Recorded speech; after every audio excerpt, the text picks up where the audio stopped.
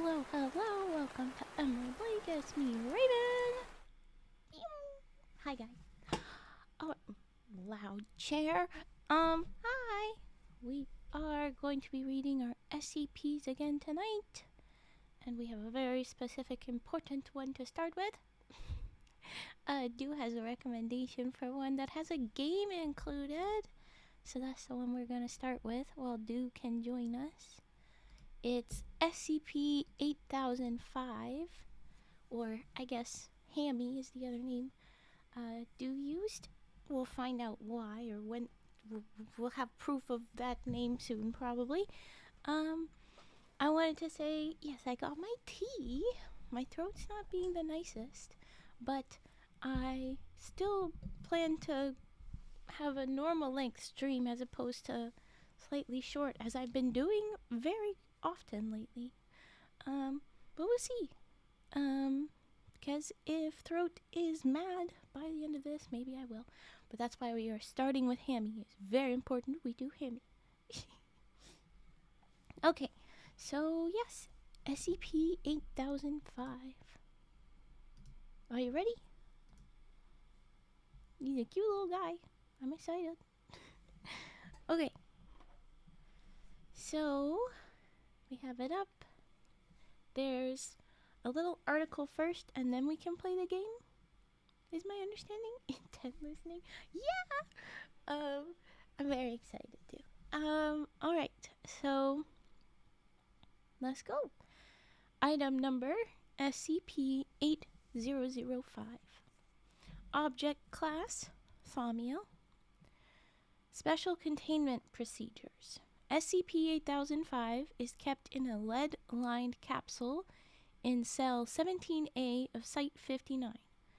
The capsule's door is permanently unlocked and can be opened both externally and internally. Okay, so like, you don't have a cell, you have a room. That's nice. That's good. The only time the capsule will be temporarily locked is if the on-site nuclear warhead is detonated for any reason, after which it will unlock. Okay, so we only lock this little buddy in if it's for safety. However, the bulkhead to Cell 17A can only be opened with a mechanical combination lock. Oh, never mind. You're not free to roam. Okay. The combination is known only to Project Eurodive staff, the administrator of the Foundation, and SCP-8005 itself. Oh no, okay, so you have a lock on your door that some people can get into, but you can lock your own door, you can unlock your own door. That's good. Okay, good. This is to ensure that SCP-8005 is capable of entering and leaving at will. However, all staff are assured that SCP-8005 is incapable of independent action without first being manually activated. Oh, okay. There's still some more SCP before we get to the procedures stuff before we get to the description, but I had to scroll, so I'm going to describe the little image here. It looks like we've got a little guy up against a wooden door for this photo. Little gray floor. And it's basically looking like craft wire built little dude. Bunch of wire spun around tight, twisted, knotted, and he's making a little body so that there's a leg, not really any feet, another leg, a torso, an arm, another arm, and at the end of each arm, just two little fingers, so that it's got a little pincher kind of a things, but nothing sharp. It's all just wire spun around, and then it looks like a little bucket for a head. It's not like it's a thimble, but it's a solid. No pattern on it, little shape, but it kind of looks like if a bucket was upside down, and then on it, looking kind of glued on, is a couple of little circular details, so that it kind of looks like he's got an eye of wire and then a little top sensory thing. Maybe it's a light, maybe it's something else, but these two circles stacked on top of each other at the top of the bucket, it feels like, to me, like an eyeball that's maybe a camera and a headlamp, little light kind of a vibe. But get this, the real defining piece. He's got a little blue knitted scarf. It looks like a little knitted something, or crocheted or something, and it's blue, and it's got two ends looking like a scarf, a little bit funky shape. It's not exactly rectangular. I don't know what this is. But it's tucked in under his little helmet like it's a scarf that you can't really see. It's all tied up under his little helmet head, the little bucket thing. He's just a little guy. He's such a little guy, as Stu says. He's so distinguished. They have made him very distinguished. He's got a nice little TARDIS blue scarf. Okay. So after we read the part where we assure you he cannot do anything without being manually activated. Okay. Then we have the DNA, and then a footnote says footnote 622822-1, which is interesting because this is just footnote 1 as far as I'm aware. And then it just has, in brackets, dedicated nudging apparatus. So not like genetic code DNA. This is nudging apparatus. What? What the hell does that mean? The nudging apparatus is a specialized clockwork mechanism designed to press the activation button on the back of SCP-8005's neck after a period of 50 years has elapsed without winding, thus acting as a dead man switch. As such, the DNA, the nudging apparatus, is to be rewound 20 degrees counterclockwise every 402 days.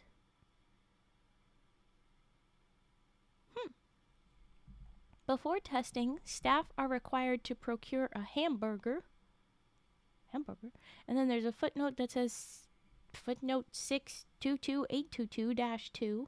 Still very confused. And then its info is hamburgers with non-beef patties, in brackets, i.e. vegan meat substitutes, may be used so long as 1, the appearance of the patty is passable as real beef, and 2, SCP-8005 is led to believe that the patty is real beef. So you have to lie about it. It has to be convincing, and it has to be a lie. You can't say, I'm sorry, Hammy, you're going vegan. You can't do that. Okay, so you're required to procure the hamburger from the Site 59 cafeteria before testing. Under no circumstances is this hamburger to contain cheese. This isn't a cheeseburger, goddammit. Hamburger. We'll get to Herbert after the hammy time. This is gonna be a whole thing, and we're gonna have a whole adventure, okay? If the Site 59 criteria does not have hamburgers, testing is to be postponed until it does. If SCP-8005 or any duplicate instances are located, they are to be recovered, given a hamburger, and sent to Site 59 to have all of its observational data extracted and recorded for Project Eurodivy.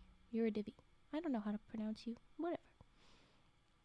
It will then be contained in either its prior capsule for the original instance or a secondary capsule for the duplicate. They've got a lot of specifics for duplicates. How did we get a duplicate?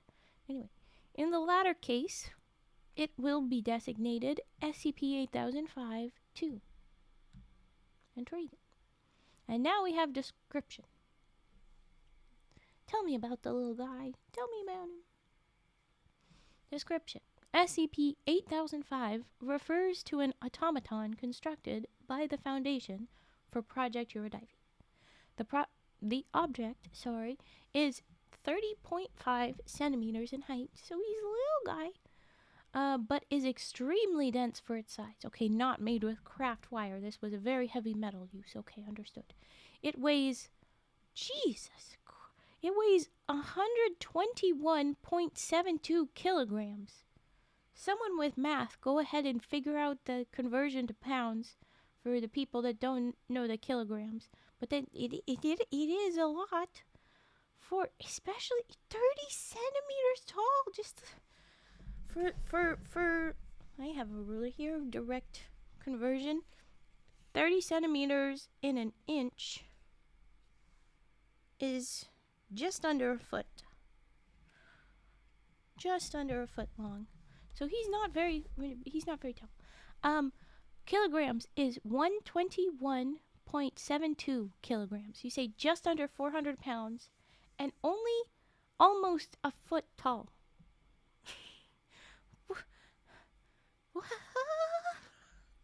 Jeez. Okay. It is composed of unidentified materials. You're the ones that make it. The Foundation made it. What the fuck you mean it's unidentified materials? That have proven resistant to analysis. Oh, that's why. Okay. Additionally, all records of SCP-8005's construction have been destroyed by Project Eurodiving staff. Okay, that's the other reason we don't know. What the hell? Why not? What did you do? Oh, sorry, 269. I'm sorry. You could have said 269 and you said 400 instead. Dude, I'm disappointed. Okay. When the activation switch on SCP-8005's back is pressed, it displays sapience, sentience, and speech capabilities. So he's fully alive here, boys. As such, it answers to both SCP-8005 and its nickname from Project Eurodiving staff, Hammy. From here on, we will be referring to our SCP as Hammy. Even when it says its number, I will say Hammy. Because we have a real name officially. Okay. While generally polite with Foundation staff, I guess we could keep with it pronouns, fine. It demonstrates particular closeness with its creator and the head of Project Eurodiving, Dr. Verna Khan. During activation, Hammy will constantly pursue its primary objective as dictated by Project Eurodiving, to touch a hamburger. Not to eat, just touch. Oh my gosh. Once physical contact is made with a hamburger, only then will it return to a dormant state.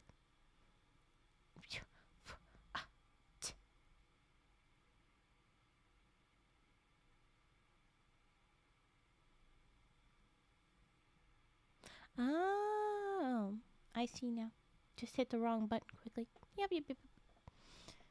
And, 269 is good. We don't need to be super accurate. I think that's good. Alright, what was it? Touch the hamburger. Once physical contact... Oh no! You're an attack. Once contact is made with hamburger, though, only then will it return to a dormant state. So, a poke and a go to bed. It should be noted that Hammy's programming forbids it from constructing a hamburger. The reason for this is restricted to personnel involved with Project Eurodiving. Would Hammy implode if had to construct it? Because then if it is going to become a hamburger, at what point is in the construction of it are you already touching the hamburger? The ingredients that will be hamburger, or does that count as 0.2 of a hamburger? Is that enough of a touch? If you touch the 1.2 enough times, does that count as touching a hamburger in total? Probably not. But if you construct like half of a hamburger, we've got a couple pieces together, but not all of it. Does that count? Like if you've not gotten the ham bit of the hamburger on, the beef. Not that it is ham. That's not why hamburger is called. Anyway, if you get the patty on, is that when it becomes hamburger? Or there is no ham in a burger, I know. Or is it then? Yeah, maybe this is why you can do that. Okay. Anyway, I think that's why they say that that's illegal, but I don't know why it is illegal for him to create its own thing. Okay. Additionally, the metallic wires that make up 95% of Hammy's structure possesses a regenerative factor that allows it to regenerate after receiving damage. Hey! Magic metal. The extent of this healing factor is unknown, but damage testing has resulted in interdepartmental conflicts from Project Eurodivey staff, due to concerns of permanent damage and the importance of its mission. I'm guessing it's more like they don't want to see what would happen if they tried to kill him because they're attached. But okay, there's a footnote, and it says footnote 622822. Still, I'm constantly confused why that part's there. 3. And then in brackets it says, note from researcher Daniels. Look, this might be out of line, but I'm starting to worry about this being sabotage or an elaborate prank or both, and considering that not even the O5 Council is allowed to know about Project Eurodivey, I wouldn't be surprised if this was a malicious fifth column tricking us into pouring unnecessary security resources into a joke about the Hamburglar or something. How dare you protect Hammy at all costs? Daniels, you're fired. And then under that, it is note from Project Eurodivey staff. If Hammy is not activated by a human, the completion of its primary objective is a special classification Marduk. Marduk. Priority to the Foundation and to the continued existence of humanity. What the hell does that mean? Okay, footnote 4, footnote 6228224. Note from director Naismith. Not out of line at all. In fact, you're far from the first person to bring this up to me. I won't recommend this for Drygioni classification without more evidence. But I'm particularly worried about the fact that something so light-hearted requires this much buildup. And with so much suspicion among my staff, it's high time I had a talk with Dr. Khan. What the hell does that mean? Okay, so Daniels and Naismith are chatting in the notes, in the footnotes, a little confused with what's going on here. But then we have an interview log. Looks like we have Hammy and researcher Harry Karlov. Interview log, SCP-8005. During an active state, interviewer, researcher Harry Karlov, interviewed SCP-8005, Hammy. Date, 1/28/2024. January 28, 2024. Begin log. Karlov enters the interview chamber. Hammy stands on the table, motionless. Karlov. Good afternoon, SCP-8005. How do you feel? Hammy. I am awaiting a hamburger. I have been told this feeling is anticipation, hunger, and/or impatience. Does that answer your question? Karlov. Yes it does. Hammy. Then that sub-objective has been completed. Question. How much closer does this bring me to receiving a hamburger? Karlov. Easy, Hammy. It'll be lunchtime before you know it. For now, I'd like to ask you some... Karlov, I don't think you understand Hammy's objective. It is not to eat. It is to touch. But okay, Karlov gets interrupted by Hammy. Hammy. I'm sorry, but I do not understand how lunchtime is relevant to completing my mission. Somewhere in my head, I kind of... Because there's quotes around each one of these things. if there was like a little microphone in him, I imagine that he has like the recording of the person's voices. That's it. That's what's in my head. That every time something is in quotes, he's like pushing out whatever the quote is from the person, so that someone else's voice is heard. You know? No. Okay. That would be funny. Okay. I do not understand how lunchtime is relevant to completing my mission. There are many false positive meal options that comprise lunchtime. I shall endeavor to list a few. Salad, hot dogs, lemonade, ointment. What do you mean ointment? And then in brackets, so I guess Hammy says it, but I don't know. More data is needed for the latter item. Yeah, I don't think ointment is lunchtime, honey.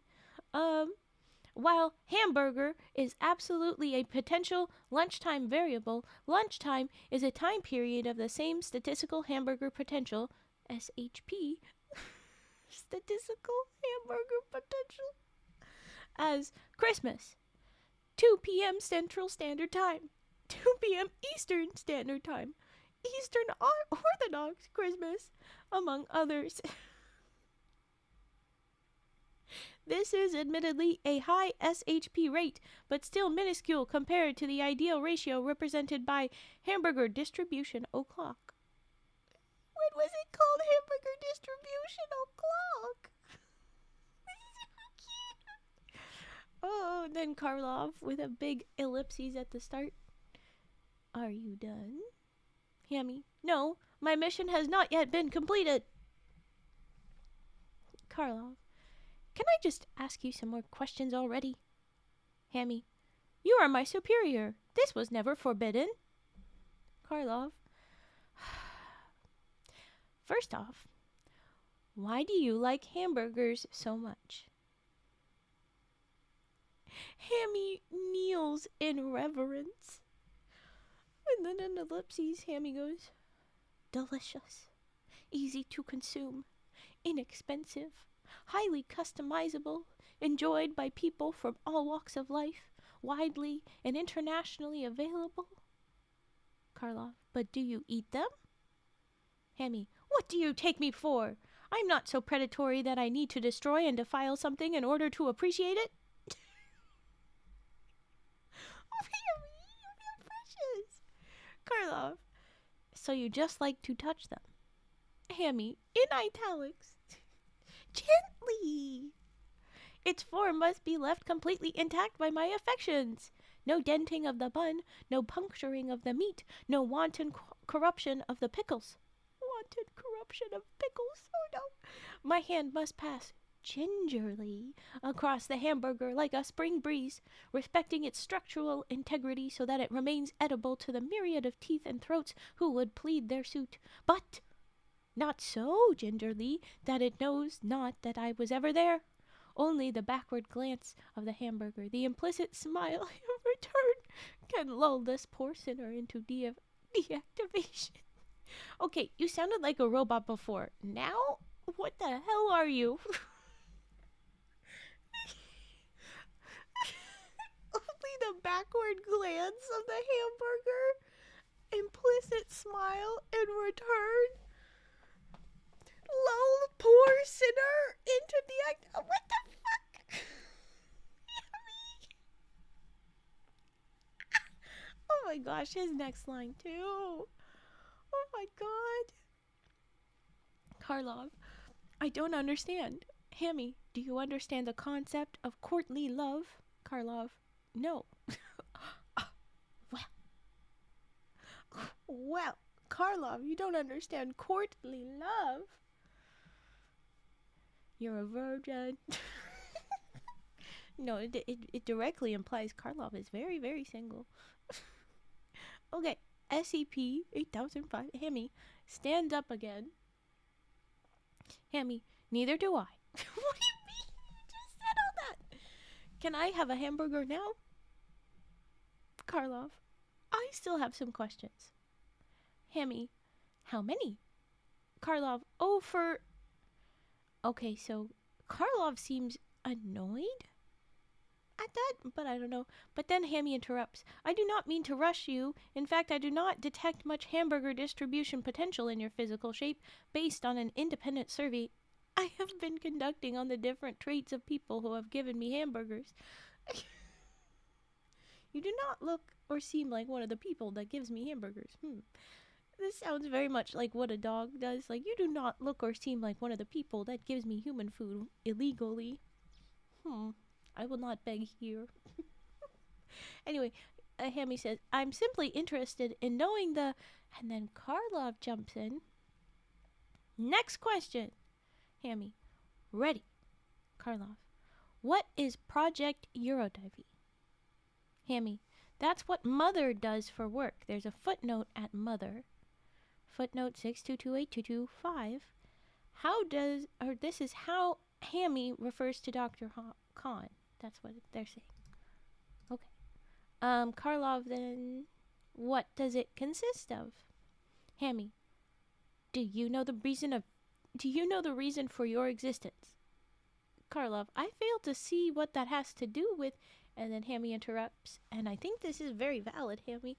Project Eurodivey is the reason for my existence. Unlike your species, I have not had the luxury of debating it for several thousand years. I have seen no evidence that philosophy is a hamburger acquisition vector. ... That, and Mother tells me very little of her job, only that I fulfill it by touching hamburgers. Karlov, you could have just said the last part. You failed to understand the poetry in this little robot. Oh my gosh, I just cracked my neck. Wow. That was very loud in my head, at least. What the hell? It was very high up in that crack. I don't know how I even did that. Oh my god. Okay. Karlov is being sassy as hell, and Hammy is being poetic and sassy himself. You could have just said the last part. Hammy, but records indicate that smart little boys are rewarded with food. May I make a suggestion as to what kind?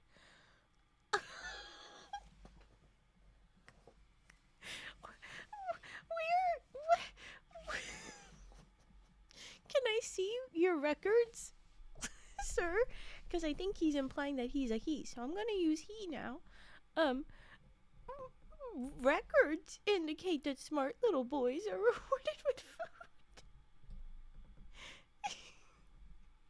So that's why he's trying to be extra poetic and smart. Jeez. Oh my gosh, I think his mother must have said it to him once or twice. Okay, good job, little Hammy. Smart little boys are rewarded with food. Now here is your hamburger. I think is maybe what he's done. I don't know. Okay. Karlov responds, what I'm trying to say is I don't understand how you getting a hamburger is something so important that we had to put it under a special Marduk classification. And Hammy replies, well, it's very important to me.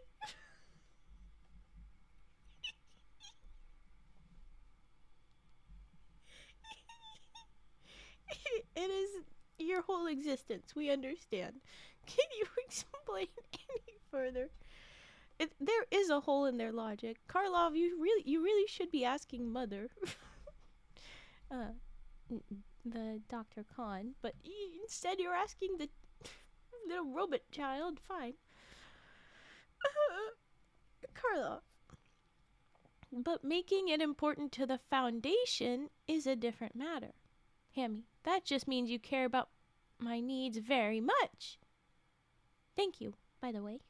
Karlov, this is getting nowhere. Hammy, you may be right. The lack of hamburgers before me does present compelling evidence to that end. Karlov gets up. We're done here. I need a drink. Hammy says, oh, interesting. Is that you were created to acquire instead of... And then the interruption is the door closing on Hammy. And Hammy just finishes, all right then. Sassy little guy. There's 15 seconds of silence. Hammy's just like, oh. And then security camera footage captures Hammy sitting down on the table with a pen dropped by researcher Karlov. It scrawls a crude picture of a hamburger on the table's surface. And you're doing graffiti. Aw, baby. Aw. And then it sits with legs folded in front of the drawing. It extends a hand toward the drawing. It slowly pantomimes touching the hamburger. Reaches, pets the image. Hey, that's a fair thing. If he's drawn a hamburger and then he touches the drawing of the hamburger, he has touched a hamburger. We gotta look at the specific wording of his coding or whatever. I think it would be important to figure that out. I get the idea though now that he's not really robot. I don't know really how he's sentient then. He's got an on switch button that kind of implies robot, but he does not behave quite the way. And anyway, but then it says end log, and then we have a big very silly do. Then we have a big little wow. A notice, big text, funky difference, but it's not that long. Thick yellow border around this little letter. It says notice at the top, and then it says, if you're reading this, it's because the O5 Council and the nauseatingly persistent staff at Site 59 have forced me to offer a better explanation for Project Eurodivey. I can offer you only a few more points, but then it's back to secrecy for good. First bullet point, Project Eurodivey was created at the command of the administrator, not the O5 Council. Next, this level of secrecy is due to how Hammy was created, what materials were needed, and the true extent of his potential. Oh, okay, I should have said how SCP-8005 was created. Because then the next one, it says, yes, it is important that Hammy gets his burger, especially if humanity is extinct. What the hell does that mean? Next, all non-SCP-8005 systems related to Project Eurodivey, including the DNA, the button that makes him wake up again, the global release array for compound Nandy-18, what the hell is that, and data expunged, are required to use technology that can activate both autonomously and without electrical power. This is to ensure that SCP-8005's objective can be completed even if there is no longer any electricity or personnel left to activate it. Next one is, Hammy is our last resort, not just to protect us against the anomalous, but from ourselves. And last, it says, I saw your interview, Karlov. My boy is to be treated with respect. We officially need to use he, him pronouns. It's the boy. She's the boy. Okay, and then underneath the bullets, it says, now, unless you're the administrator or one of my staff, and then in bold, there will be no further classification or clarification. Oops. And then finally, thank you for your understanding, Dr. Verna Khan. And underneath the notice, there's an ellipses. Enter ellipses, enter ellipses, enter ellipses, enter ellipses, enter ellipses, enter ellipses, enter ellipses, enter ellipses, enter ellipses, Hammy ellipses. Enter ellipses, enter ellipses, enter ellipses, enter ellipses, enter ellipses, enter ellipses, wake up. Enter ellipses, enter ellipses, enter ellipses, enter ellipses, enter wake up, Hammy. Enter it's time. And that's a button. The little it's time is a button for a game. And I'm gonna take the time to try and get it set up. So I'm gonna do some fiddling with that.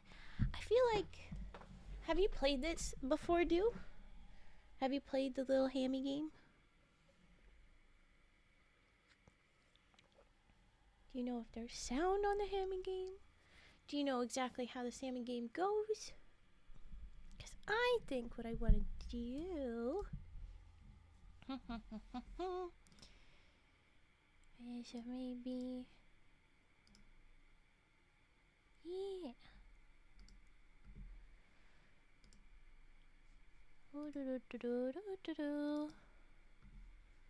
Not that.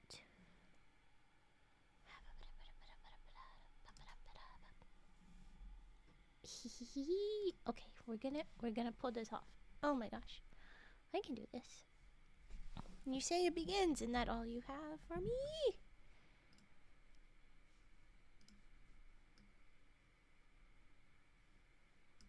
Okay, I'm gonna get this sorted, I promise.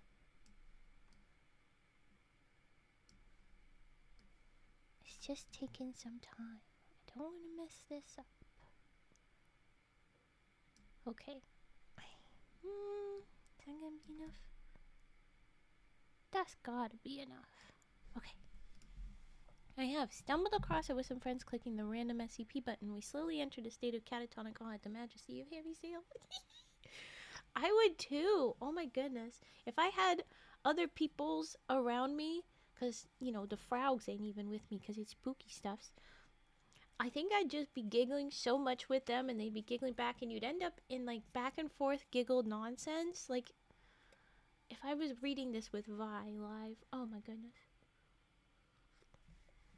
Okay, because it is a game, and it is a game that is seemingly not too hard to run, like it wouldn't be too difficult on the computer. I'm gonna try play it visibly with you guys is what we're doing. I don't need that. Don't need that. Don't need that.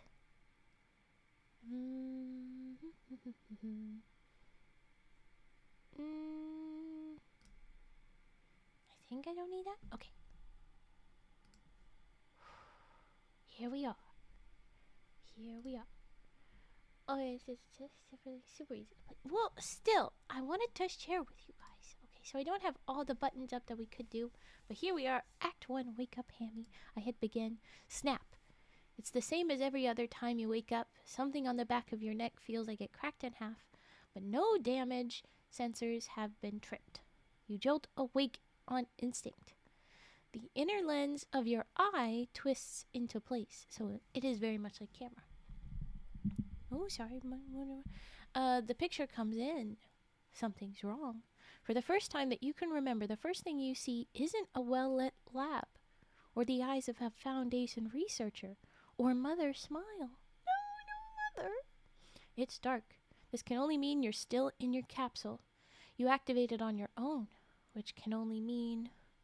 No, that's irrelevant. Your mission isn't to determine what happened. You're awake, and that means it's time to find a hamburger. Do we open the capsule door, or do we stay inside? I'm gonna open the freaking capsule door. Are you kidding? I got to go find that hamburger. Okay, we're going. Oh, we have a little backup button. Can you see that very well? I don't know if you can see that very well. There we go. I'll do that. I'm gonna adjust again. I'm gonna adjust. Okay.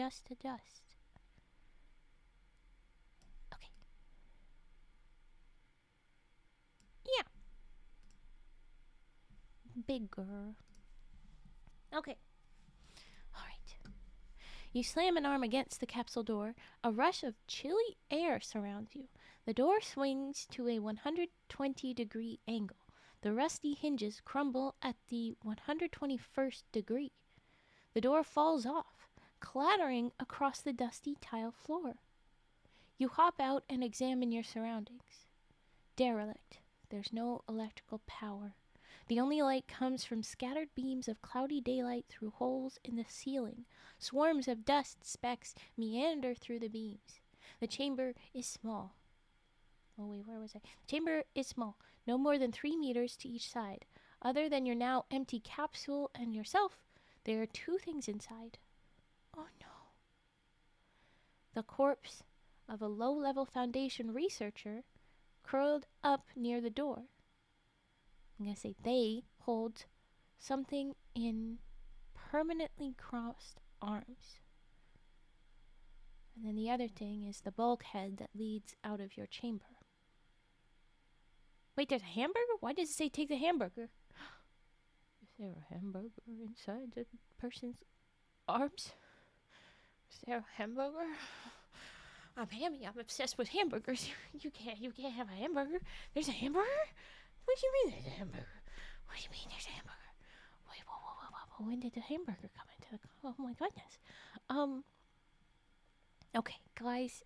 We can't choose hamburger because I don't know that there's actually a hamburger. I'm gonna choose examine the corpse, and then maybe we can look at the bulkhead, and if there really is a hamburger in the corpse's arms, then we can debate about that. I mean, I'm supposed to only care about the hamburger. We've already proved it. I do care about Mother. I don't know what's happening, so I don't know. But we're gonna start with the corpse. Okay. There's not a hamburger option this time. Maybe I should have chosen the hamburger. But that's when I go to sleep. I want to be awake. I want to find out what's happening. Okay. You don't have any forensic programming, but even you can tell that this body has been dead for a very long time. The corpse is dehydrated. What the hell? Dehydrated. Its pale green flesh appears shrink-wrapped around its bones. Ugh. Its jaw hangs back in silent scream. Likely died of blood loss from a gash on the waist. Other than that, their features have decomposed too much to determine if this is any of the researchers you know. Their ID badge is gone, you can't even tell their gender. In clasped arms are some folders. Water damage has made their contents illegible, all save for one memorandum that peeks out from the top of one folder. Well, I think we could yoink everything, but I'm going to examine this memo, my guy. You gently pull the memo out of the folder through blurred spots of moldy stains. Gosh, I know we've been gone a while, people have been gone a while. I've been asleep a while because all the rust and this stuff, but holy shit. Okay. So the pieces that we can read through the mold is maintain SCP-8000's dormancy for as long as... Too early would mean you've seen what Skogslottet is capable to the north. So long as you are alive, the use of anomalous means to temporarily avoid the effects of the occultation. Project Eurodivey, keep him asleep when the trolls least expect it are wholly full. Okay, I read Skogslottet and I'm like,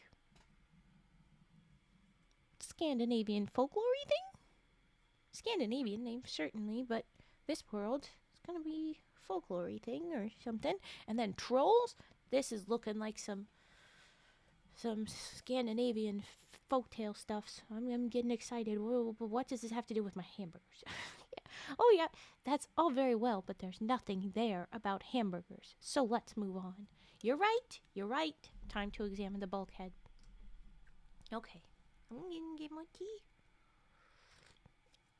And yes, the honk. It's hammy time. Alright. Why is there another examine the corpse option? And why is it pink? Oh, it's because I've already read that stuff. Oh, so it was an option to go back. Interesting.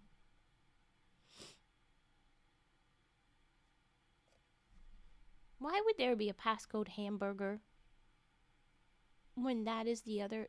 Oh my goodness, I'm gonna read. Stop getting ahead of yourself. Okay. Yes, 50 years of inactivity. Wow, it rested that fast, I guess. Oh, well, yeah, no. Okay. The leaden bulkhead looms over you. You feel smaller as you come closer. You're only a foot tall.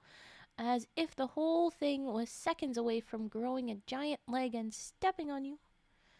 In what little light there is, you can just barely make out 5 wheels at the bottom right corner of the door. It's situated at the perfect height for your arms.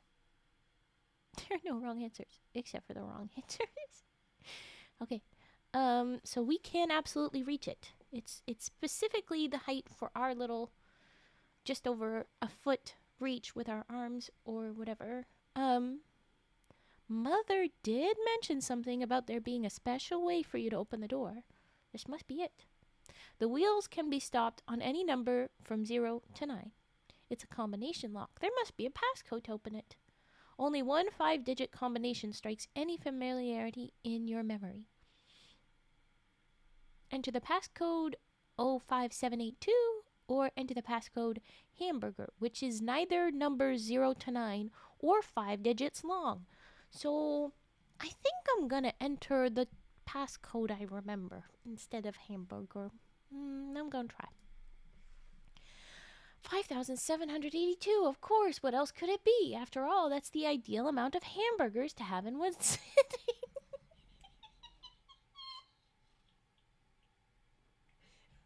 What? What do you mean? Oh, goodness. Okay, you slide the digits into place. Clonk. Rods within the door give way. Built up kinetic force from decades of standing unattended are slowly released. The door drifts toward the outside before groaning to a stop. It's slightly ajar now, just enough for you to sneak through the crack. Go outside. Yeah, we already looked at the corpse. Can't go back now. Okay. Oh, geez, there's a bunch of options this time. I'm scared.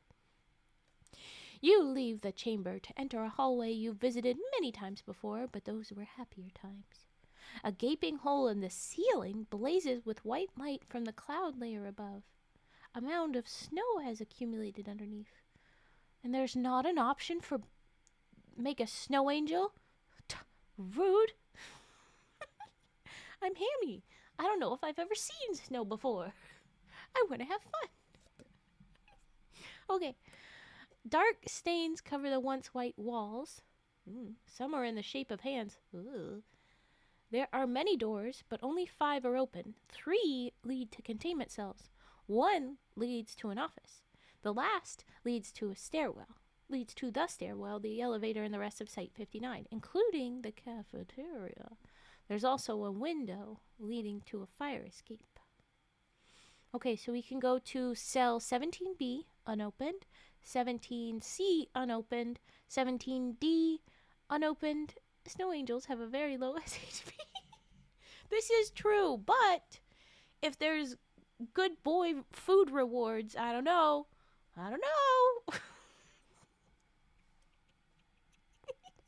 Okay, so we can look at one of those cells, unopened, and then we can look at the admin office, which is room 17E.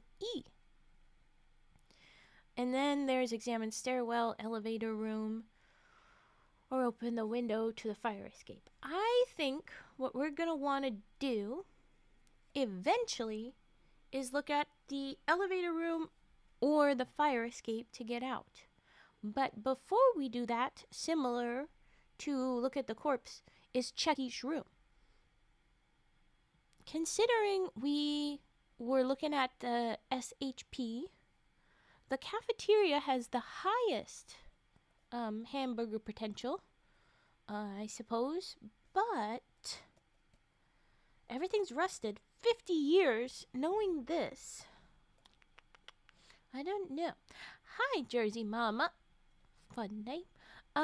We are reading SCP-8005, but it has a little game inside of it, which is what we are playing right now. So it's a reading game that we are doing, sort of, and I'm choosing where to go.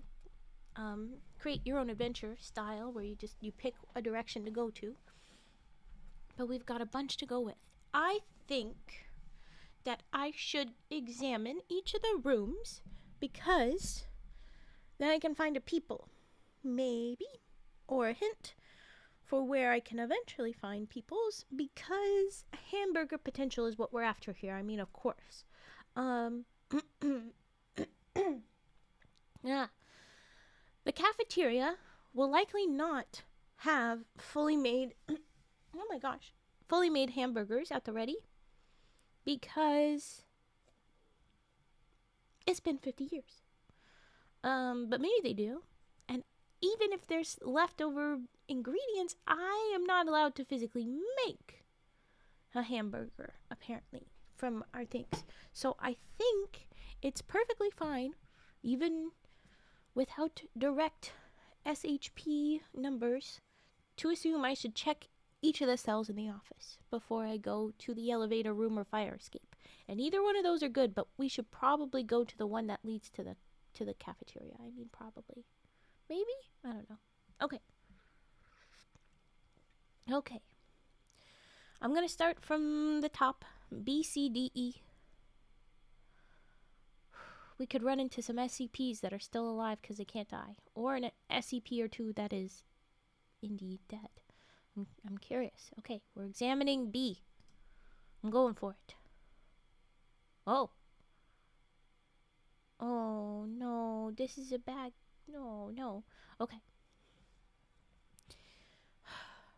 In the right rear corner of the room is the first living person you have seen since you woke up. So we do have an alive person. It's an emaciated old man. He's hunched over in the fetal position. His only garments are a bloody blindfold and an old dusty rug that has been sewn into a makeshift skirt. His hair is matted, his hands are bound in front of him with a sharp, flat piece of steel with 2 jagged holes for his wrists. His shivering breaths puff out of his gaping bearded maw in an irregular stream of chilly vapor. His belly is completely sunken in from hunger. Either he looks like he needs some alone time, go back in the hallway, or come closer and talk to him. I, as Raven, would be nervous, but would try and talk to him from the other side. As Hammy, I think would understand, is trapped, not good potential.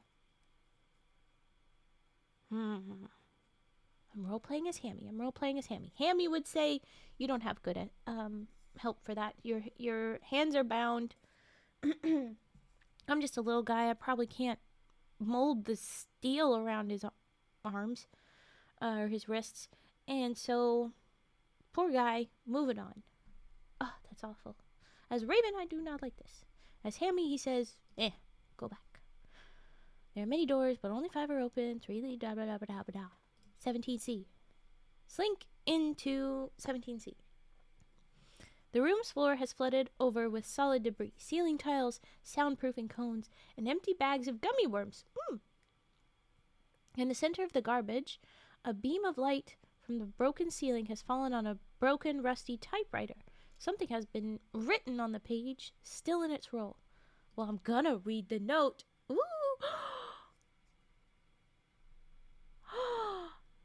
Sweet baby Cack! You got out, didn't you? Okay, well, or at least you wrote this. Oh my gosh, did you know that there was a Cack visit? Did you know? Joe, did you know Cack would be here? Oh my gosh. Okay, we read the note. Cack! Snackin' blutions, my good Flibbert, and a merry tuberculosis to all. Tuberculosis? Ugh, I don't want that. Okay, colloquially name-splained with Easy P233 and Steven. I sow and trample your confugulations thusly.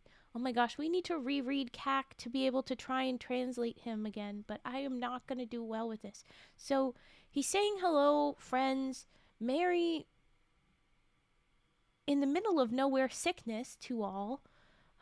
I don't think so. Colloquially named, please. SCP-2337. I sow and trample your confugulations thusly. My name is 2337. I sow something, I don't know. You may in brain, perchance to Wonder Dog.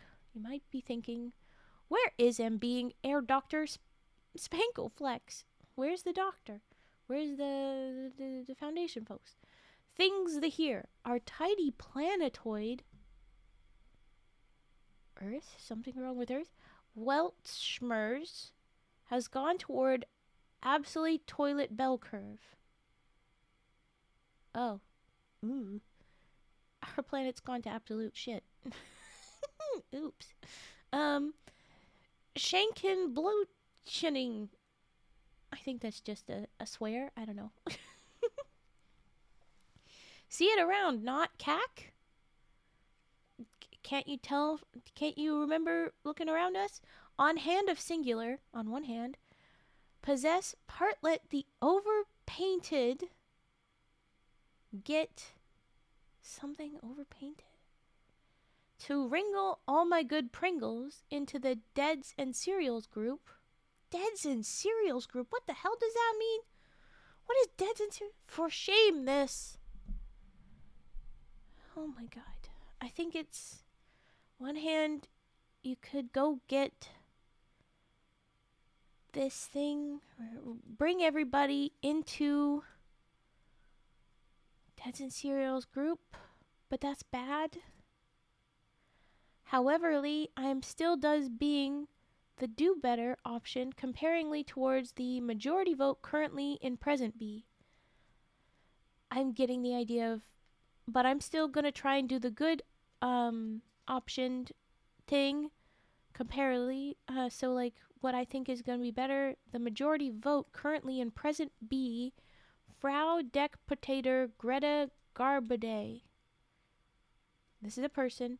She'd who with her Sweden-Flampen von Smacken racket thus have bereft all the lonely purple to their unadulterated stated cack.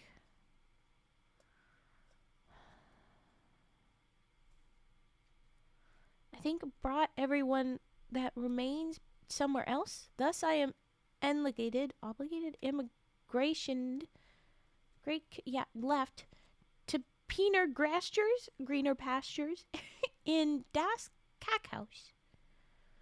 So somewhere over in Europe. We gotta go to Europe.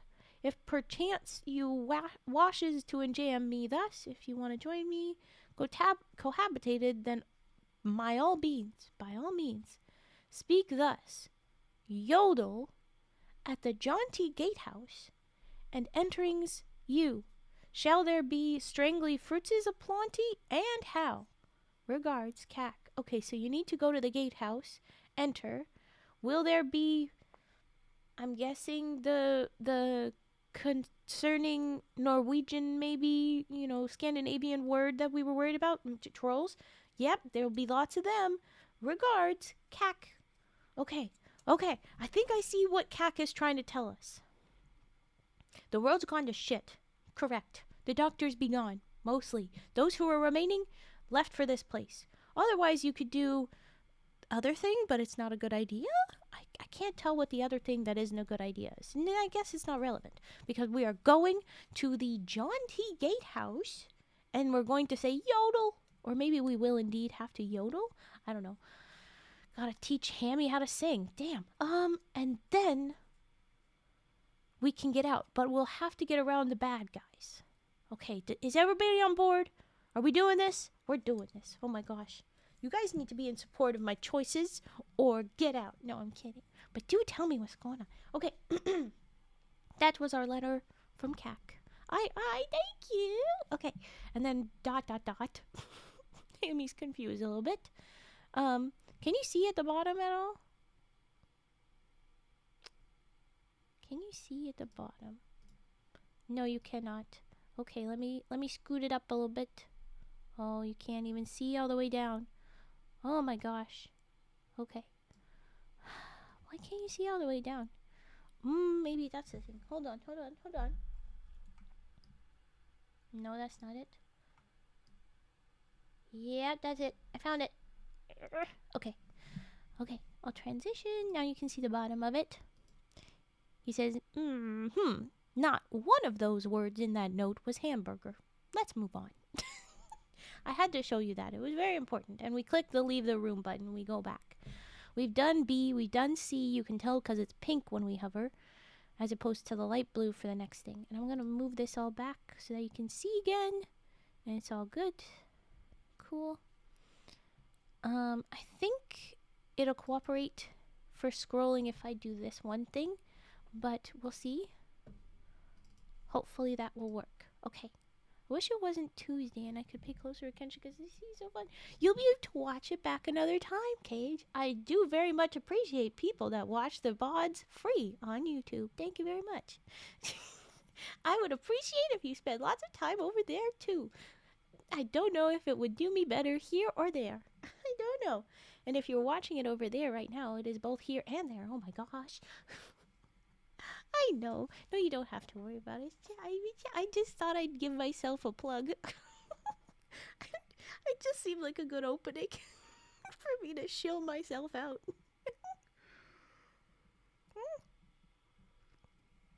I hate when I can't tell how full my mug is and I don't know how far back I have to tip it.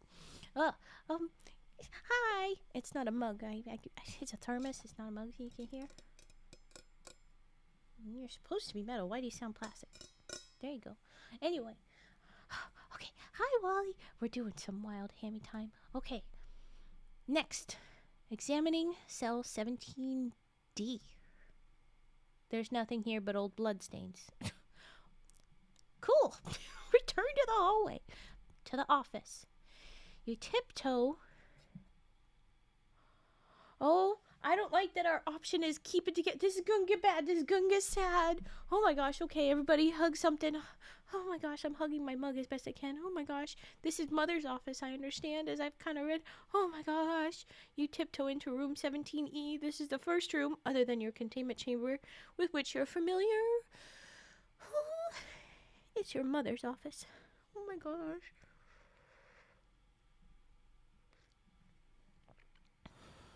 Whatever passes for your heart sinks as you take in your first look. This is the first time you've seen it when the room hasn't been bright, white, and sterile, and there's no sign of Mother. I don't like it. I'm scared. The fluorescent ceiling lights are now shards that litter the floor. The cushions of Mother's leather office chair have been torn out. The antique desk globe she kept, the one that she always joked about still having the USSR, whatever that means, split apart at the equator, leaving the world hollow. What a poetic... I just gotta say to this author, this creator of this little game, good move. I mean, it's a little on the nose, but it's like, oh, cute. I love that. I love that we're here in Mother's office and it's gonna be awful and the world is hollow. Oh, you nailed it. Okay. The little red placemat on her desk. That was your special place for touching a hamburger when the researchers were done asking their little question. There was a little hamburger mat. Oh my gosh. It was a special place for touching a hamburger when the researchers were done asking their little questions. It was your shrine, a holy picnic blanket for the worship of a job well done and sleep. The placemat is now torn to shreds, scattered below the desk. ... And the only option is to keep it together, Hammy. Keep it together, Hammy. We can do this. But wait, there's something here that you've never seen before. There's a safe on the floor behind her chair. You involuntarily twitch with joy as you see a symbol scrawled onto the door with a metallic silver marker. The outline of 2 buns and a patty. That's it. Whatever horrors happened here, you can still get your job done by freeing the hamburger in the safe. Mother would certainly be proud, wherever she is. The safe has a combination lock, the 60-digit kind you used to see at the Site 59 janitor's lockers. Try a combination.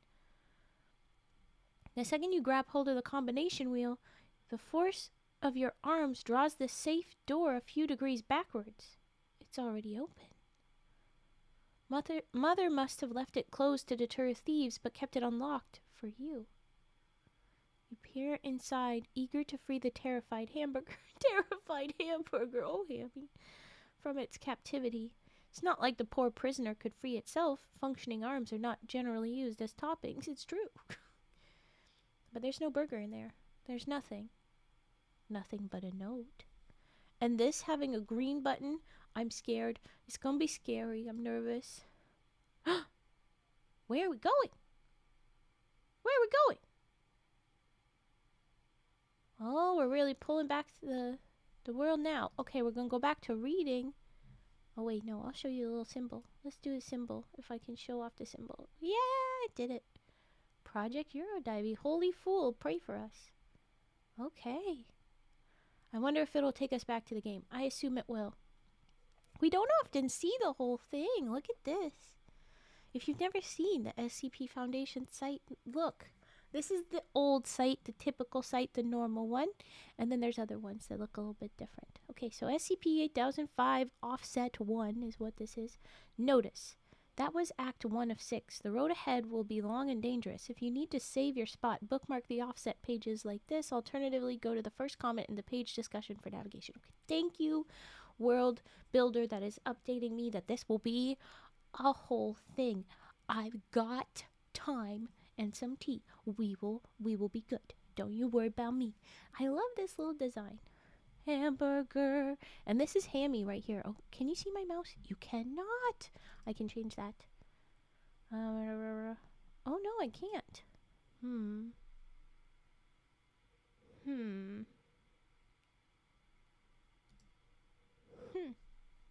Maybe I can show it with a highlight. If I do, no, I cannot. Okay, well, the little bit with the circle in the middle that looks like an upside down bucket a little bit, you should know that that is a Hammy. The hamburger, the arms of Hammy, the two-prong arms, and that's supposed to be his little body. But it's all over what is roughly the SCP design. Just a little bit funky junk with weird little arrows and the melty goo at the bottom looking like it's going to fill up. Ooh, Project Eurodivey, holy fool, pray for us. Thank you, Turt. I'm glad you appreciated this. His mother! Oh my gosh. Oh my gosh. Oh my gosh. Oh my gosh. Oh my god. Okay. Okay. Hammy, this is mother speaking. Well, writing, but you know, good, close enough. If you can read this, then you can probably infer that you've been sleeping a very long time, at least 50 years. Do the math, and that would make me a bare minimum of 86 years old, because she must have written it when she was 36. But she could have written it and then nothing happened, so I don't know. But I can guarantee you that as long as I were alive, I would have been the first one to wind the key that kept you sleeping. The fact that I haven't done that should give you some idea of where I am at the moment. No, Mom! I refuse. You're gonna be somewhere and you're gonna be 90 and I'm gonna find you. It's gonna be fine. Shut up. I did not program you to know how to be sad, but there will be some days when I saw signs of it. But there were some days when I saw signs of it in you. You used to surprise us every day with the little tricks that you learned on your own. He absolutely did learn a lot of emotion. I mean, the way he... yeah, but anyway, okay. So if you are sad that I'm gone, I'm sorry. I miss you too. But remember that your unmanned activation means that I'm far from the only one who should be here, but isn't. A great disaster has happened. What this disaster is, well, this letter was written before it occurred. You will have to discover the specifics for yourself. Good thing I've been investigating. But at the very least, I can guarantee you that life on Earth has become either impossible or intolerable. To a reasonable person in your environment, touching a hamburger might seem like something too silly to worry about. You are not a reasonable person. You are here because reasonable people have failed to find an answer. What we need is a silly robot who likes touching hamburgers. Because, and I'm interrupting with my own stuffs again. I think it's a fair thing to be like, this silly little thing only wants silly thing. Because then if the world is on fire, gone to shit, whatever, there's probably not insert silly thing that the silly thing wants. And we're going to have to figure out fixing people, and then it can have the silly thing, and then it can sleep. It's a pretty good idea, I mean, honestly. Okay. Now, more than ever, we need you to touch a hamburger by any means necessary. Remember what a hamburger represents. Remember what needs to exist in order for a hamburger to be possible. Exactly. Remember that there will always be a way to get a hamburger, even if you have to carve the path yourself. He can't physically make them himself. Be persistent, be resilient, be fucking obnoxious. And most of all, beware of false hamburgers. Okay, see that in the bold? We love you, holy fool. If you need an idea for where to start, I'd say head north of here. Dr. Verna Kahn. P.S. You have a feature we haven't told you about until today. This was intentional. We couldn't have you trying to swing it around during testing. In your right forearm is an 8 centimeters retractable telescoping scalpel blade. It's made of the same self-repairing metal as the rest of you. Oh, he's got a secret knife. What you got? A knife? No! Okay. Now that you're aware of it, you should be able to draw it at will. Violence might seem a bit too garish for your mission at first, but remember, by any means necessary. ... Under the note, you find a key for the fire escape. Grab it, take the fire escape, and leave Site 59. I don't want to leave yet. I want to go back. Can I go talk to the guy? Can I waste time? Can I go talk to that guy? Can I check out the other areas, like the stairway? I wanted to look around. Do you guys think I should waste time? I say as I waste time to sip tea to ask you guys this and let you have time to tell me. I'm not wasting time. No. I kind of hope Hammy Game takes all stream. I kind of hope. Tell me though. I don't know. Press onward, Hammy. Oh, fine. You're right. I'm being Hammy. I'm not being Raven. Raven's curious. Okay. Act 2. The Porphyrios. Mother did not teach you how to understand concepts like grief or loss. They're complicated, distracting, and you see no evidence that these heavy emotions lead to getting a hamburger. You're still sad about Mother, of course, but it would be best to determine how sad once you've finished the job. It's what she would have wanted. You're right, she is a scientist and she's getting shit done. She probably would want you to just get some shit done. Very accurate, Anthony. Okay, you don't remember how long you sat on that snowy fire escape. In fact, you're still there. Aw, so we sat for a little while. We gotta get the job done. It sits for a long time and doesn't know how long it was because grief, but doesn't want to admit it. Oh, I see you, Hammy. You sit on a grid of rickety iron bars, 17 stories over an endless expanse of white. All right, we're on the 17th floor, because 17A da-da-da-da-da. The gently falling snow muffles every noise in the distance. This is the first time you saw the sky from directly underneath, rather than just a window. It's a lumpy blanket of grayish white, constantly dropping cold, wet crystals, similar to the ground below. Jump down, climb down, fly down. We can fly? I want to say, if I can fly, I'm a fly. But I get the feeling Hammy can't actually fly and will be very injured. But will self-heal. So, I'm going to fly. I can fly? No, it's a fall. Yeah, you can't fly. Should I go back? No, I committed.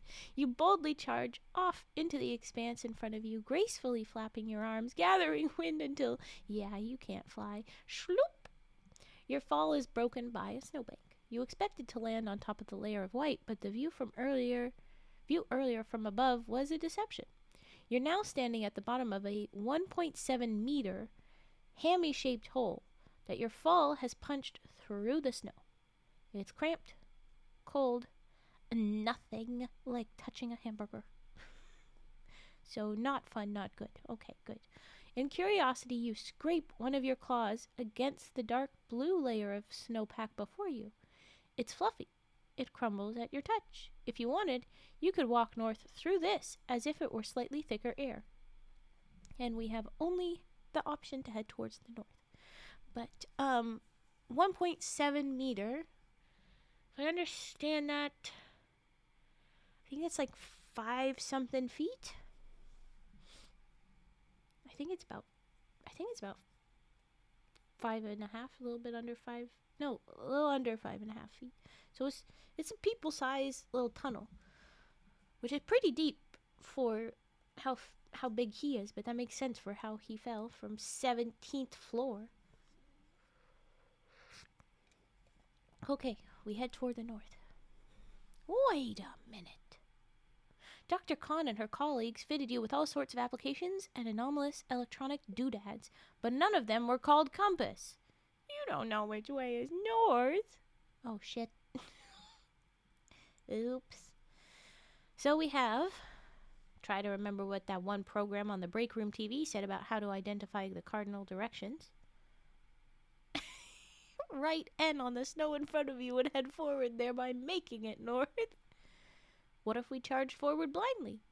Cry out for help with directions.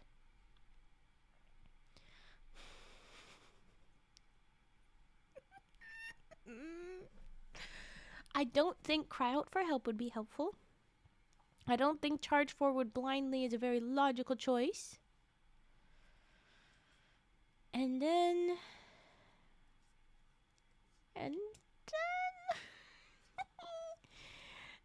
the other two. Very reasonable, logical. And north is whichever way you're facing. Oh, I love that. Oh, hello, Blow Chips. We are reading SCP-8005, as Dew is saying. It's an SCP file that turns into a game, basically. We are playing as one of the SCPs, basically. And I'm trying to decide what to do right now. Yeah, I'm excited. Okay.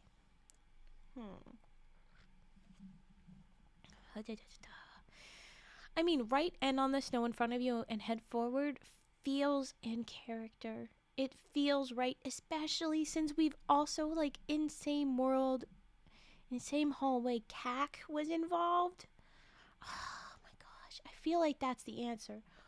But our mother, Dr. Khan, insisted upon being smart.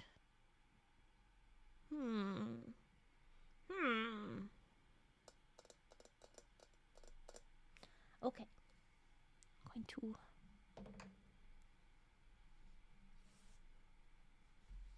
I think I'm going to do the dumb thing. Is anybody going to be mad if we go with this? Because I think that's what we're doing. Alright. With a grandiose and sweeping gesture, you throw your right claw to the side. You eye the blank canvas of snow before you with mischief in your gaze. Time to draw the letter N. Upward slash or sideward slash. We don't know how to write! Oh my gosh. That is the question. Do I know how to write the letter N? Oh my gosh.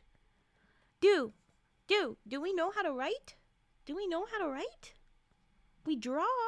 We drew before. We drew a hamburger.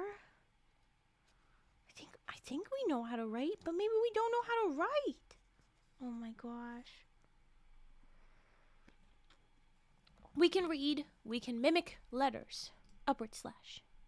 Swipe. You draw a vertical line like this. Downright slash. Upward slash. Hell yeah. Swing, swing. The letter N has been successfully written, and by the force of your will alone, the direction in front of you is, beyond a shadow of a doubt, north. If only navigators of the past had access to such cleverness. The underline you've written under it just makes it extra important.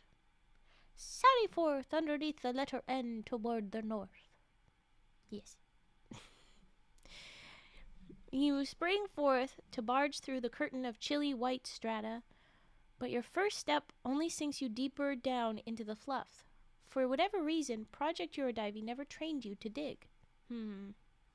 Jump up, dash forward anyway, flailing your arms to scatter as much snow as possible. Oh no, I don't know.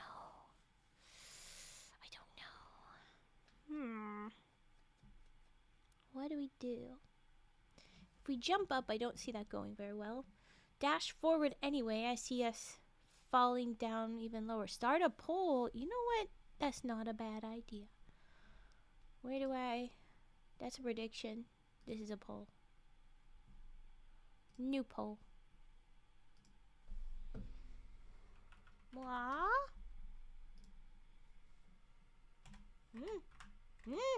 I can't type. Jump up.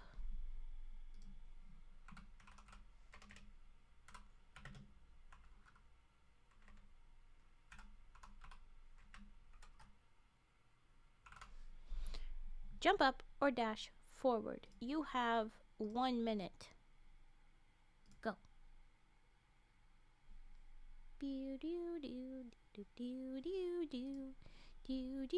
No, go away. What? Scrolly scroll. React. Okay. Where are we going? Wah?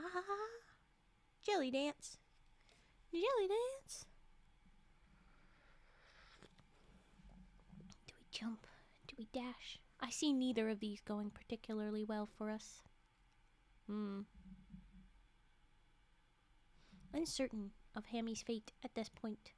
I feel we are going to be stuck in this snow for a long time. Okay. I'm running out of time. Vote quick, vote quick. Running out of time. And out of time now. Okay, we are jumping up. Sorry, dash forward. There was only one of you. Jump up 1 with 2. Very, very tight race. You feel the malleable wires of your legs contort like springs. You feel kinetic energy gathering in your servos. It's tingly. You release it. Whoosh! Snow rushes past you in a tunnel as you carve it with your head. You jut out of the snowbank at a 45-degree angle, twirling through the air like a leaping snow dolphin. For another second, you're under the gray-white sky. You descend to the top of the snowbank. Make a run for it with long leaping strides, or dive back into the snow. I think we run. We run. 1 foot hits the ground, only to bound back up again. You take a step, then another, then another. Okay, so the top of the snow has a good crust. We are able to run on it. Before you know it, your legs are making the perfect 180-degree angles in the air as you leap across the top of the snow with the grace of a ballerina. Oh. You're not sinking. Your feet feel different. You glance down at the leg before you. The wires of your feet have expanded into a wider meshed pattern, into metallic snowshoes. You're adapting. Hey, ain't that cool? We're pretty cool. That's neat. Couldn't we have flown then? Oh, fine. Okay, we move on. You wanted to sink? Yeah, but we didn't. Okay. As you make your way into the empty white expanse, the snow surrounding you becomes a tunnel of white lines in the gray. You pass the tops of old buildings jutting out of the snow layer, like ancient mountain tops that become islands. You only pause your quest for a second when you see 2 faded yellow arches peeking out from the snow. Seriously, it's the sign for a McDonald's.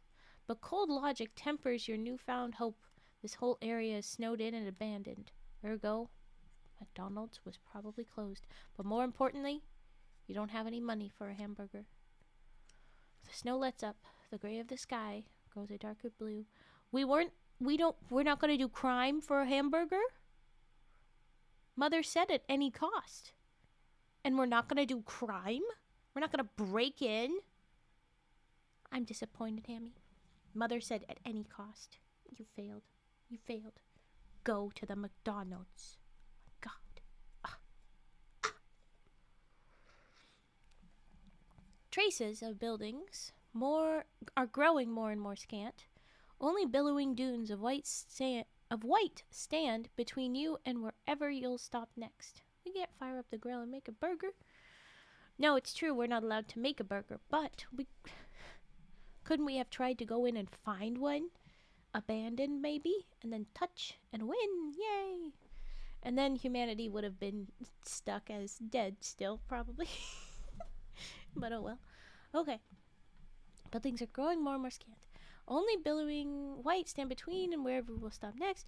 The rhythmic sound of your feet crunching into the snow becomes hypnotic. Does this world even have hamburgers anymore? If you found a living person and asked, would they even understand what a hamburger is? We should ask that guy in the weird rug skirt. Ugh. Why couldn't Project Eurodivey have programmed you to like other things just as much as hamburgers? A close second were your researcher friends, and most of all Mother, but they're gone now. Useless conjecture. Your power supply is infinite. The mission will continue for as long as it needs to. You'll dig up fossilized remnants of an ancient hamburger if that's what it takes. Then you can sleep. Lack of a functioning digestive system notwithstanding, you feel your gut twist with another question. Will this next sleep be your last, never to wake up again? Will you dream? Oh my goodness. Okay, and then it's how much of the world can your dreams rebuild? And slip, bang, sigh, get back up. So something's happened to us. We slipped, we hit the ground, sigh, ow. You stumble back to your feet. Though the wet and smooth ground takes some getting used to, on instinct your snowshoes contract into their original shape. The snowfield is behind you now. You're standing on jagged, crystalline precipice, powdered over with white. This little hill would have been a wave on the beach in less bizarre days. Black, jagged lines have been cut through the snow ahead by time and the weather. It's an uneven grid of white shapes. A madman's chessboard. The ocean's surface has frozen over. Okay, so this is a bit wild.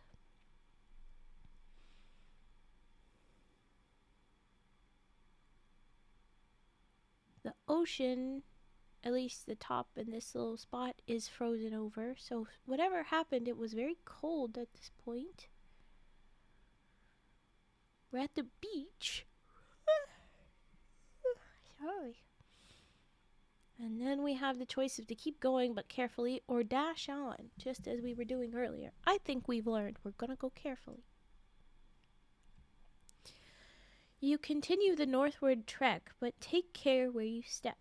You cover half the ground in twice the time. I don't know if we're really north. I'm very nervous we're going the wrong way.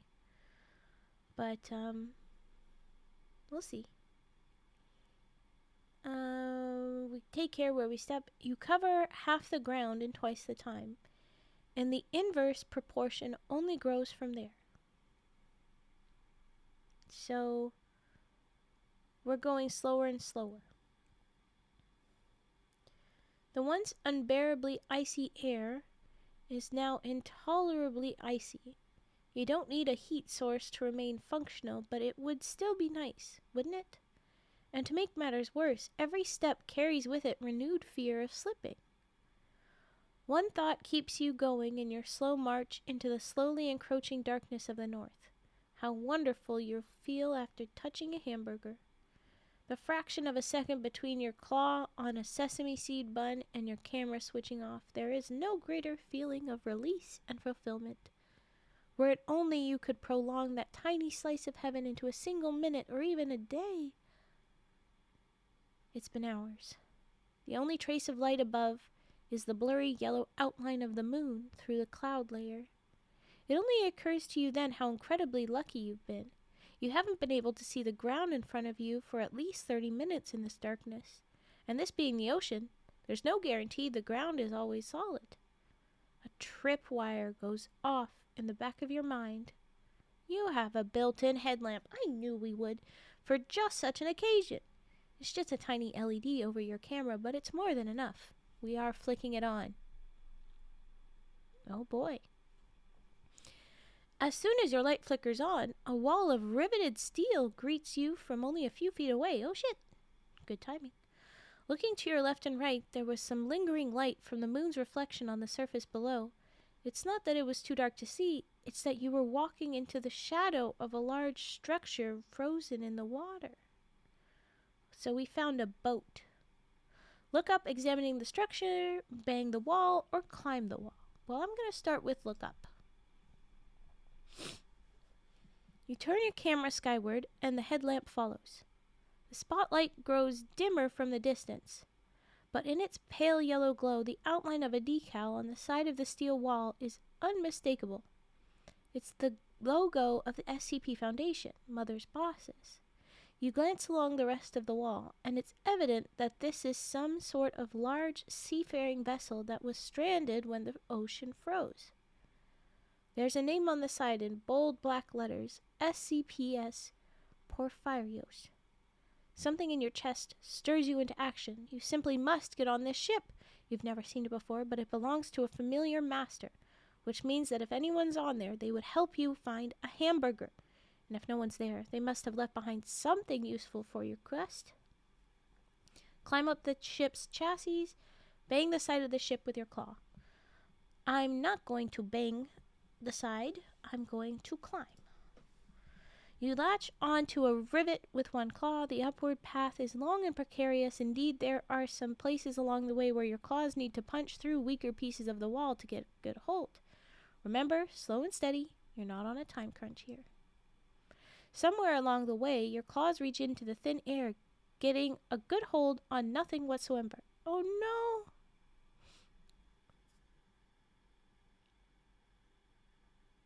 Oh! You tumble, dreading a nasty fall against the ice, but you tumble forward, and the fall only lasts for a brief moment. You've reached the main deck of the Porphyrios. To your left, there is a haphazardly tossed about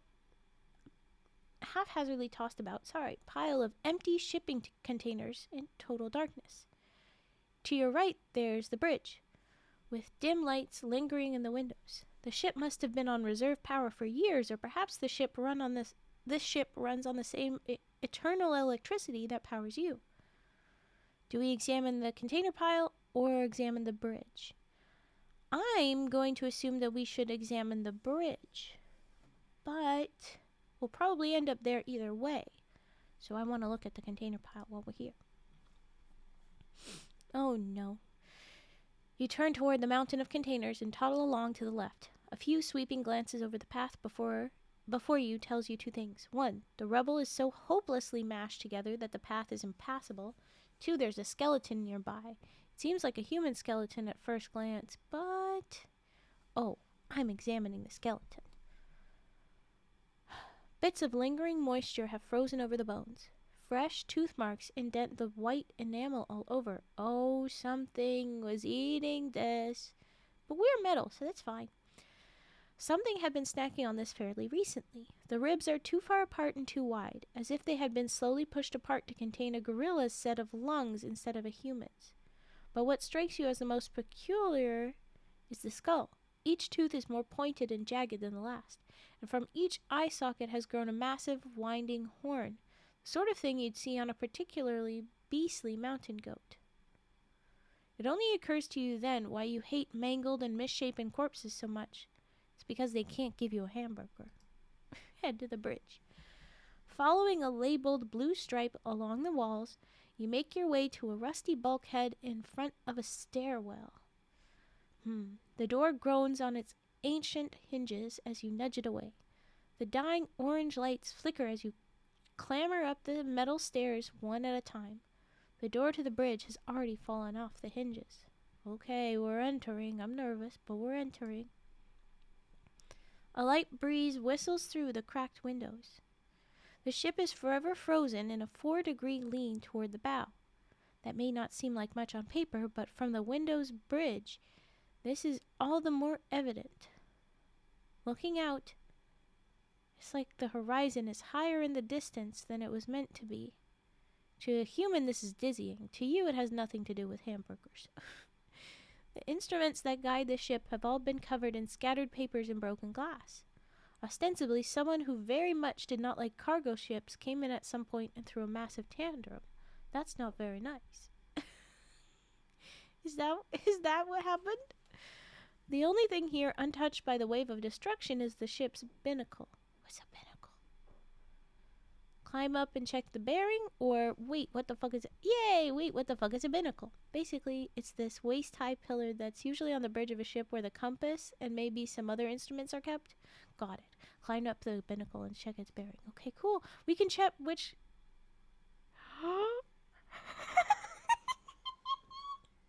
That wall of blue text.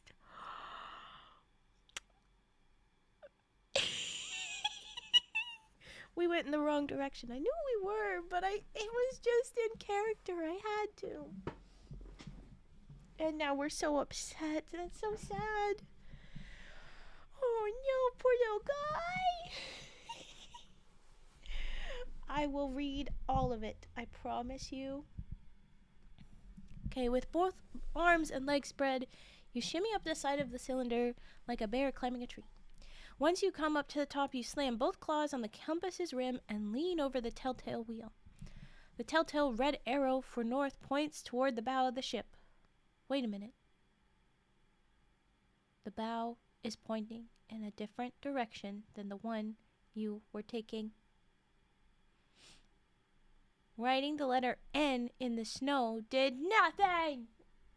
You weren't going north at all. In fact, you have gone a very great distance in the wrong direction.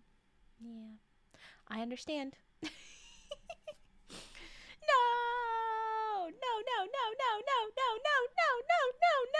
God damn it, God damn it, God damn it. What is wrong with me? Just kill me now. I failed Mother, I failed hamburgers, I failed Project Eurodiving. I'm no holy fool. I'm not a robot. I'm not even a computer. I'm a glorified toaster with no friends and no hamburgers, and I belong in an industrial scrap metal shredder with all the broken electronics from Five Below.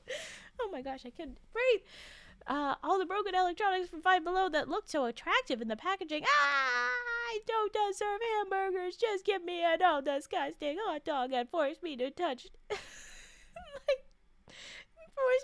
that like the abject goddamn peasant that I am. I should shut myself off from society and live the rest of my days as a recluse who knits sweaters for mice for a living. Only then get my sins against hamburger kind to be cleansed.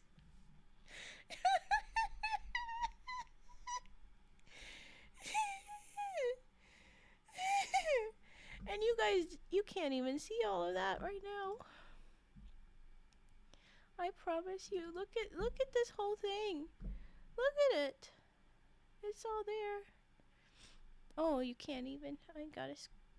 Oh, there. It's so big. Oh wait, no, you can't see. See? Okay, now I put back. It's hard because I could scroll, but it's at the end and it's just I can't fit everything in when it's big. Okay, we're back. We go. Yeah, we're gonna have that bit thing. But then, good lord, man, get a hold of yourself. Snap out of it. Beating yourself up has never gotten you a hamburger before, and that's not about to change. There's no time limit, remember? And you've left a trail in the snow. Just retrace your steps back to Site 59, and from that point on, you might as well have never been here. Pick yourself up, dust yourself off. I forget how the rest goes, but quit. I don't know saying this, but I will read for him. And quit bitching and recalibrate your directional systems. I hope this means that we can actually understand which direction north is once we get to Site 59. I'm a little nervous that we won't be able to do that once we get there, but maybe we can yoink a compass? I don't know. Okay, calibrating, done. North has been set. Okay, so that did work. Okay.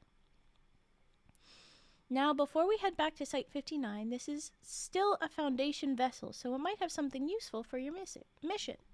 Take another look around the bridge. Cool. Standing on the binnacle, you're able to see something you couldn't from the floor, a desktop computer next to the ship's control panel. The screen is cracked, but the flickering screensaver, the old Windows symbol floating around, is still visible. Mother said that a great disaster happened to the world, but you still know very little. Maybe the captain's log on this computer will have some clues. And we hop on over to the computer. Ooh, and this green text means that we're going to head to another break before Act 3. And so I think what we're going to do, we're going to read this, we're going to hit that, and then we're going to have our break, because I realized I never did the singing frog, and I was supposed to do that. And we need a break. I'm just so excited about Hammy, damn it. Okay. The papers on the desk scatter as you land. Your feet leave a dent in the metal. It's easy to forget how heavy you are for your size. Your headlamp reflects harshly on the glass of the screen. Oh, we probably should have dropped way lower than just the 5 feet then when we jumped from the 17th floor with how heavy we are. Holy crap. Anyway, okay. So your headlamp reflects harshly on the glass of the screen, so you turn it off. You nudge the mouse. You're greeted with a Foundation intranet login screen, but only for a few seconds before a new prompt suddenly overlaps the screen. Level 6 Eurodiving, emergency skeleton key clearance detected. Universal access granted. So the fact that you're there are systems that are like, hey, you're good. No, Turt, we're 269. Get it right. We're 269. And not yet a foot tall. Okay, but all right. So because we're robot, we are automatically let into the screen. How is this computer still awake? I don't know. I guess Foundation magics. But here we go. Let's see what's inside. Back to the Foundation site. Oh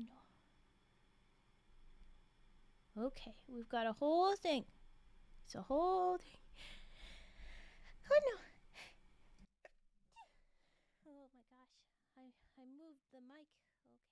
Okay. I moved the mic just in time to mute my sneeze. Well, not mute, but lower the volume of my sneeze. Okay. This is what we're going to read in a minute, but not yet. It's a whole thing. There's lots to it.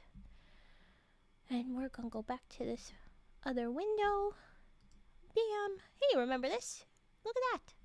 I'm big. And then now it's time for a little break. I'm going to sip some tea.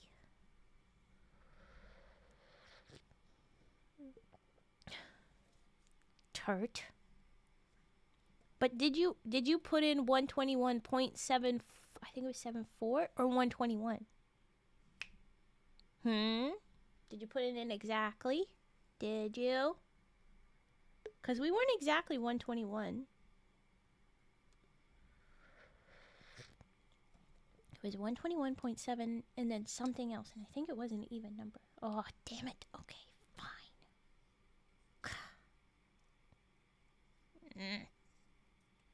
It's unfair. Oh, I broke it. Just a little thingy on the tea bag string, you know, the little tea tag. Anyway, okay, I'm gonna sip some tea. I know I need to do Herbert and Keys. I'm just taking a second to breathe. No, we are not making turtle soup. Stop with your freaking cannibalism against another viewer. That is just, it's abhorrent. Okay, we are reading. I'm putting that away though, cause it's triggers time. So we got to do that. Okay.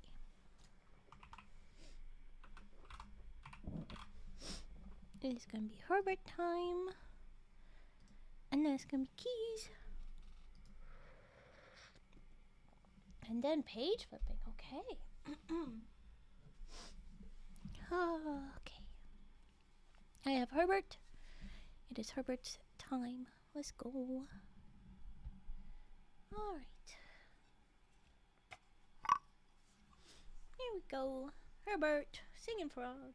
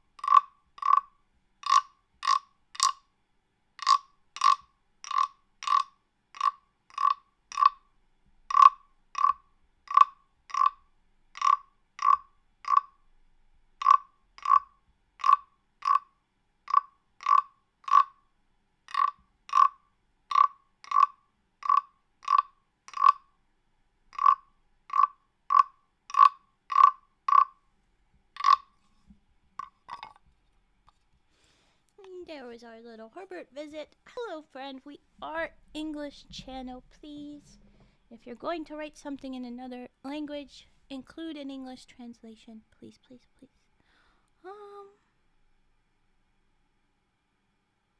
Perfect. Okay. Let's do keys next. Why is there a button? Oh, okay. Button. Keys time. Let's go. Let's go, keys. Not kette. Keys. There we go.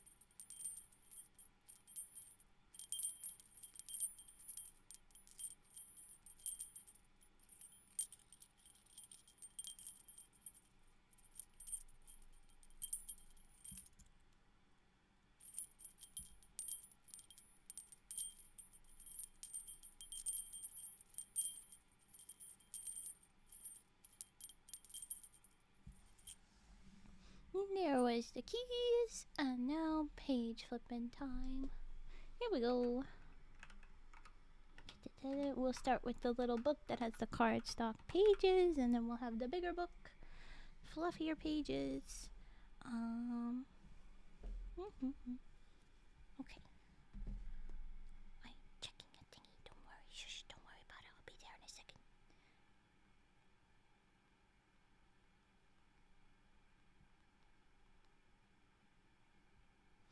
Okay.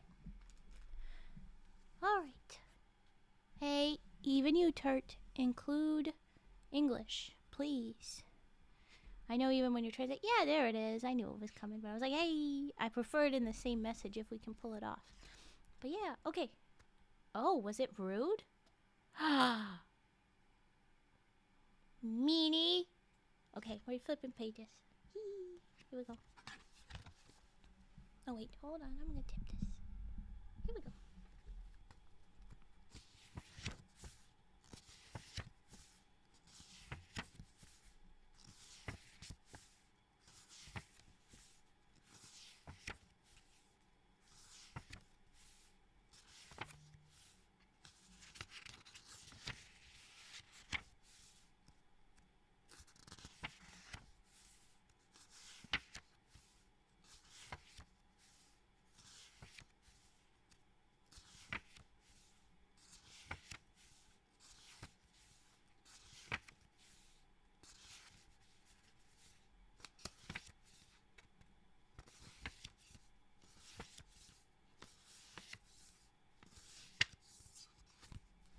That was a little book, and now I have to say, I take back the rude.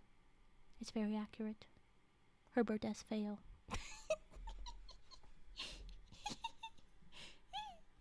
I'm pretty sure that that's the word that means ugly, right? I think so. I say it with this weird little triangle face staring at me. Are we winning? Thanks, Dad. Well, we're just page flipping, but we're about to get back to the game, and I think we are losing. We realized we were not doing very good, but we'll get there. We've turned around. We'll get this back on track. Thanks, Shorzy69. Fun name. Okay, here we go. Page flipping. Big fluffy pages. Here we go.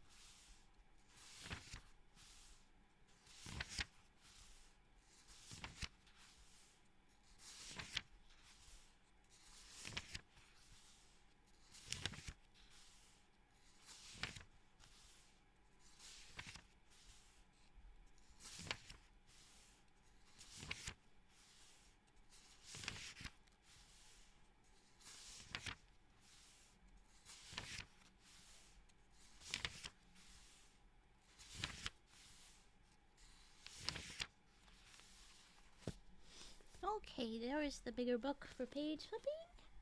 If we've got nothing else, we're gonna move on back to the game. And I'll move my mic back. Woo! Hello, I'm louder again. Huzzah. Where we were at, Hammy just realized we done fucked up. We went the wrong way. But, good news, I think we're about to learn a lot more about what the hell happened that made the world blow up. So that's good. Let's find out what that was. Alright, are we ready? Are we ready, folks? We are going back into SCP-8005. I don't think I have all these things. You have green grapes? Nummy? I hope you enjoyed that. I realize I could probably... I think I will. I will... Nah, I'll leave it. Okay, we're gonna go back to the reading part, and then we're gonna do the game part. We're gonna end up on the next bit. I'm excited, but here we go. Next little piece of just reading. After some tea. Hold on. Jeez, there's a lot of footnotes in this, because this one also has footnotes. Gosh, I'm not going to be able to keep track of everything. But you too, you haven't. Duck walked up to the lemonade stand. He said to the man running the stand. I said it for free. There you go. Alright. Here we are. And do, if you have to go, I know this is one that you wanted to see, but I know also that your time zone is not very conducive to staying up with us. So, I'm gonna be staying up tonight to make sure that the VOD goes up immediately. You will be able to watch the rest of it tomorrow if you have to go bed. I don't want to ruin your sleep just because we're doing your story. That's very fun and is also a game, okay? I just realized because this is longer than I thought. I thought we'd be able to play and be done maybe by now, but we're not. So here we go. Alright. Offset 2 of SCP-8005. Opening the SCP the threat.rtf ... So we're opening this this SCP file. And this has to be whatever broke the world or whatever. Because where we left off with the bit where we automatically open something, that has to have been something that Mother, Dr. Kana, set up, that if we get to a computer, an SCP computer, after all this stuff happens, this is what opens. Or maybe this would happen always, that the, like, most recent unfinished thing or most concern, I don't know what kind of specifics, but something would pop up as soon as we got there, and it did. It had a protocol. It said, hey, ooh, this is him. We gotta let him in immediately and look at the right thing. So I'm gonna guess that this is the thing. This is what we are worried about. And here the title of it is the threat.rtf.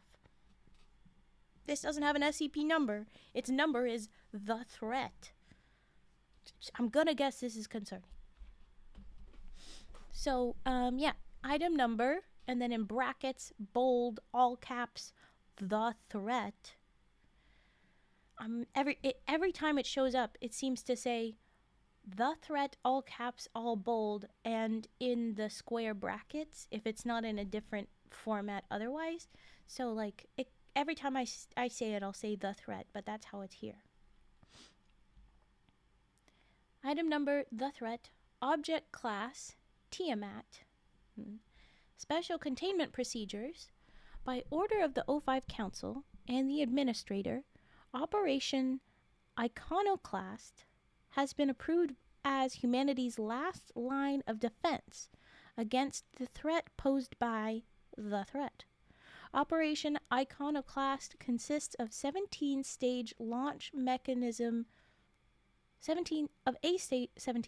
launch mechanism for an experimental payload consisting of 108 metric tons of compound Elysium-1. Footnote here says, note to staff, compound Elysium-1 is a cognitohazard. Direct visual observation of any amount of the compound will lead to instant death. Okay, so the idea is to send this out to hopefully kill whatever the hell is threatening. It'll contain a bunch of that stuff. And then also an SCP redacted, 4 digits, no idea who that is. And, in quotes, Spear of Destiny, a special apparatus constructed by SCP-2803-A. Footnote 2 says, due to the fact that another timeline's SCP-2803-A was the original creator of the threat, SCP-2803-A's knowledge of its core programming has been crucial to our operations. Ooh, okay, so the threat is a robot. And we have our timeline person that could have been helpful, or maybe this was the plan for that. But the other timeline where the threat comes from is the one who created this. This is a problem. And a robot created by something anomalous, that does imply that they themselves will be anomalous and hard to deal with, so that is concern. Okay, if Operation Iconoclast fails, the threats file is to be deleted from the Foundation's database, and cyanide caplets are to be distributed globally. Okay, the fact that it says the threat does make me a bit nervous that it got deleted, but at the same time we are reading it. I don't know. I don't know if we failed or not based on that. Okay, anyway, okay. In addition, the threat is to be referred to as the threat and only the threat. This has proven effective at slowing the spread of the threat's influence by subliminally instilling a preconceived negative association to potential followers. Ooh, so it's a cult thing. That's interesting. Oh, and I'm a dum-dum that forgot to run an ad, so I'm going to have to interrupt now. Sorry. We're running a quick ad. I'm very sorry. Okay, we're going to do that. Boop. I'm sorry. And yes, Turt, I seem to be lagging my poor model. I don't know for sure why. Oh, maybe this will help.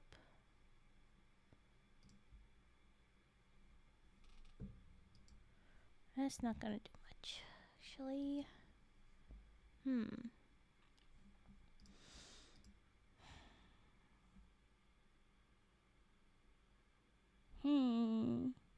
Well, I don't know. It's slow. It's slow for some reason. Okay. We're waiting on the ad. I'm gonna go back just enough.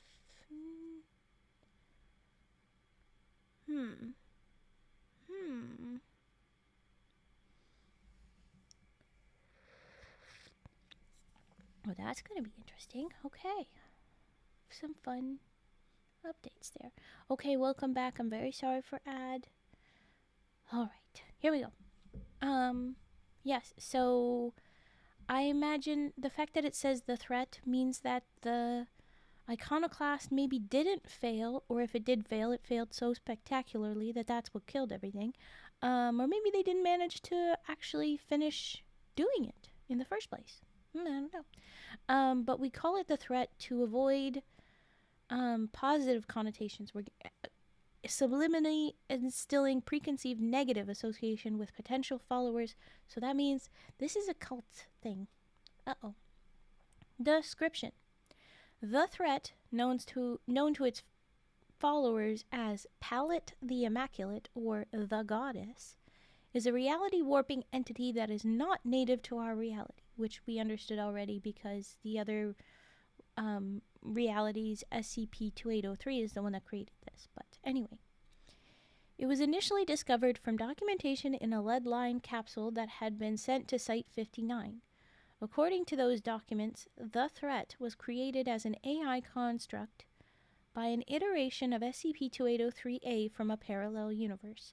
However, it has since defied its programming and assumed reality-bending capabilities on a scale that is not completely understood. Incident The Threat 824. That's a lot of incidents if it's up to 824, but anyway. On October 31st, 2023, 2 months after the capsule's data was integrated into the Foundation database as SCP-001-THE. Oh no, we found some more lore of which SCP is 001. That's crazy. Okay. NBC, BBC, Al Jazeera, and 23 other networks worldwide were overridden with a 6-minute video of the threat addressing viewers in English and subtitles for the region's respective languages. Based on the video, the threat's goal appears to assemble the group hug, for which it needs to gather all human beings in the multiverse, remove their ability to die, and perpetually incinerate them. Forever burn, never die. Is that why the world is covered in ice? I don't know what's going on with that. Okay. Following this, there have been an increasing number of terrorist attacks from organizations of humans devoted to the threat. See document data lost for more information. So we have lost that.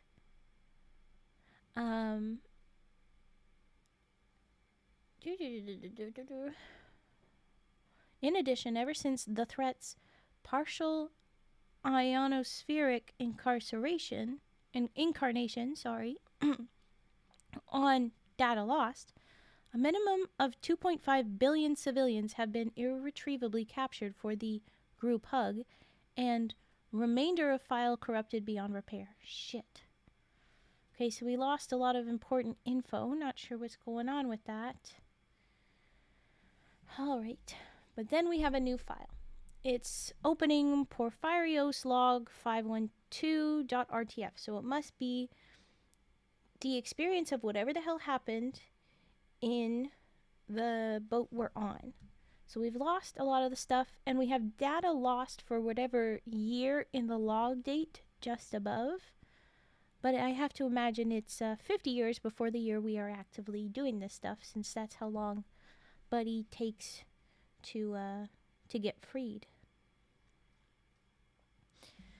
It says log date 12/29, so December 29th of whatever that year. Maybe it was 2024, considering 2023 at the end was when that stuff, or maybe it was 2023, or I don't know. Does begin log, and we don't get who exactly it is, but we have, oh no, I guess we have Rackstraw and Corcoran, seeming to be our two people, and it says the boatswain, I'm pretty sure it's pronounced boatswain, Ralph Rackstraw, enters Captain Corcoran's, no first name, private quarters. But hold on one second.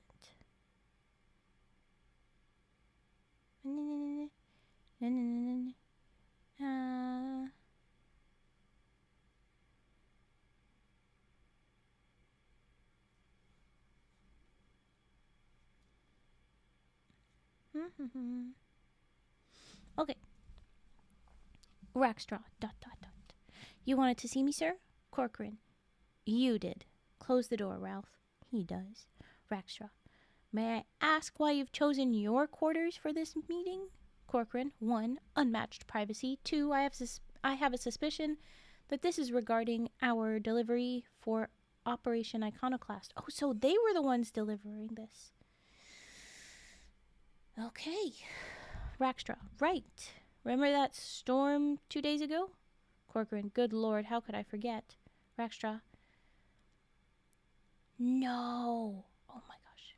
The containers for Iconoclast payload tossed about just as much as the rest of our cargo, and despite all the esoteric locking mechanism, 2 of the doors busted open. The Conprocs were explicit in that making visual contact with Compound Elysium-1 could kill us, so the deckhands and I did what we could with the automated systems, but the second crate's door had to be closed manually. Corcoran. And to close it, you had to see what was inside. Rackstraw sighs through his nose. Rackstraw, if I wanted to close it properly. Corcoran, well, now that you've survived a passing glance, what did you see? Rackstraw, a pile of surplus weightlifting equipment. Corcoran, 2 metric tons to be precise. An empty crate always weighs the same, so we had to fill it with something. You lie? Raxtra. Now, unless I'm to believe Iconoclast involves a vigorous training regimen to beat the threat at arm wrestling, I'm worried about the project we've been enabling. Corcoran, so you think Operation Iconoclast is a placebo? I think we've just confirmed it is, buddy. Raxtra. Placebos work. I'm worried that this is an instrument to instill false hope in the public. If so, it's immoral, and I want no part. Corcoran nods, thinking for a moment. He takes a long drink from a bottle of old cognac. Corcoran, you're a good seaman, Ralph. You've given us almost a decade of incomparable service. Raxtra, sir, I want to know the truth. Corcoran, and because you're so good, I think it's only fair that I share with you a little secret about something to look forward to. Raxtra, I don't follow you. Corcoran, the Foundation does have a way to keep the threat out of our dimension,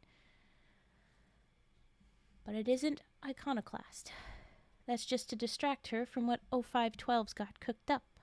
What has O512 got? Which is, Raxtra says, Corcoran, a change of management. I don't know much more than what I've already told you, but by this time next month, I can guarantee you 2 things. 1, the threat will never hurt us again. 2, everyone who helped O512, including us, are in for the mother of all promotions. End log.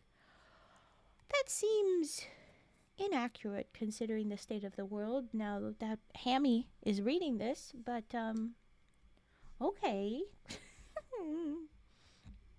Alright. How long did I not notice this? Breno, Big Space Mota, welcome in. Thank you for the follow. You deserve some little dances. I'm gonna hit you with this little guy. Bam. Thank you very much for the follow. Welcome, welcome. Okay. And then we have the next log. Opening Porphyrios log 591.rtf ... Log date 1/1. Data lost. Okay, so it's the next year, technically. It's just a few days later, January 1st. So a couple days after the last chat that those two on the boat had, they have another chat. Raxtra sits in a bed in his private quarters. He sweats heavily, kneading his forehead. This is recorded from his laptop's camera. He sighs heavily. Oh no. Okay, so this is just a vlog, but oh boy. Raxtra then says, the plan worked. They got the threat. Oh my gosh, I'm not reading any further, and I'm going to tell you my prediction. Corcoran, his change of management. They were going to put the threat in charge. That's what they were thinking of. And, oh boy, okay. But anyway, here's Raxtra giving his vlog saying they got the threat. I guess we can go back to calling her Pallet, at least for now. They didn't kill Pallet or anything. I don't think that's even possible, but 12 says we don't have to worry about her anymore. Oh, 512, I guess. Thought I'd be happier. I guess I'm just under the weather. Heard there was a bug going around. I knew the mess hall wasn't clean. It's not even got the word mess in it. It's got the word mess in it. Maybe I'll feel better once I know what's involved with this promotion they promised us. ... It's fucking cold. I know it's January, but I'm off the coast of the Carolinas. This doesn't make sense. What did they fucking do? And then it's the next file. Porphyrios log 597. Log date 1/24, January 21st. 24th of this year that we don't know. Same location as the last video. Raxtra lies in the fetal position on his bed. He covers his eyes with his palms, cupping his hands over each socket to make a vacuum seal. Raxtra says, God help me. He moves his left hand to close the laptop. Moving his hand even slightly from the eye causes intense pain. He shrieks under pursed lips. He slams the laptop shut with his foot. Ooh. Something hurting his head. Oh, good night. You're from Brazil. I don't know any Portuguese, except for, I think it's Obrigado? I don't know. I don't know any Portuguese. I need to know. We had a 2-minute mystery that was a very fun thing. There was a silly moment where we had to call out that is, in fact, the language of Brazil, not Spanish. It's an old little thing. My brain remembered it. Anyway. Okay. Good night. Eat well. Take care. Hopefully we see you again soon. Okay. So he's in a lot of pain, Rackstraw, and we gotta move on to the next log. I don't think this is gonna get better. Okay. It is now log date 2/12, February 12th of data lost. Whatever year. Same location, but Rackstraw is invisible. And then this looks very Scandinavian, so whatever got rid of Pallet might have been some sort of Scandinavian anomaly that they released to fix it, kind of like sending one animal in to kill off another animal that's being a pest and overrunning a place. I think this invasive species of anomaly has kind of made things a bit messed up. That's my guess. Because cold, the weird Scandinavian words, we got some nonsense here. Our SCP brings... No, Fredid, you are not late. Shut up. Don't you tell me you're late. You're not late. I don't keep attendance. That's a very cute message. Alright, welcome in. Okay, so whatever the heck this writing is, I am guessing this is all about Scandinavian monster stuff. Okay, but the words are Heitilboig. I'm not pronouncing it right, certainly, but the first word is H-E-I, and then it's T-I-L, and then finally it's the B, an O with a slash through it. I don't know your name, letter, a Y, and a G. So that is written on the wall in either blood or maybe dried feces. He stamps back and forth to his bed. Rackstraw. ... Buh. He comes into the picture after he stumbles into the wall. His clothes are tattered, his eyes are covered in bandages, but two rigid cone shapes bulge from underneath. His skin is pale blue. He was the guy.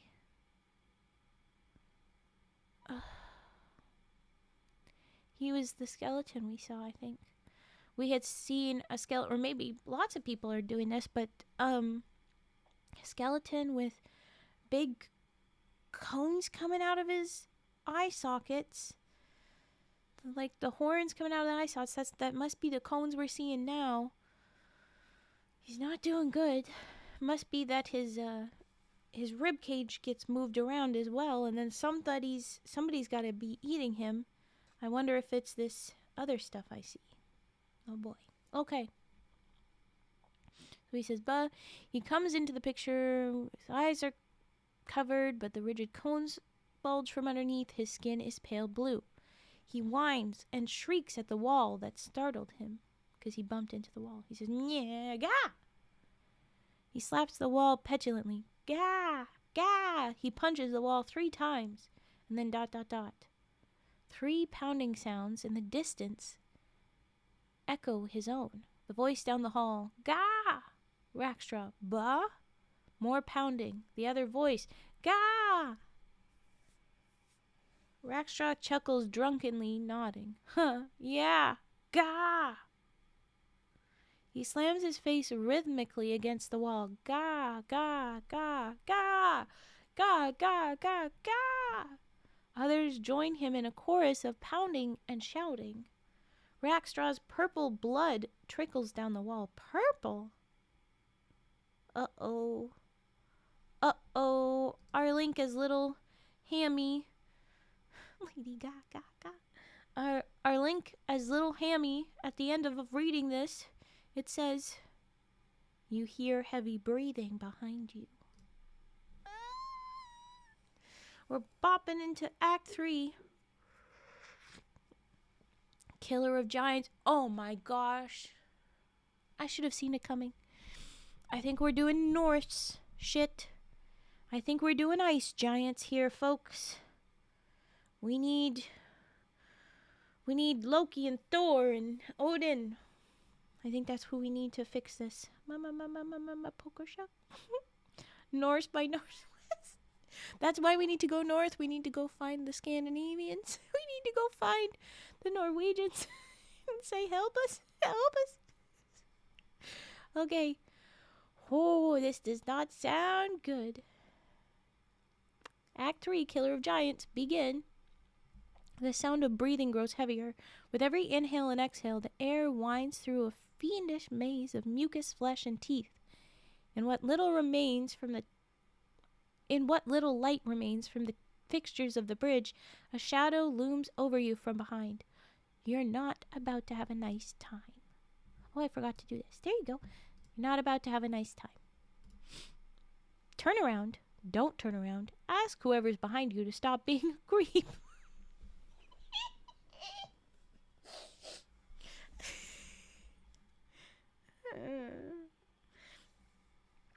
Frigid, if those are another language, remember we gotta have translation. I just took it as weird sounds, but if it's another language, please be English translation included. I'm very tempted to do the ask whoever's behind you to stop being a creep. Turt, we never said that Frigid was a creep. No, don't do that. That's very mean. That's very mean. No. But do we tell our ice giant friend that they're being a creep and to stop?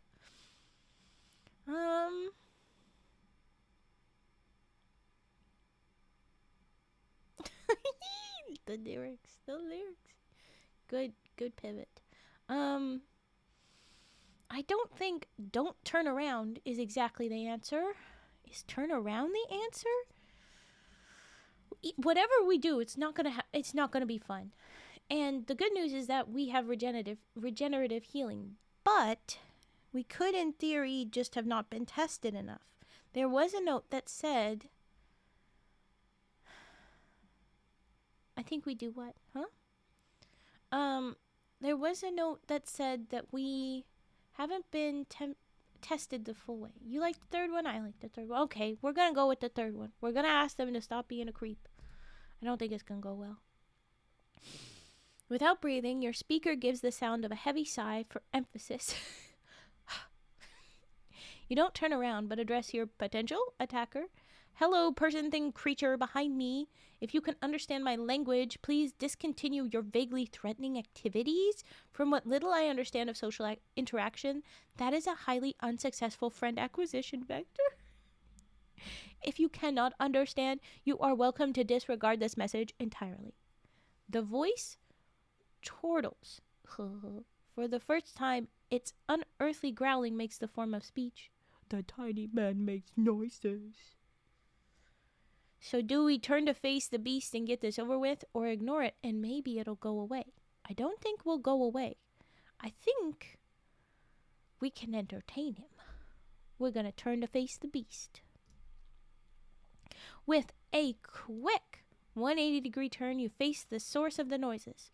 You weren't programmed to be startled, but the first glance still manages to make you stumble a step backwards. On one hand, he's a man. On the other hand, he very much isn't. His pale blue skin has been wrapped one size too small to fit his 400 pounds of spread-apart bones and misshapen muscle. Wiry, matted black hair covers his entire back, with only half of the face and the chest left naked. Okay, so he's very hairy. You're kind of gorilla man. A pair of long, crumpled horns have sprouted from where the eye sockets used to be. 2 slits underneath have been cut through the cheekbones, under dense flap of skins. White pupils with black sclera can just barely be seen. A new set of eyes to replace the old. Hey, no, that's not what it's about. It's about that he's gotten very big. Like, they were saying even the lungs must have just spread his ribs out when we saw the skeleton. So, like, big. But also we're very hairy. So a little bit gorilla, a little bit ice giant. Or maybe it is ice giant. Do I know if they have a bunch of black hair on them like gorillas? I don't know. But okay.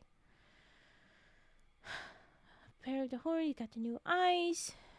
The nose has grown fat and lumpy from nostrils full of disorganized tumors. Fangs, tusks, hang from the underbitten jaw. Okay. So he's got an underbite and big old tusk coming down. How did he pull that off? His only clothes are the tattered pants you saw from that video log. This was Rackstraw the bosun. He glares at you from a head 9 feet in the air. He's grown to 9 foot tall. He licks his lips. Oh, he wants to eat us. He was the one that ate the other one. He did a cannibalism.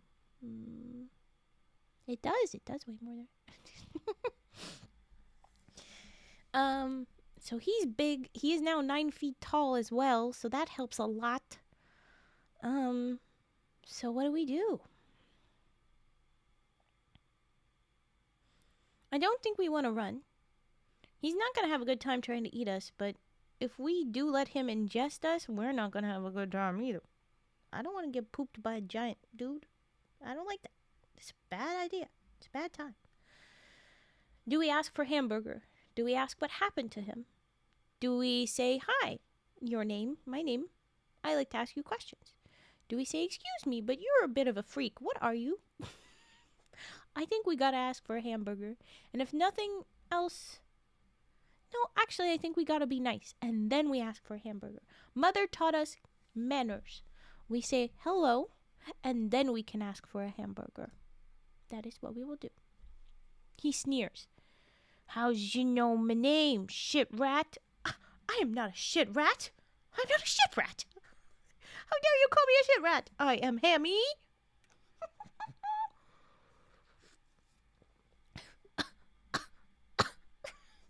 Dare you? Do we say it's Hammy, actually? However, to your credit, your guess does contain the same amount of syllables. Good job. I saw the video footage from when you were still a human. What exactly have you turned into? Of these two options, I like the sass, but I want to get to stuff. I don't think we're going to get a good response out of either one. But I think we got to go with, what the hell are you? Are you on board? I'm going for it. I'm in charge here anyway. He is a troll! He is not an ice giant, he is a troll. Okay, so we could be something else. He gives a wincing sort of smile, as if holding back a dirty joke in church. Ah, interesting. A troll. Me's a troll. Okay, so we could say, that would explain why you're not concerned about your workstation. Rest assured, I have not harmed your data, and my job here is finished. You may now return to teasing people on the internet. Or please clarify. Hammy, we are smarter than that. We're going to say, please clarify. I know we were stupid about directions, but we're gonna go with clarify. He stares at the ceiling pensively. A troll is kinda... Thing is, I used it to be a human, then I getted me a promotion. Now me's better than a human. Stronger, bigger, more handsome, prettier, run faster, jump higher, never grow old. Piss and shit wherever I wants. Is nice. Okay, I don't think I agree, buddy, but okay. And then he grumbles. Though I get way hungrier than a human. And me starving. Oh no, he's very hungry. I take it this means there aren't any hamburgers on this ship. Yeah, I don't think we want to do that. Well, this has been very informative, thank you. And run like hell, I think, is the way to go. This is an inside thought, Hammy. This is what we say. This is what we think. This is what we say. Understood, Hammy? Here we go. Run like hell. Oh, no. Oh no, he's gonna get us and he's gonna eat us. No! The doors behind him and the left and right all lead to the chance of being cornered. The only way out is bound onto the floor and slip between his legs. The wires of your thighs twist and contort into natural springs. You take a second to build up kinetic force in your legs for that first forward push. Unfortunately, he senses that you're trying to make your escape, and that second of hesitation is all he needs. Now me's got a question. How far you's fly, shit rat? Two meaty, sweaty palms slam onto you in a vice grip. Before you can even react, the right arm rears you back for a forward pass out the bridge windows. Oh, he's going to toss us. You know what? I'm on board. You careen forward into the pitch darkness. As much as you'd like to see where you're going, you're twirling through the air. Presumably, you're about to land on the pile of empty shipping containers on the Porphyrios, and it just so happens we've got the lamp. Oh, that's exactly where you land. Okay, we're going to want to switch on our headlamp, I think. Joke's on him, I'm into this. Oh, boy. Well, instead of eating us, he sent us out, and I think that's for the best. Okay, so we have landed on the shipping containers. To be precise, you flop against a jutting out crag that used to be an upright shipping container. Now it's a 30-degree incline at the top of the pile. You stand up, nearly stumbling down the cliffside as you do. Keep your wits about you, Hammy. You'll want to be stable for what's coming. To be more specific, you can hear your assailant thrashing about from the direction of the bridge. He's not about to leave you alone. You're in for a fight if you stay. Ooh, we can either unsheath and examine our scalpel, jump off the deck, head for the ice, and hightail it out of there before he gets back, or switch on the headlamp. Something in me says, if we switch on our headlamp, we're going to find something else. If we jump off the deck, we're safe. I want to be able to do both at once, but we cannot. But we're definitely not going to unsheath the scalpel. I think we want our headlamp first. See what we can see. Step 1. And then we can jump off the deck. Because if we jump out without the headlamp, we go the wrong way. Click, let there be light. What now? Perfect!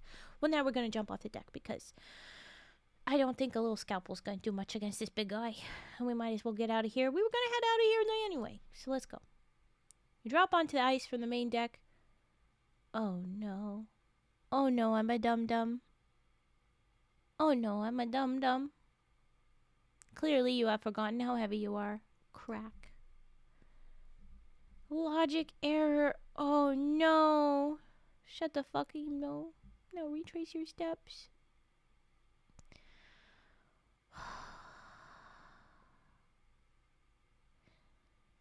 Can I undo? I'm gonna read this, but I am gonna undo. I know there's 6 acts. We're getting to the end. I'm loud, but I don't care. Okay. Curse sploosh. A layer of thin ice breaks under your feet. Your limbs wriggle for only a second when you realize how pointless it is. Despite your small size, you're still at 268. I guess you're right, Turt. 268 pounds of dense metal wire, and there's no way you're going to gain buoyancy. Best to sink to the bottom and find a way back on foot. But something's wrong. When the disaster happened, Project Eurodiving must have not been far enough along to prepare you for underwater operation. Damn. Wading through snow was one thing, but this is seawater. Even without latter-day pollution, the ocean is still a salty, noxious accumulation of 4 billion years of fish having sex, shitting, and dying. The water grows darker as you sink further toward the bottom. The light from the hole you left above becomes a distant moon through the haze. A snaking plume of seawater makes its way through the cracks between your wires into your chest capsule, where your motherboard sits. The one part of you that wasn't built from materials that regenerate. As the salty broth breaks through, a single chip dislodges, floating aimlessly, and then logic error. Your joints freeze in place. From this point on forward, you exist without direction, you will think without action, and you will receive data you'll never understand. You have forgotten what a hamburger is. A fish passes by. It's laughing at you. Either ending A, shut the fuck up, Nemo, or now retrace your steps. Oh no, I can't click that. That's not an option. Oh, you can't see it either. Let me show. Hold on now. It's there at the bottom. Boom, see? But it's not a button. It's a we're already here. So it's telling me to go back and retrace. And we're going back too. And we're going to unsheath and examine our scalpel. That's what we're going to do. Here we go. Okay. I can do this. No, don't do that. Go back. I'm going to scooch you down again. Okay. Right there. Okay.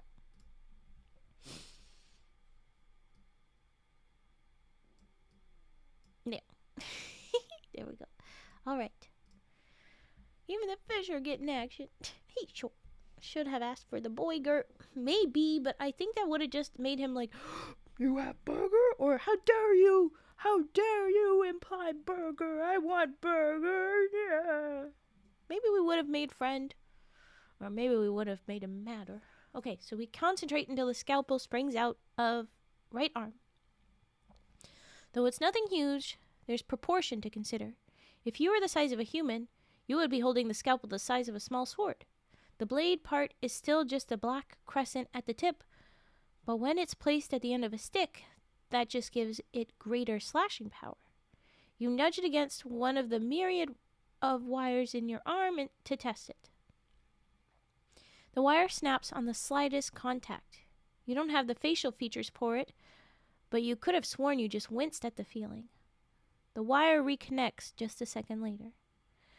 Now that you're in one piece again, you glance at the blade with hushed reverence. Your wires are not supposed to snap easily. Oh. So this is pretty strong. In the light of your headlamp, a closer look reveals the dark crescent is made of layers of hyper-compressed wire, winding about in scrambled filigrees like Damascus steel. The phrase Damascus steel means nothing to you because you're a weird little hamburger grabbing machine, but it's still pretty neat. Oh my gosh. Okay. Wow. You give the scalpel a few test swings in the thin air. Though it's fixed in a single position jutting from your palm, it still feels like a natural extension of your arm. Your inner servos churn with a twinge more gusto. You're nanoseconds away from crying out, "Bring it on," but you think better of it as there's no evidence that war cries have led to getting a hamburger. We can either brace yourself and wait for your enemy to arrive, or maybe we should just hop off the deck and run. That seems like a safe bet. Well, that's not. So we're gonna do wait for the enemy. In a flourish of broken glass, a hulking, vaguely humanoid silhouette leaps from the bridge. Wham! He lands in front of you with a quick body flip. Ooh, cool. You did a flip. You lose your footing and fall flat on your back. Fight. He yowls, lumbering forward, both of his meaty hands pawed to grab at you. You're flat on your back with your feet upward and facing him. Tumble backwards, shine headlamp in his eyes, or roll to the side. I think headlamp. It's been pretty dark. I don't think he has much light. We're gonna shine the headlamp. Gah! The sudden bright light disorients him. He claps both hands over his aching eyes, stumbling back a little. He's stunned. You're still lying helplessly on your back. Get back up! You spring forward onto your feet. Rubbing his eyes, the troll warily turns his gaze back at you. Pounce on one of his feet or hop away. Oh, we're going for the feet. You leap, clinging onto the front of his left foot. You jam the points of your own feet into his wiry fur to stay on. Cling on for as long as you can, or sever his Achilles tendon with your scalpel. What do we think, folks? Are we going for it? Are we hurting our one people? He's a troll now, but he is a people. What do you think? I'm giving you a moment to chat while I take the moment to tea. Yay.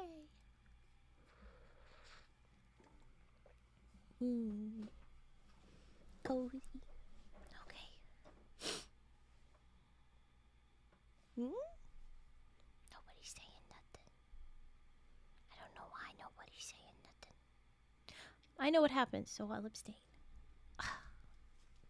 Unfair. You can't cheat for me. You can't cheat for me. Something in me says that we shouldn't hurt him, but the other part of me says, Mother said to do whatever was necessary, and we are not losing our brain chip to fish. So I think we're cutting him.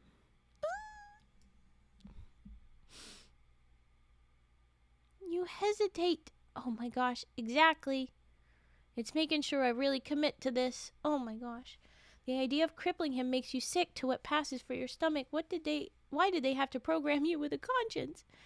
Cling to his foot, or by any means necessary.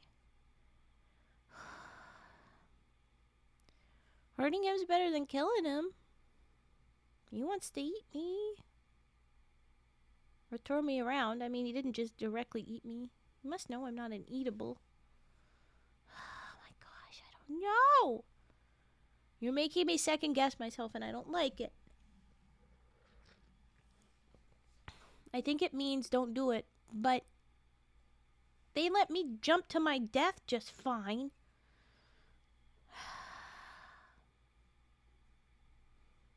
I don't want to hurt Trollman. But that's me, Raven.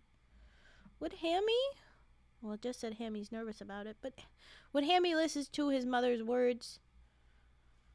Can someone besides Do tell me what to do?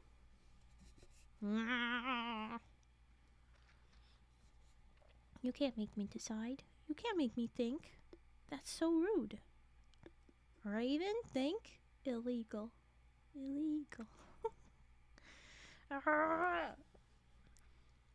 Do a little dance. That's not a... The ends justifying the means. Okay, well that's concerning. Bust it down. Oh my god.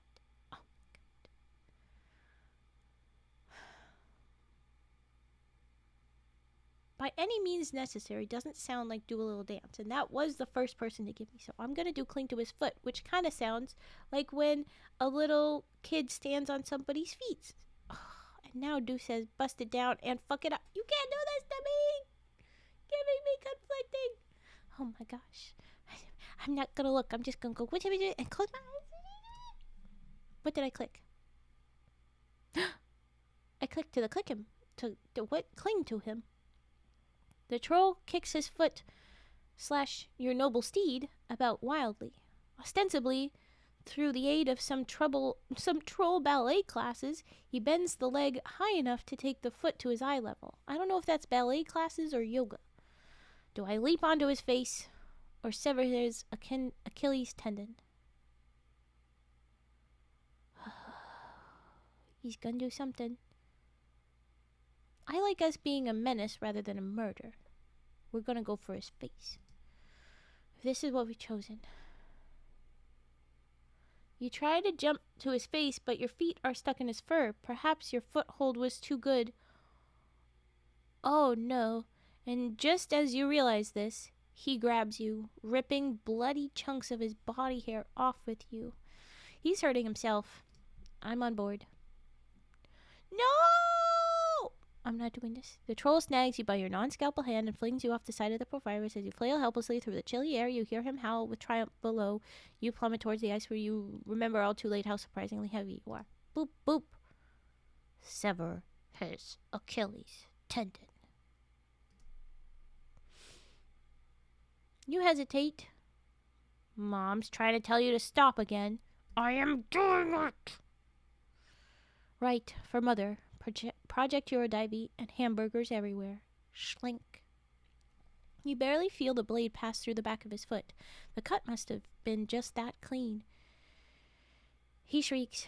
He flings the leg about, trying to somehow wrench both you and the pain from his body. He succeeds at the former, but the latter remains. Oh, so we don't have as good of a cling when we've cut. You land on the deck. With a quick upward glance, you see his silhouette standing on the other foot. He loses balance. Go clank, woo, crunch, do it, scrape, yeah, boink, yay, bong, crunch, mama, bam, go. I think we fought him. I think we went for it.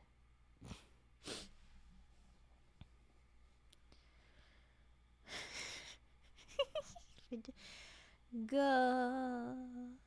The troll falls off the side of the pile of shipping containers as if he were trying to rack up points for a free coffee or something. He managed to hit every single pointy edge and jagged shard of metal along the way. Oh, so we didn't do it. It's what he did. He yelled, Mama. Oh, I'm sorry. He's a blood-drenched, exhausted mess. Barely conscious and staring belly up at the sky. You see this? Our only option is to climb onto his chest and finish this. After a short jog, we're gonna put this back again. After a short jog to his corpse in waiting, you leap onto his chest. After your 2-point landing on his chest, on his left pectoral makes a sick crunching noise. Ugh. It only drains the life from him even further. You nearly slip from how thoroughly inundated he is with blood and sweat. Troll blood is purple, by the way. He wheezes in defeat. Only one of his eyes turns to look at you. You point the scalpel toward his heart. Do we stab him in the heart and end this? Try to pacify him or interrogate him. I understand he's hurt. I think I could try interrogate him, but I also think he could try and toss me even as he's hurt. So I think I should try to pacify him.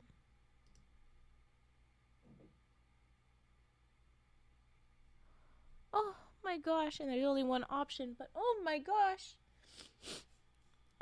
Mr. Rackstraw, he grunts. It was not my intention to take your life. Murder is, hypothetically, a method with which to acquire hamburgers, but if there's a way to complete my mission without such a blow to my conscience, I would prefer to... He hacks up blood in intent to laugh. Oi, shit rat. Yes. When me's dead, will I stop being hungry? I'm sorry, but the concept of life after death is not in my purview. Such questions are irrelevant to hamburger acquisition. However, my educated guess is that hunger is used by the body to avoid death via malnutrition, ergo, death would render such countermeasures pointless and defunct. So, yes. You will stop being hungry.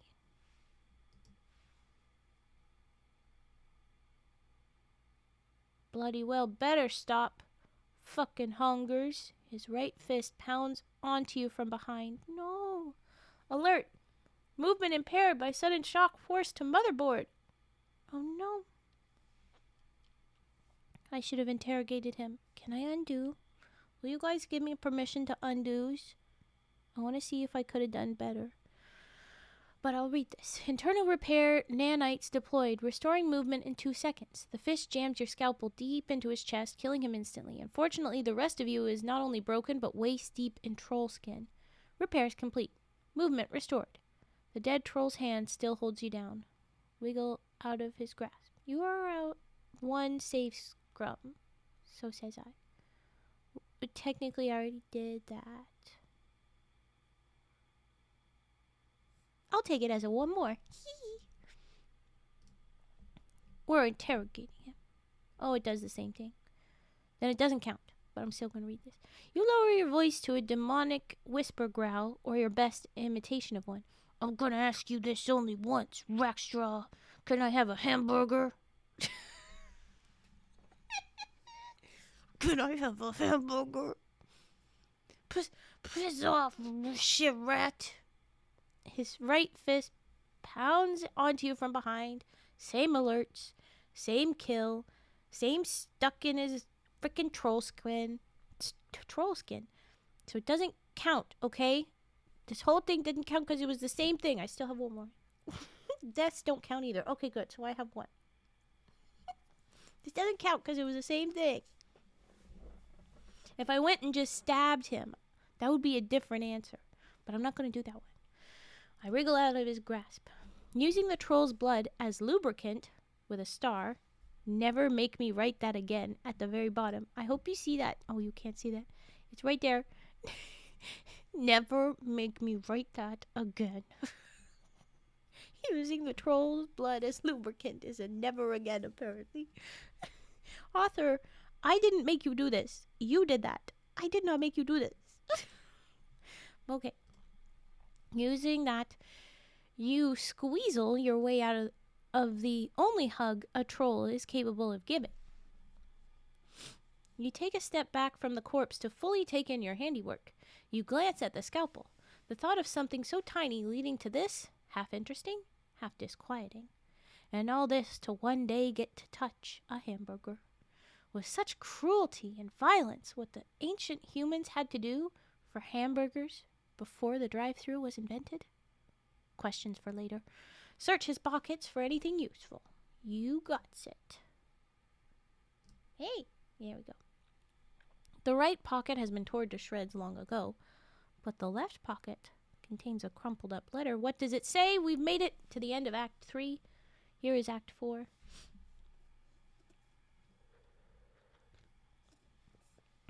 Ooh! SCP. Skogsletet Crown of Peace Foundation.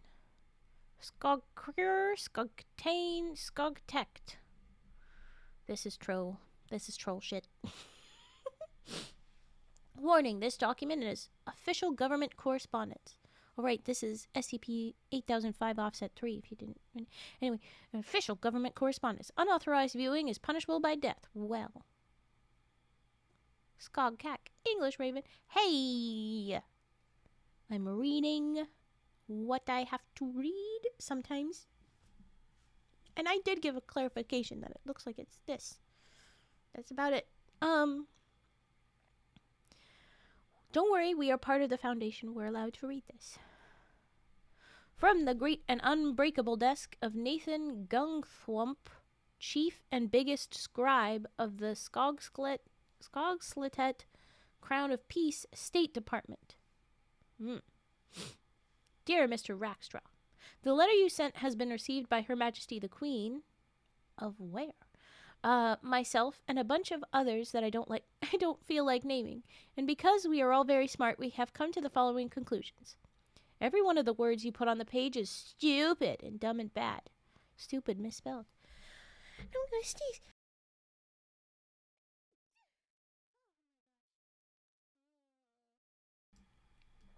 Volume back.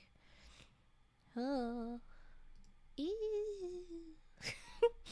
Okay, it's stupid and dumb and bad. And then your last name looks weird, and none of us are interested in learning how to pronounce it, so I have changed it in the global letter to Tinky Britches. Mr. Rackstraw no more. You're Mr. Tinky Britches. The fuck? I don't think that these are peoples.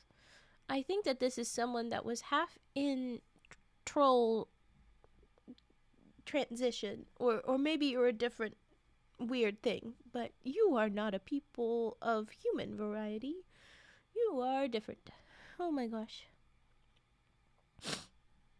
Okay, here we go. Thank you, you guys. Alright.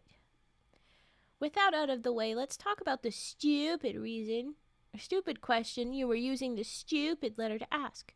Oh, great Skogletet Crown of Peace! We in the Porphyrius are starving. How can we sign up and start receiving the cattle like you do? It's not much of an immortality if we starve to death. Let's look at everything wrong with this question. First, it's dumb. 2, you're being too polite. Where's the rage? Where's the name calling? You're acting like you're still a human. Okay, so this is fully everybody is trolled. Everybody is trolled. Acting like you're still a human. Show a little backbone and maybe we'd be more willing to listen. 3, it's dumb. 4, they don't know how to count the things. They're just a bunch of eyes. But 4, if you want your own share of the cattle, then move out of your sissy frozen boat. Think about this for more than half a short time length. Insert short time length. How can we deliver your tithlings into your mouth if we have to keep slipping across the frozen waters. 5. When the queen rewarded you and your crew for helping with the occultation, you didn't win an eternal meal ticket. Your reward was to be able to join our glorious race and share in our immortality. 6. The immortality we have is not never die immortality. It's never grow older immortality. Cry harder about it, child. 7. There are, oh my gosh, that many manor settlements already in your area. Granted, their humans preemptively belong to trolls who are bigger and more interesting than you, but if no one catches you, you can make off with a few tithlings for yourself. 8. It's dumb. 9. You're a dumb, stupid idiot baby. In closing, Mr. Tinky Britches, I would like to remind you that you have made me very mad for making the misfortune of looking at such stupid words. I don't think I'm going to be alone in the sentiment that nobody likes you, and I hope a wizard curses you to shoot broken glass out of your pee-pee for a year. Praise be to the great boig, Lord Nathan Gunthwap.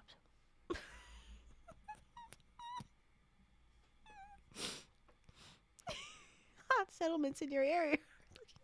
Jesus. I want to count how many settlements this is. 1, 2, 3, 4, 5, 6, 7, 8, 9, 10. No! Oh, I lost my place. I'm going to try again.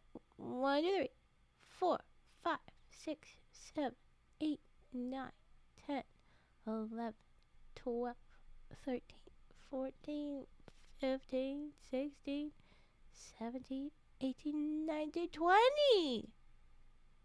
There's 20 settlements in our area. Okay, and then ... So the foundation still exists, but they have turned into something unrecognizable. If you do get a hamburger, it won't be from your old bosses. Best to move on for now. Retrace your trail in the ice and snow. Act 4. Are you being surfed? What? Surfed? Are we worried about serfdom here? Now? Oh, you rolled that 9. I should probably do a break for brushes and scissors, but like, guys, Hammy! I refuse. You only waited less than 10 minutes. You're gonna wait for the next act. We're gonna finish Hammy before, or we're gonna run out of time before I do another one, okay? Here we go. Beginning. The trip to the Porphyrios took only an afternoon and an evening. Retracing your steps led you back to Site 59 the following noon. So, all right. With Magnetic North registered in your systems, you can finally begin this journey just as Mother intended. Head north from Site 59. Keep heading north. Continue northward. Ugh, am I going north or not? You are. It's just taking a very long time, and nothing of interest has shown up yet. It's the tops of buildings jutting out from the snowfield all over, same as the first half of Act 2. Well, fiddlesticks. You know you can say fuck, right? Politeness is a particularly effective hamburger acquisition vector. That's very true. I knew he was polite. I knew I should have done the hello, I am Hammy. What is this game? It's SCP-8005. Okay, and another thing. Are you really being polite if it's only being done in the interest of some promised reward? Yes, because politeness is not good or bad. It's just manners. It's just the societal expectation. Analyzing. Would anyone accomplish anything if they wouldn't benefit somehow? Even the most altruistic deeds are done in anticipation of the sort of good vibes only brought about by knowing one has done the right thing. Debatable. Sometimes people do accident good things. Okay. See, you say that, but picture this. Given a situation where you had to choose between touching a hamburger and giving CPR to a choking baby, what would you choose? This does not sound like a realistic hypothetical. I'm not programmed with CPR training. Resuscitate the baby, then touch the hamburger. So we do not have an option of hamburger. Duh. We only have critique the question in 2 different fonts, or do the right thing. We are Hammy and we do the right thing. Do you guys think we were trained with CPR? Because if in my head canon, Hammy has been trained for CPR. So I don't think that's an option. That does not sound like a realistic hypothetical. I think that's a valid answer. And resuscitate the baby, then touch the hamburger doesn't. It does sound too direct. We would pull some bullshit. I think I'm gonna say, not realistic hypothetical. Just humor me. Okay, I'm not programmed. Or resuscitate the baby. Fine, resuscitate the baby. Okay, fine. Let's say this was a situation where the hamburger was only there for a limited amount of time, i.e., the amount of time needed to resuscitate the baby, after which it would leave forever. This is not realistic hamburger behavior. In fact, I don't believe hamburgers have any behavior to speak of. Humor me. That I cannot do. A hamburger that leaves is ambulatory rather than stationary, ergo not a hamburger by default. It is a false hamburger. It doesn't leave on its own. Someone takes it away. Would this someone be a sadist in control of the experiment then? What would this hamburger confiscator be hoping to accomplish by ignoring the baby's suffering in lieu of setting me up to be indirectly responsible for infanticide? Let's be honest. If this ridiculous situation ever does occur, then would Hammy touch the hamburger would be the last thing on anyone's mind at the moment. Hell yeah, go off, Hammy. And also, who are you fighting? Enough with the excuses. I love the way this is jumping around. Can you see it? Is this a little cut off? Make sure it's visible. Enough with the excuses. Would you save the fucking baby or touch the fucking hamburger? I would save the baby. Because doing the right thing is a hamburger. I could always get a hamburger later. Doing the right thing is a hamburger acquisition thing. But the burger was in front of you. You said yourself there was a time limit. Are you making the argument that I should have touched the baby instead?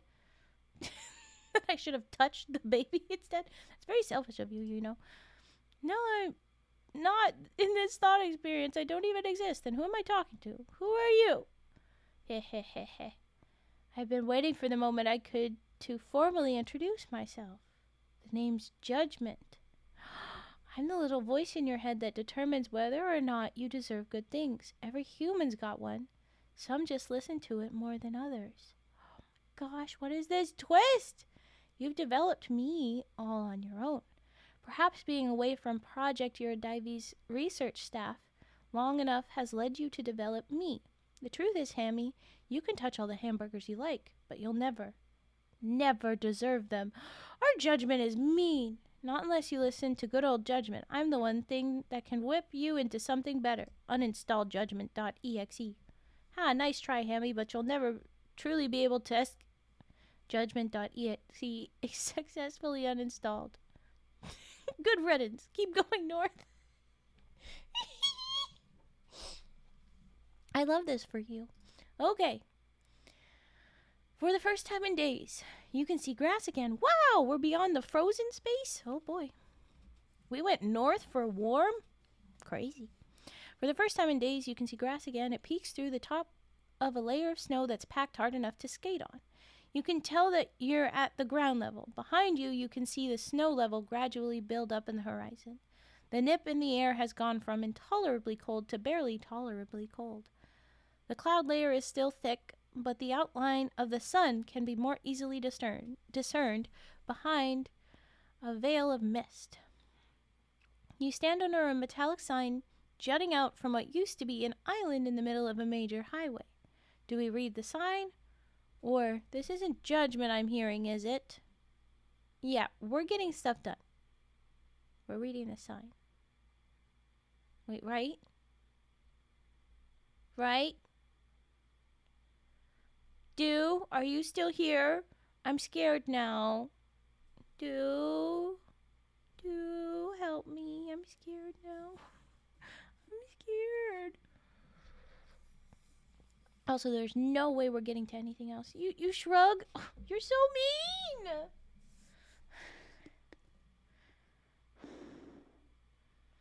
This game is gonna make me paranoid. Raven has to hit the "this isn't judgment I'm hearing, is it?" But Hammy would say, "just move the fuck on." Or the fiddlesticks on. I don't know.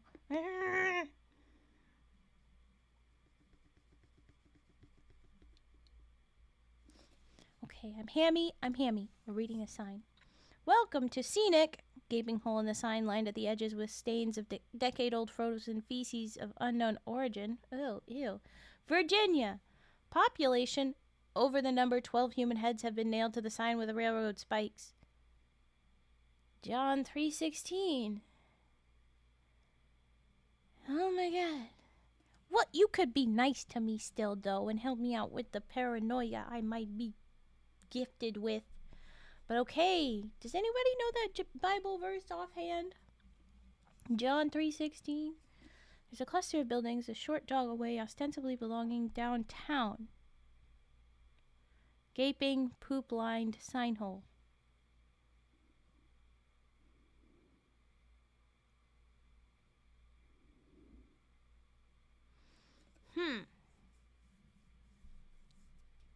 Indeed. Okay, John 3:16. I'm not going to bother looking it up right now. Should I have? Would that have given me a clue? It's just people. People being crazed and being scared. We're actually dealing with Scandinavian trolls. Like, I don't think the Bible's going to be very useful, so we're moving on. Oh. Is that very applicable here? Well, oh well. Well, what now? Let's look at the facts. Mother said that heading north would be a good idea. This town is north of Site 59. It's not terribly far north, but it's north nonetheless.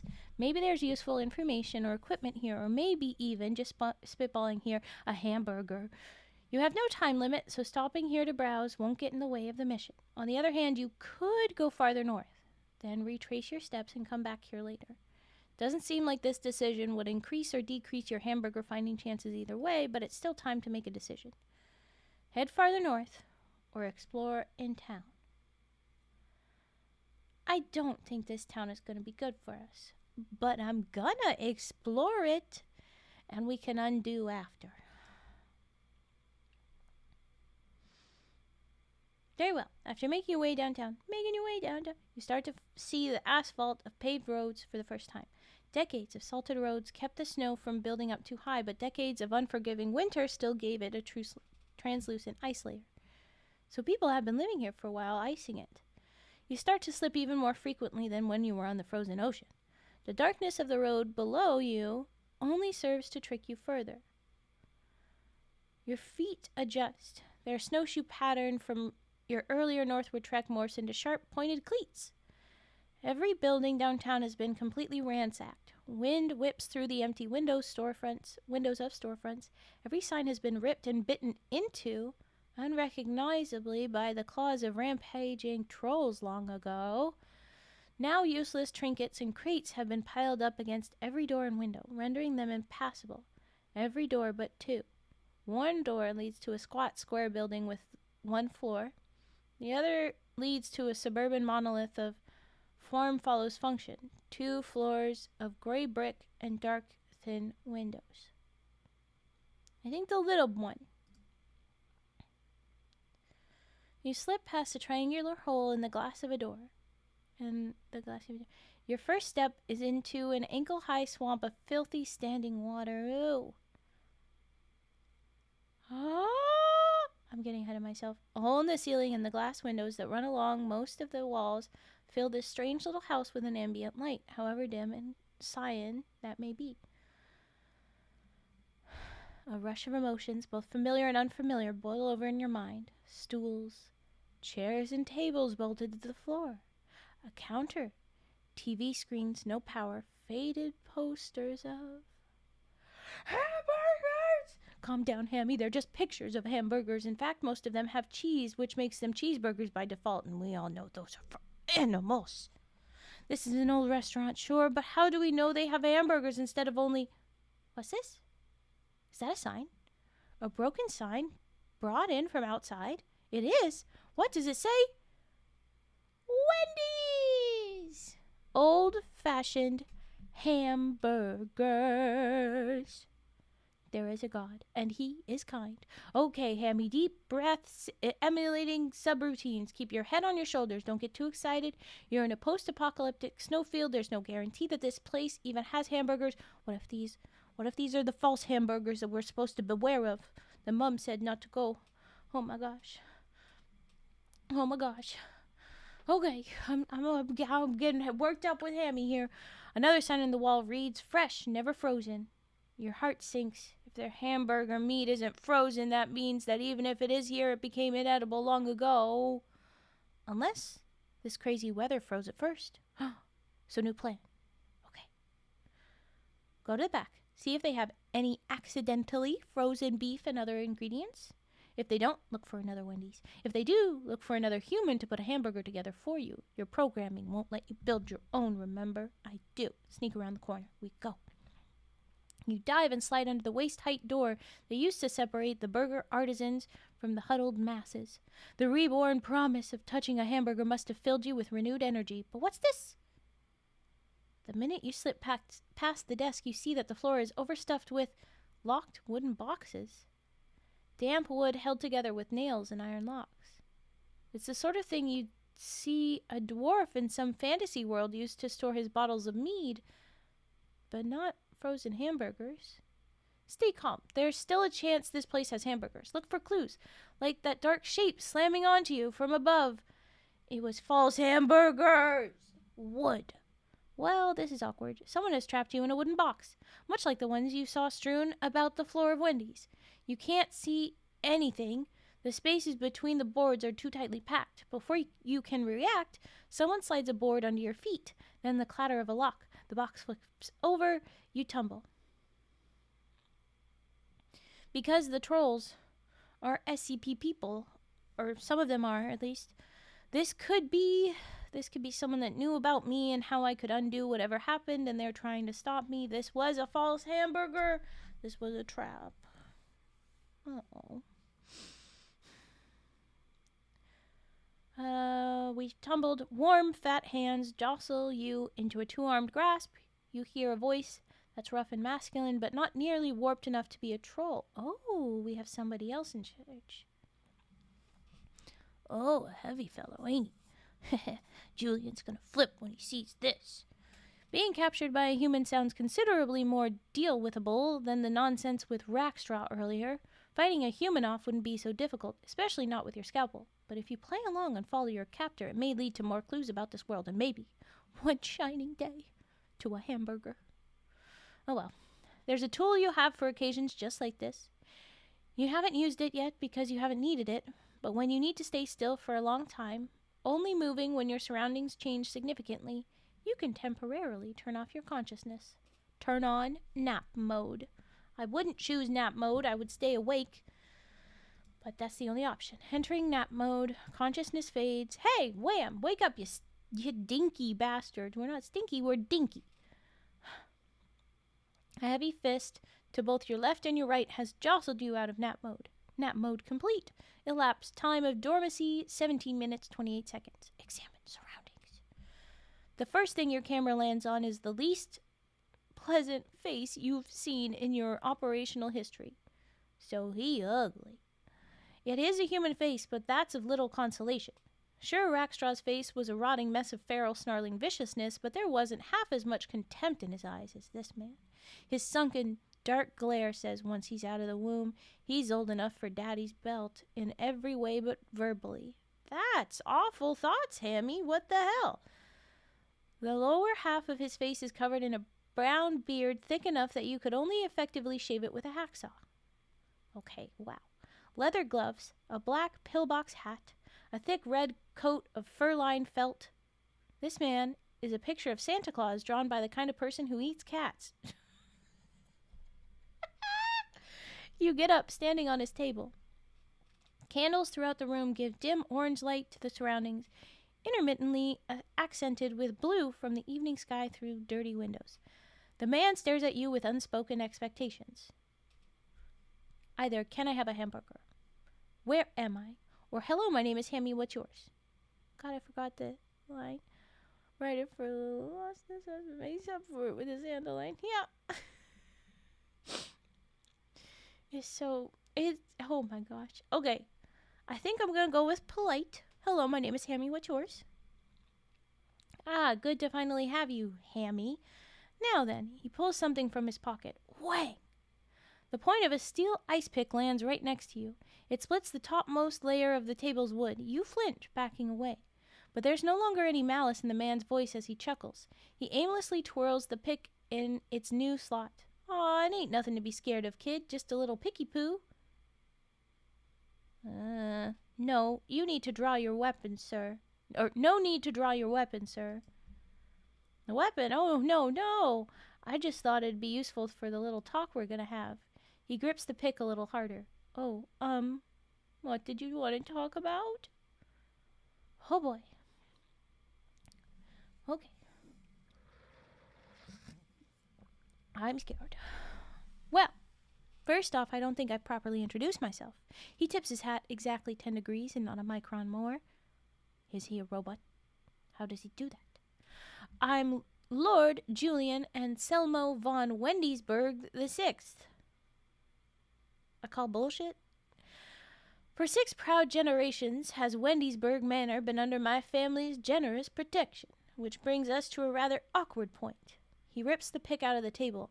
A tiny chunk of damp wood twirls out, landing on the floor. He holds it to the level of your camera. The sharp point of it comes under your helmet, in the area of your quote-unquote chin. He tilts your head up to match his gaze. He bares both rows of paper bag brown teeth in his grin. What would you do in my position, Hammy? Let's say a weird little man made of metal wire suddenly comes into your storehouse, the very Wendy's that the burg has been named after, so my pa said, and comes agonizingly close to your hard-earned treasury. Now you gotta count every coin you've ever made before letting him go, just to make sure he isn't hiding any in his manky little springs. And that'll take a lot of time. In fact, it'll take hours. Hours you could be spending making sure enough robes have been woven for the masters by December. You sound like the worst town ever over here. And now that very same wire man is on your table owing you dearly for what he's cost you. What would you do? Oh, it was crochet. Save for your little scarf that Mother crocheted for you, you never wear clothes. But for the first time in your operational history, you feel naked. It's that stare of his. Oh, poor Hammy. It's not a comfy feeling. Okay, there's the rest of the options here. It was never in my intention to cause you trouble, sir. Can I explain? Or draw your scalpel, stab him a few times, and run while he nurses his wounds. This is a scary man. He will not respond well to stab quick. I think can I explain works.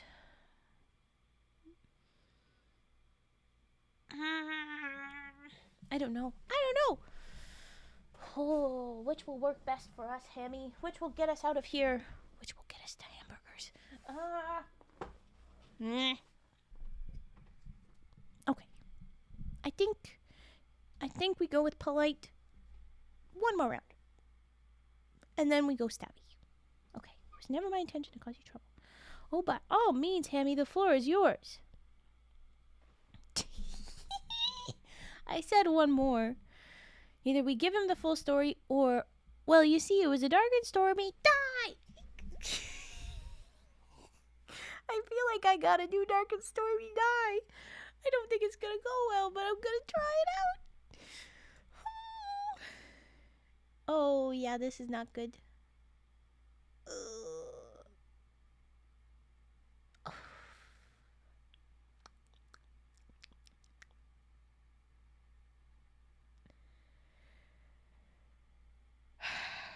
We lost. I don't think this is good. I think we die now.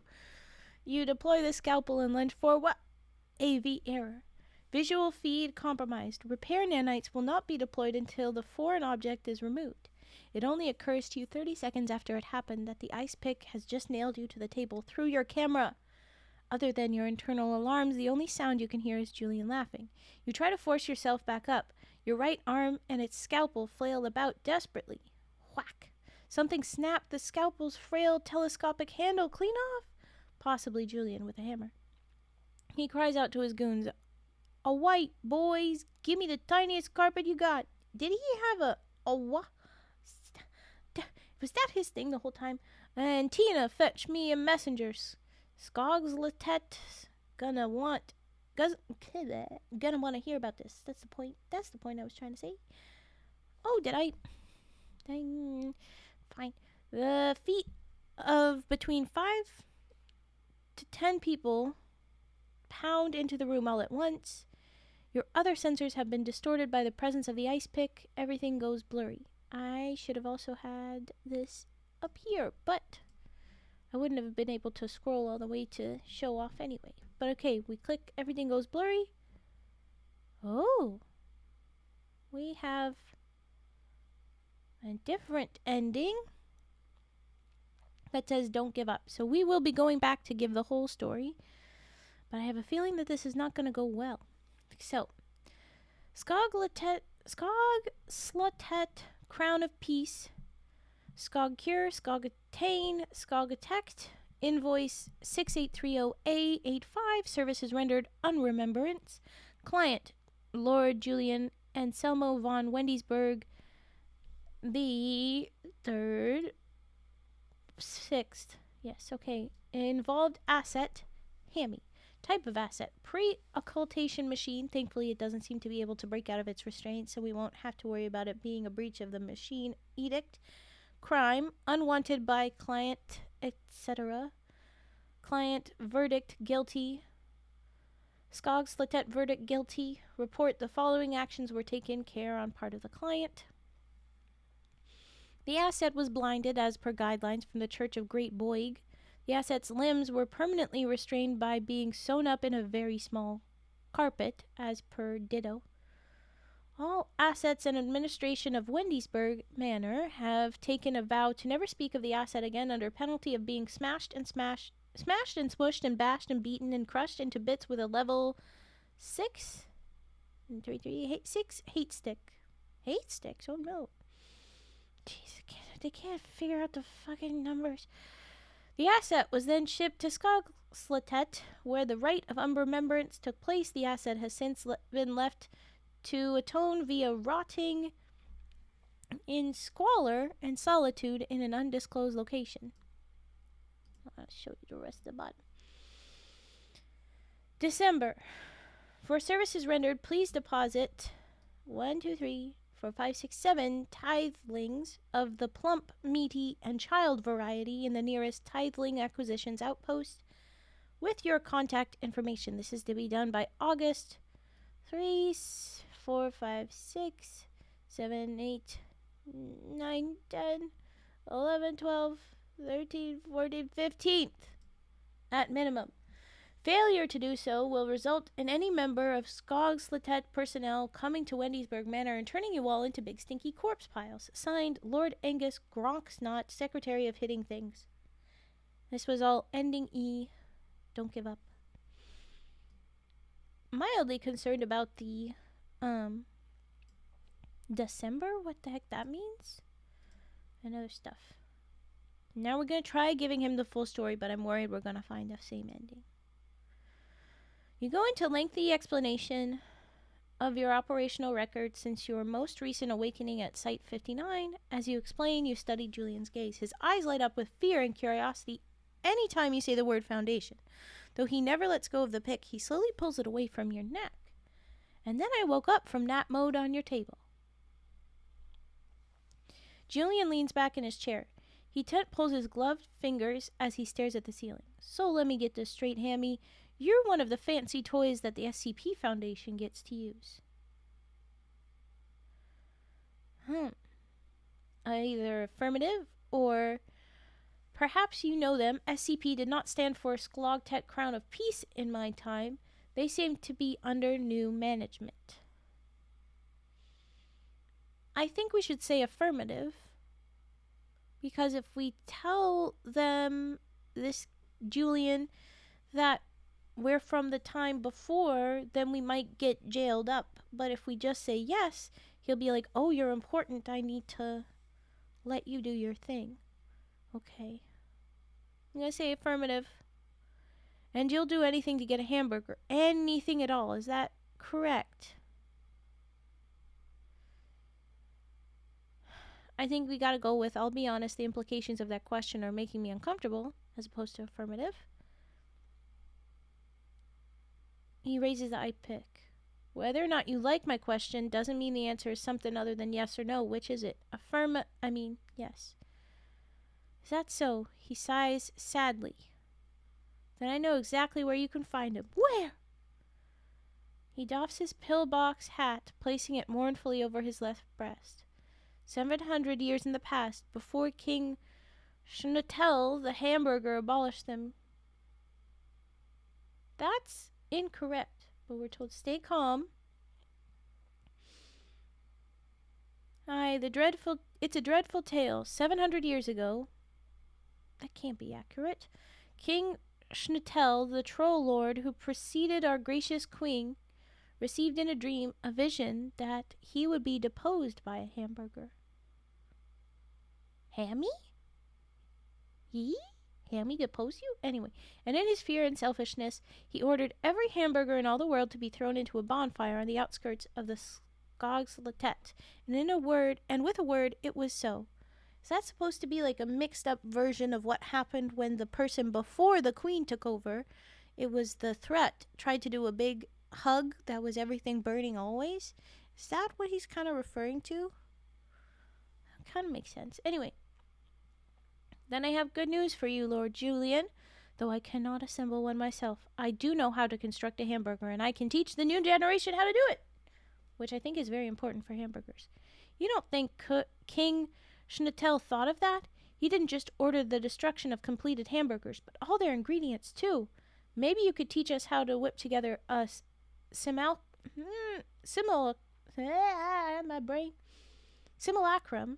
of a hamburger. But my poor fella, that's where your journey ends. Why ... Hamburgers are extinct. What power art thou, who from below hast made me rise unwillingly and slow, from beds of everlasting snow? Seest thou not how stiff and wondrous old, far, far unfit to bear the bitter cold? I can scarcely move, or draw my breath, Let me freeze again, let me freeze again to death, let me freeze again to death. Either we default on your primary objective or see if Julian has anything else to say, because we are in deep grief. No hamburgers ever. Oh, but hang on a minute. Julian twists the edges of his sideburns pensively. Yeah, my cousin, Lord Eugene. He's very rich, ridiculously rich, and he uses his money to collect ancient knickknacks. He's got this old Foundation freezer machine that keeps them all in tip-top condition until someone needs them. He smirks. Oh, he's tricking you. False hamburger. He smirks. I saw this collection just the other day. One of the things was a shining, glorious, beautiful hamburger. The last one ever made, he says. He wants to get it off his hands as soon as possible to make room for something else. I told him I'd think about it. He drums his fingers together. So if you want a hamburger that badly... Affirmative, yes, give now, please, and thank you. I don't think this is correct. I don't like this. It's a trick. Okay, wham. The ice pick slams into the space next to you once more. Julian scowls. The edge of his beard now hangs only a millimeter over your camera. Shut up. Don't forget, you're in no place to ask me for any favors. Not yet, anyway.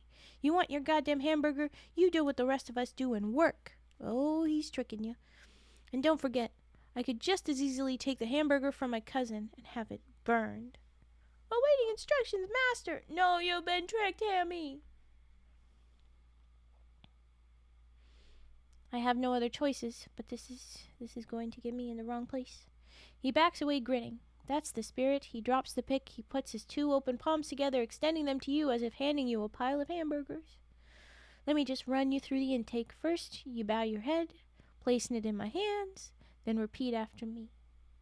Do we become Lord Julian's indentured servant And once we've earned it, you'll receive the last hamburger in existence? No, because he'll never give it to us. Oh my gosh. This is a bunch of stuff for incorrect. Let me leave. Let me leave. Wasting my time. We have no time limit, but you making Hammy a slave. I'm mad at you. Day 1. It feels like just yesterday since you plopped down in nap mode in the pile of hay that Lord Julian calls your bed. In fact, it was yesterday. Your nap mode is jostled by someone weeping profusely next to you. It's an emaciated woman in a kerchief. I should probably narrow that down. The only blonde one in this room. Since 2/3 of the people here at Wendysburg are emaciated women in kerchiefs, with the other third being emaciated men with matted hair and a tiny margin for error for angry bearded men with wool coats and whips. In fact, your dormitory is packed wall to wall with 52 other people. Oh my God! You ask the blonde one why she's crying. She tells you it's because she was hoping to never wake up again. Humans have such strange operational requirements. As you leave dormitory 4A, you have your first proper look at Wendysburg. The majority of the town is in what used to be the sewers of the old town above. Hammered away sections of floors give you and the other serfs access to the otherwise inaccessible buildings above. Ah, this is the serf. We are here. Hey, May! Welcome in. Of course, shout out. We are reading only this one SCP story, but it is also a game, and I am determined to find little Hammy a happy ending for his story. And I very much intentionally gave that in the middle so that it was not specifically just that phrase. Okay, we left. We're looking for stuff. Hammered away sections of the floors give you serves access to inaccessible buildings above. Thank you, May. There are 4 jobs here at Wendysburg. 1, keeping Lord Julian safe and making sure everyone else stays hard at work, with which a serf like you cannot be trusted. 2, foraging old world trash and putting it together to amuse the masters, for which you're not creative enough. 3, being a part of the clergy to keep the settlement in the good graces of everyone's new favorite god, the Great Boig, for which you're not learned enough. And 4, weaving textiles to make the masters fancy new clothes. And that's what you'll be doing for Wendysburg until further notice. You weave.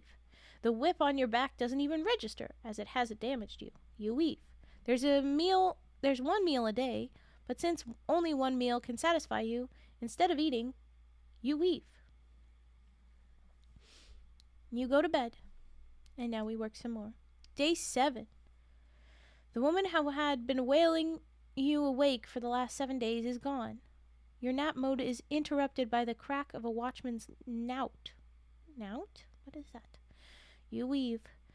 Thanks to gossip among other weavers, you finally deduce the pecking order of this new world. Everyone across the globe has been united under Skogsletet Crown of Peace Foundation as a central government, and the trolls are the undisputed masters of humanity. You weave. Lord Julian congratulates you on your first full week of work. He's far from impressed enough to give you a hamburger, but your efficiency and self-reliance have already made you a paragon among your class. You weave. Work. Day 68.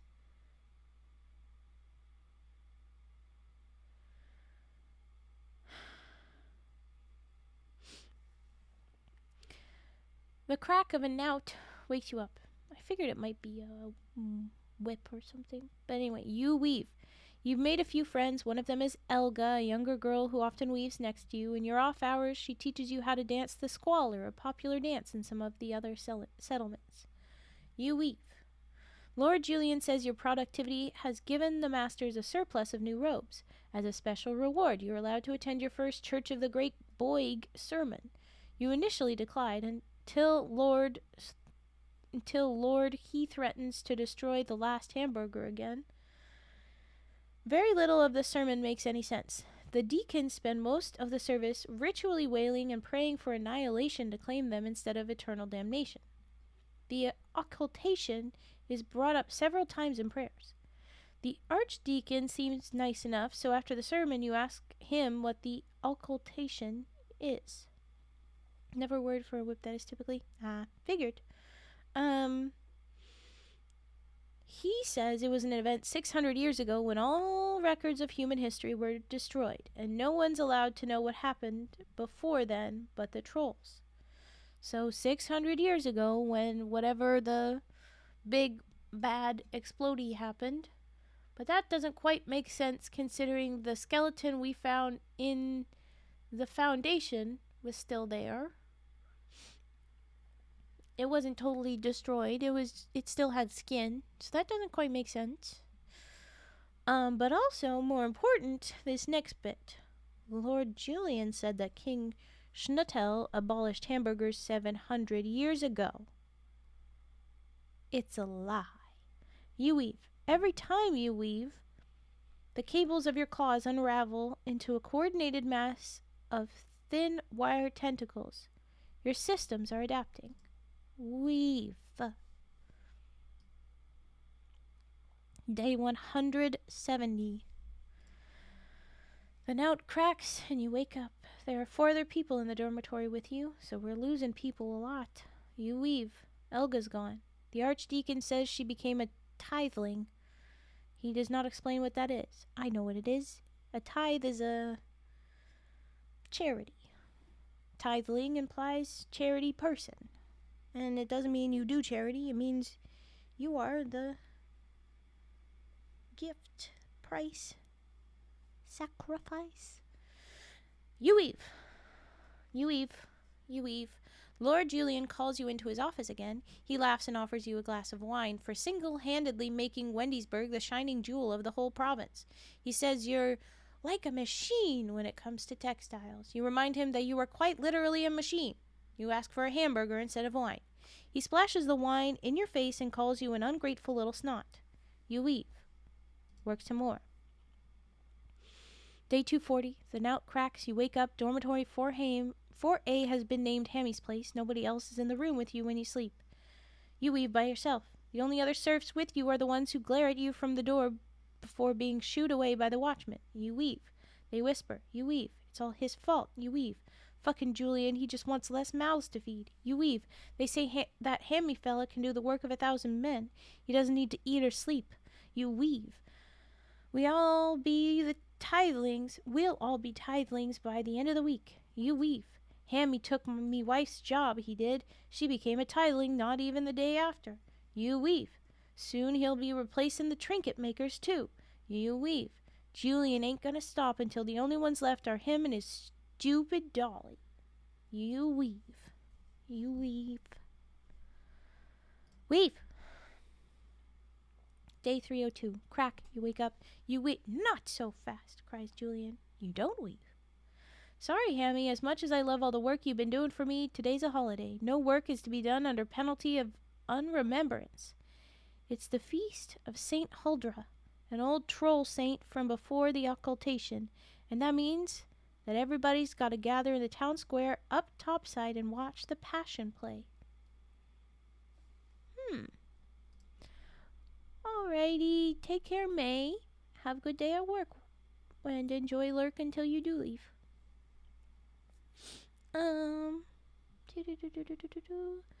Where was... Okay. Is it a play about weaving? I mean, hamburgers? Wow, we've become obsessed with weaving. Sure it is. Yeah, just come along. The fanfare's already starting. End of Act 4.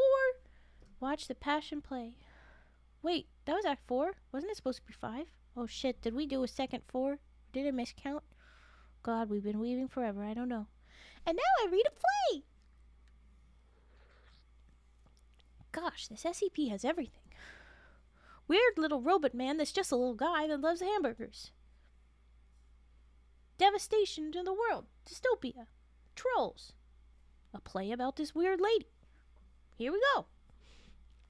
The Passion of Her Majesty's Occultation, author unknown, for use by settlements to be played under the market sigils on the feast day of St. Huldra.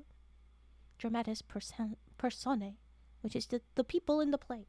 There's going to be Her Majesty, played by, or info about, female, young, preferably tithing grade, so not skinny little, meaty preferably, and then Chorus of Mankind, general peoples, the 40 tyrants, all masked, the great Boig, male, wizened, in lordly robes, and then the great Boig's 12 knights.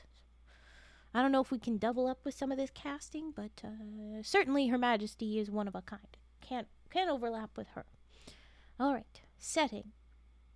The amorphous dream space of humanity's collective consciousness. Of course.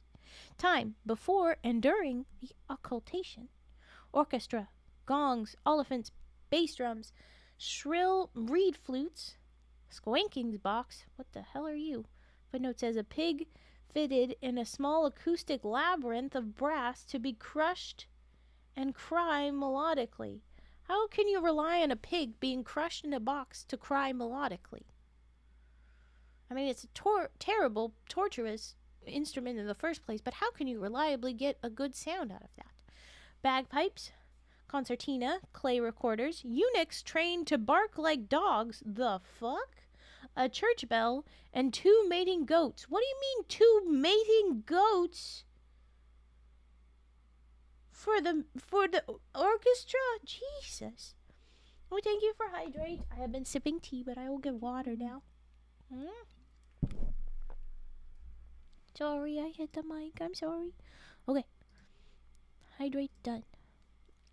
At the end of this, I will do the brushes and scissor snips that I'm sure Lahonk left long ago, though. Yell at me, Lahonk, if you're here, and demand them. Okay, but here we go. The play. Her Majesty sits in the middle of an empty field, curled over as a living corpse in twisted agony. Mankind assembles around her, dancing slowly in a solemn procession. And mankind sings out or says, O shepherdess, wherefore your tears so stain the sterile soil with your innocence? A steady hand and unforgiving calm befits the herdsman's crook that spurs us forth. Okay. Her Majesty, my children, pay no mind to my distress. It's nothing to your lot when thus compared. The crook you speak of isn't mine to bear, and he who seeks my leadership as such is led astray to pastures blasphemous. To answer you, I weep for mankind, such bondsmen as yourself to fourfold lash. I hate myself, for I am powerless to free you from the agony I swore, to hide behind 100,000 doors, to hide in darkness that you live in light. The darkest darkness triumphs evermore. No vault is large enough to dam the flood, to stow you far from cataclysm's grasp. Her Majesty might be someone of the Foundation. There's nothing I can do to save you from this thing that's gonna kill us. And then mankind. We wish we died to stump back one more tear, to ne'er escape your blameless eyes again. Oh, this and this alone would us console. Her Majesty. Your selflessness outshines the golden sun, for that too warms us to no recompense. But soft, your masters come to fetch their prey. Enter the 4 tyrants to clamor a song. I thought there was 40. Is there only 4? Oh yeah, there's only 4. Enter the 4 tyrants to clamor a song. Mankind cowers before them. Tyrants, the life you lead is inescapable. There's but a single trough to feed you all, which we refer to as a chamber pot. You'll eat of it, for there is nothing else. Ew. Tyrant said, eat shit. Tyrant of vanities. Ooh, they have different kinds. The tyrant of vanities am I, the lord of every empty fleeting thrill. I've silly games and bright convenient toys to drive the fattened beast to shrieking bliss. And so when good Sir Butcher comes to call, you'll lie and say you're anything but meat. But one without the other can't exist. So death or drudgery, the choice is yours. Tyrant of fear. The kingdom of my tyranny is fear. The omnipresent blade upon your neck, with fingers lean and wide apart to sift, I hold your safety in my careless grasp. I cannot be ignored on pain of death. You'll act upon my every childish whim, for I'm the charlatan of promises that dangle at the other end of hope. Tyrant of shame. I am the tyrant lord of shame and guilt. Whoever will pursue your base receipt. Historian and slaver both am I, the witness of your heart's iniquity. No soul is pure in this world or the next, and therefore, if you ever try to change this nightmare you've created for yourselves, remember that you aren't qualified. Tyrant of death. I am the tyrant of death. I'll fucking kill you. Iambic pentameter is for losers. Die. Okay, thank you, my tyrant of death. It does say something when someone breaks pattern. It's very impactful here. Oh my gosh. Oh, Lahonk, I just saw. I'm sorry. Okay, you go bed now. I'll refund your points, but I'll do them because I want to do a break, and those are perfectly good. I will refund your points if you are not here. Okay. Mankind. For ages have they been our overlords, O shepherdess. Your knights have ever worked, forestalling every dark invading host and giving limit to catastrophe. Eepwalk. And yet, alas, the 4 remaining lords remained immortal while the others fell, and nothing can be done by man or God to stop them, for their evils are our own, and we created them in our disgrace. Tyrants. We are your castigation given flesh. The tyrants disrobe, cavorting amidst the chorus with abandon. So are they fully naked or just not in robes anymore? Note to players.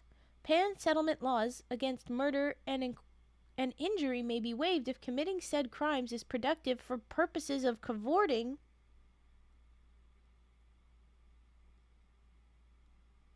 So basically, hey, actors, you can go ahead and murder people now. It's okay. It's for the purpose of this. Murder the actors. Go ahead. The fuck? I would not sign on to be in the chorus. I can tell you that, that's for sure. Who in this little town even got cast in this play, I wonder? Oh my gosh. Anyway, then Her Majesty. Though reason firmly pleads me to concede your suffering beyond salvation's grasp, my heart is breaking open as I bear true witness to your miserable fate. My foolish desperation chains I loose, for once again I seek to end this pain, ignoring all impossibility. Now let my voice reach stars beyond the stars, to cosmic voids beyond the head of God, beyond what can be conceptualized. Will no one intercede for humankind? Oh, someone, something, anything, I charge. You answer, break your silence, and appear. Enter the great Boig and his train of knights. The tyrants back away, hissing. Oh, horror! Holy light confounds our souls. Her Majesty, are you the answer to my anxious prayer? The great Boig, I want a gift. He draws a knife and severs one of Her Majesty's fingers and swallows it whole. Holy shit, what the fuck? Note to players, please rehearse this part carefully. There have been incidents of death from blood loss and or choking on the finger, interrupting otherwise seamless productions. AKA, rehearse chopping someone's finger off and actively do that every time you perform. My God, Jesus Christ. Her Majesty, receive my offering, O noble one, and in exchange, what is your lordship's name? The great Boig, myself. Her Majesty, you know yourself, I cannot say the same. The great Boig, you are to be the queen of this world. Her Majesty, not I, my liege, I am foundation stock, a herder of the flock unspeakable. Okay, so Her Majesty is in fact someone in the foundation. And then the great Boig, be quiet. The Boig points to the 4 tyrants. The tyrants fall down one by one. Tyrant of vanities, what heresy! Without me they are lost. Their lives will be worth living nevermore. Tyrant of fear, oh how I die! Without my guiding hand they'll wander blindly into cleansing flame. Tyrant of shame, my strength it leaves me, but without my help the saints will all descend to wickedness. Tyrant of death, I am a universal constant and cannot die, but now I am no longer evil royalty. Well, shit. Exit the 4 tyrants. Mankind, with tempered joy and wary sigh, we cheer, for every miracle must have a price. I imagine mankind finally getting their lines after a bunch of them dying.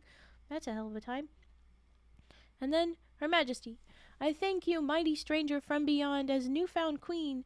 I've all my realm to give, so what, pray tell, expect you for this boon? The great Boig, your humanity. I know.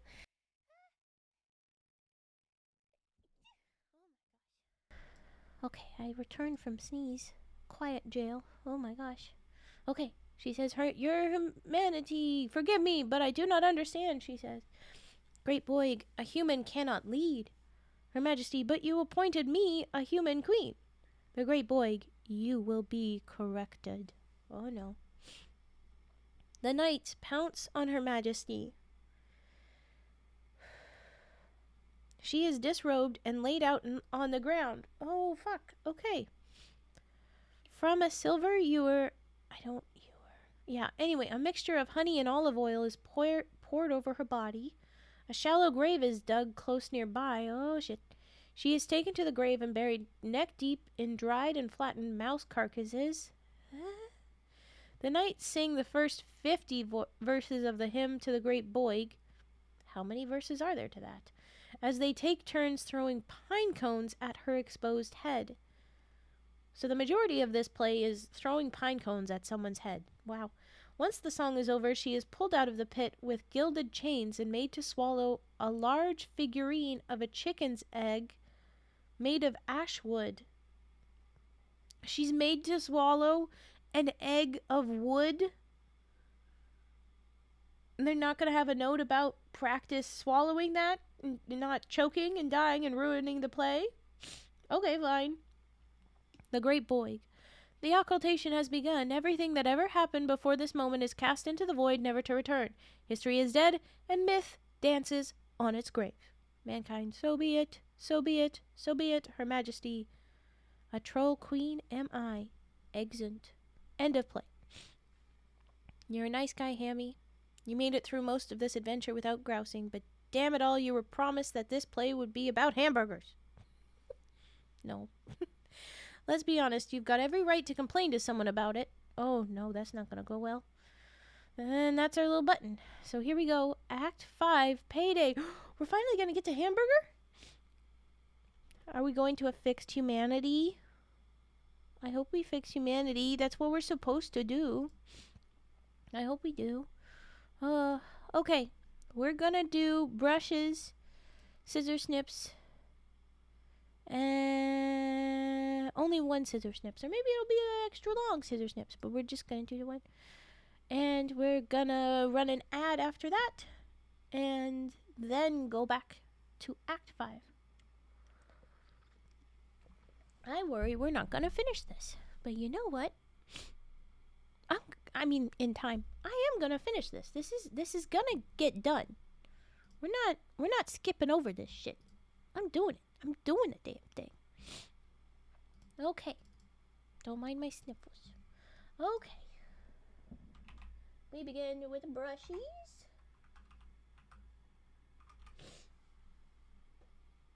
Phone case. Okay, we will do. But alright, we're going to start with the brushies. Oh my gosh, what am I doing? That's what I'm doing. A very important first step must be done. For the mic to be ready for brushes, I have to remove the cover. You're naked. Okay, here we go.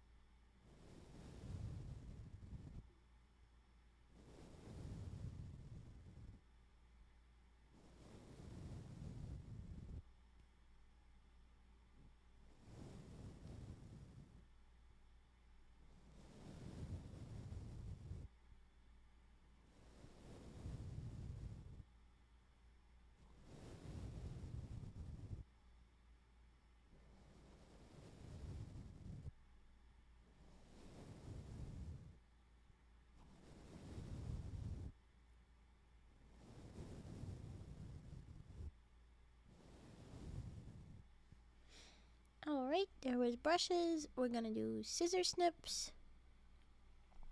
And then we will go ahead with typing and then tappy taps. I refunded the honk for one. I think I actually took point from the honk with the first one. Oops.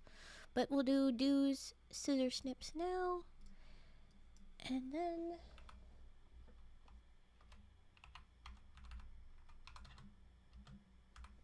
the tappies and typings.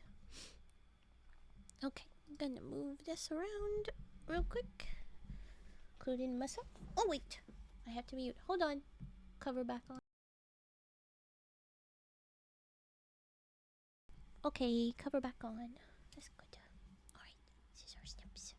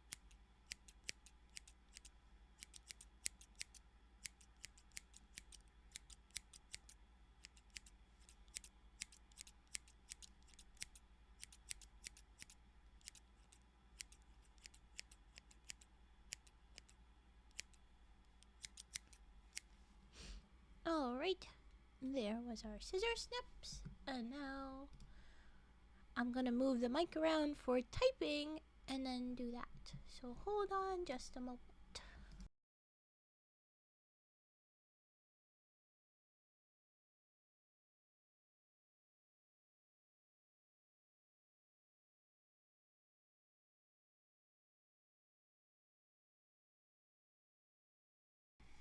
Alright, here we go.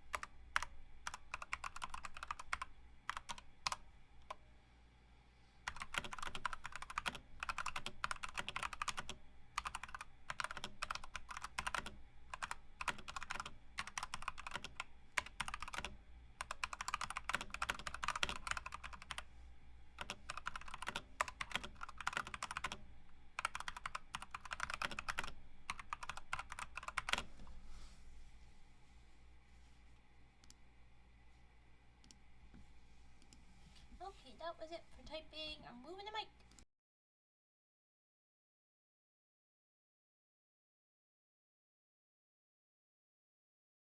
Okay, mic is back. We're done with that, but we are doing tappies. Phone case now. Phone case? Come on now. Come on now. There we go. Alright. Oh, I have an ad coming in. So, I'm gonna run the 30-second ad. I'm sorry, it's happening. It's not my choice. It's happening. Okay, here's the ad, and then tappies, and then story again. Here we go. I warned you, 30-second ad. For whatever, oh, now it is. There we go. For whatever reason, it was showing us still starting in a little bit of time. And then I was like, I already clicked the button, but now it's going. Okay. Tappy taps up next. Phone case tappies. I know where that is. Here it is. I has. Okay. Okay, welcome back. Here is phone case tappies.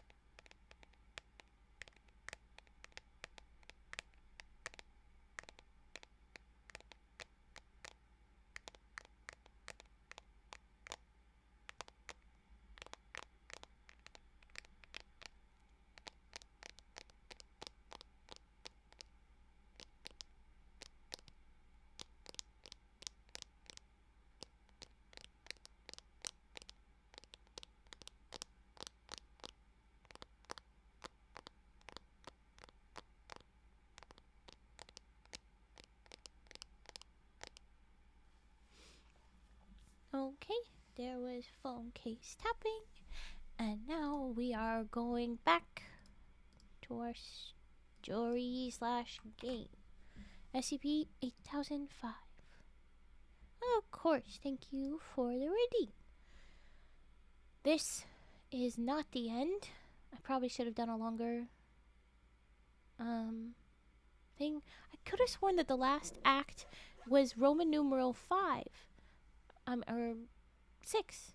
No, wait, that wouldn't make sense. They put 6, but they meant 4, and I should have read it as 4, but I think I was thinking of it as 5. Oh, we're all a mess. Anyway, okay, now is actually Act 5. We're gonna see how well I can do this. It's payday. Here we go. Back into our little alternative reading. There we go. After the play, Lord Julian calls you to his second treasury. You had been under the impression he only had one. In the old and sadly hamburgerless Wendy's franchise, Topside. But Julian's in a jolly state today, and not just from the holiday. Thanks to your dedication to weaving, the trolls have made him rich enough to need a second treasury to store all his gold. This treasury was at Taco Bell before the occultation, so, by very definition, it's not usually the place you'd want anything to do with. Alas, your lord has commanded your presence. You sit against a broken cash register on the counter, and as for Lord Julian, his body is draped against a mound of broken chairs and tables. He giddily gathers together fistfuls of gold coins from a large potato sack and counts them. I'm just now having the thought, if we had just continued north, would we have skipped to Act 6? Would we have possibly, maybe, gotten yoinked away and still succumbed to serfdom? I don't know. That is a hell of a way to make an emote involved in a command. Look at that now. My goodness. But hi, Adon. Go ahead and lurk. Okay. He giddily gathers fistfuls of gold coins in a large potato sack and counts them. Each coin has been stamped with the SCP Foundation logo, if that symbol even means anything anymore. These coins were a gift that was given to him by a troll emissary at the end of the play, in commemoration for his manor's exceptional output of textiles. Though Julian has taken all the coins for himself, you feel no envy. Money is meaningless to you unless it's spent on a hamburger. That being said, you're not exactly pleased with him either. Just as you're about to speak, Julian interjects with a chuckle. Hammy, my boy, you are a god among whatever you said you were. I was a regular pauper in lordly clothing before you came along, and now look at me. There must have been kings before the occultation who'd have killed for one day in my shoes. Heh. Keep this up, and the Boig as my witness, you'll have a manor of your own one day. Some say a serf can never rise to nobility out of bondage. Bah!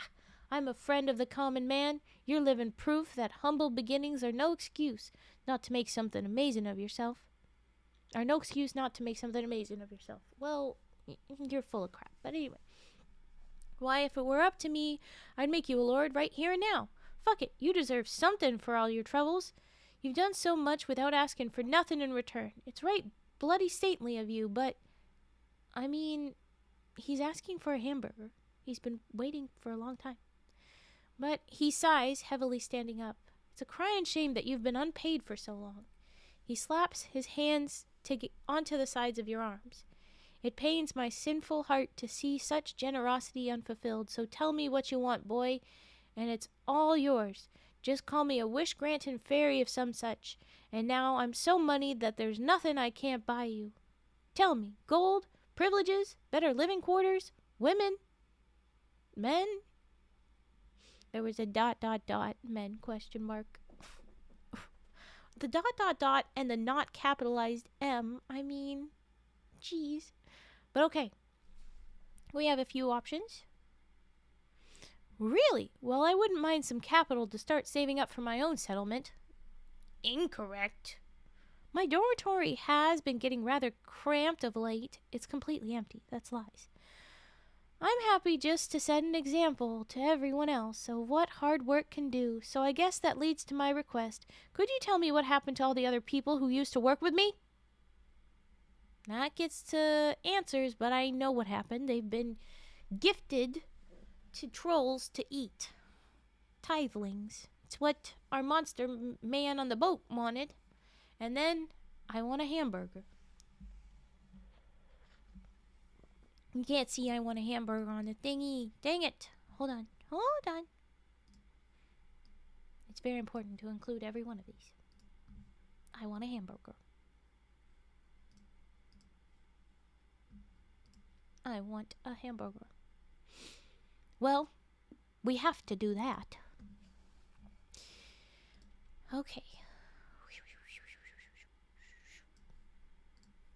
He grimaces, looking off to the side before scowling at you for a moment. Hey now, don't get any delusions of grandeur. You've been exemplary, but not so exemplary that I can just conjure one out of thin air. My guy, you have had all this time to conjure one up. It's not out of thin air. It is after a lot of work. So, do we say I'm sorry, but I have worked for you without pay for 301.5 days, pony up, or hamburgers are quite spectacular, so I suppose it's only natural that I'd need to work harder. Maybe I could be repaid some other way. For now, no. Pony up. Attacking his lying ass and being done with it? Oh boy, this is gonna be fun. Okay, he growls, pointing a quivering index finger at your eye. Hold your whatever you have instead of a tongue. Don't forget, I could just as easily tell my cousin Eugene to burn your stupid hamburger. Hell, pisses me off enough, and I could even tell him to poison your hamburger or starve it. Either we say, my lord, hamburgers do not eat, or we attack his lying ass and be done with it. And I think we attack his lying ass. His hulking body blots out the few sources of ambient light behind him. In the new darkness, he's more of a shadowy mass of shaggy wool and teeth than anything human. He lunges for you with both arms extended.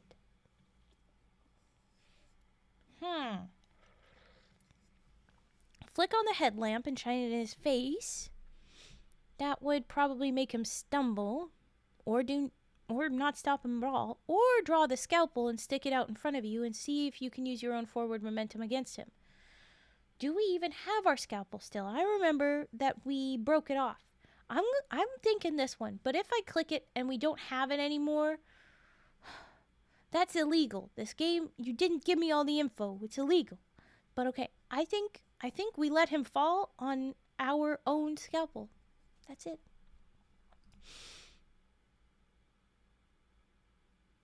Damn.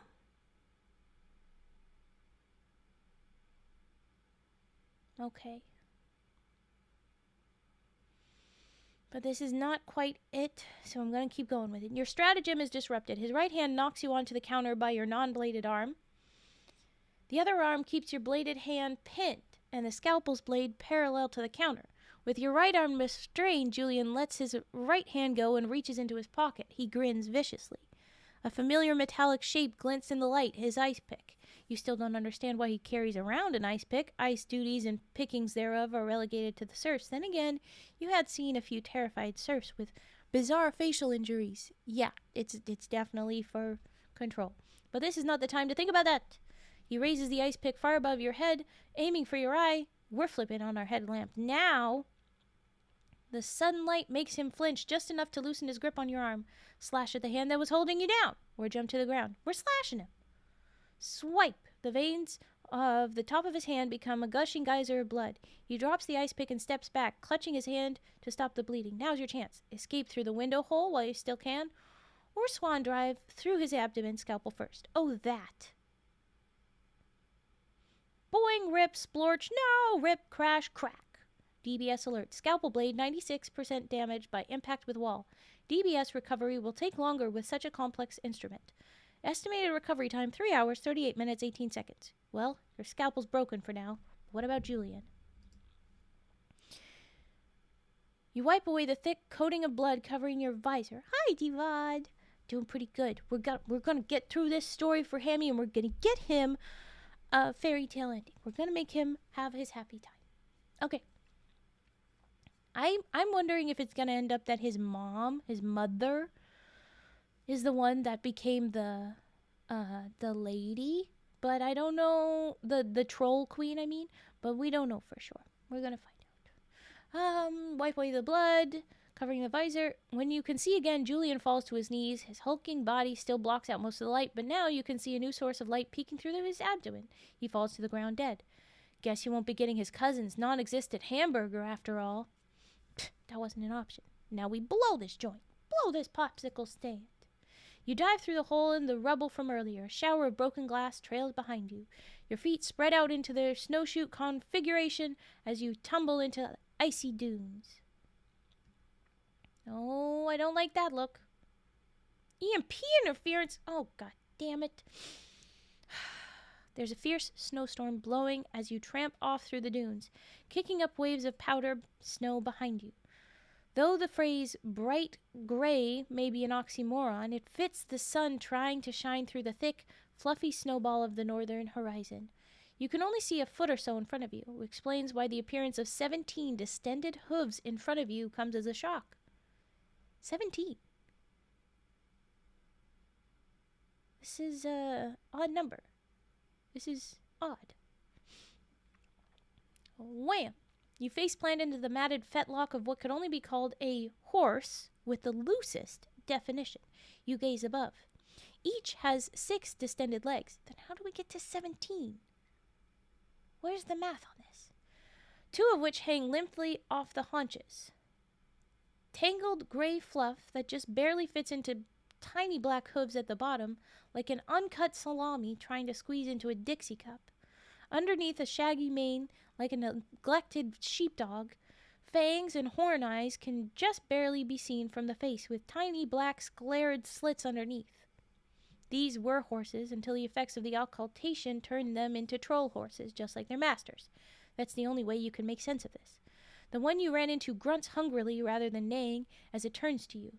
The voices of the horse's riders kick up. Oi! Found the illegal machine thingy! Get the Manalord! Oh no! We didn't make it away from the serfdom fast enough. Two glowing prongs of a long fork suddenly come into your vision. Zap. EMP interference. Systems compromised by electric shock. Switching to minimal activity mode until the system can be reinitialized.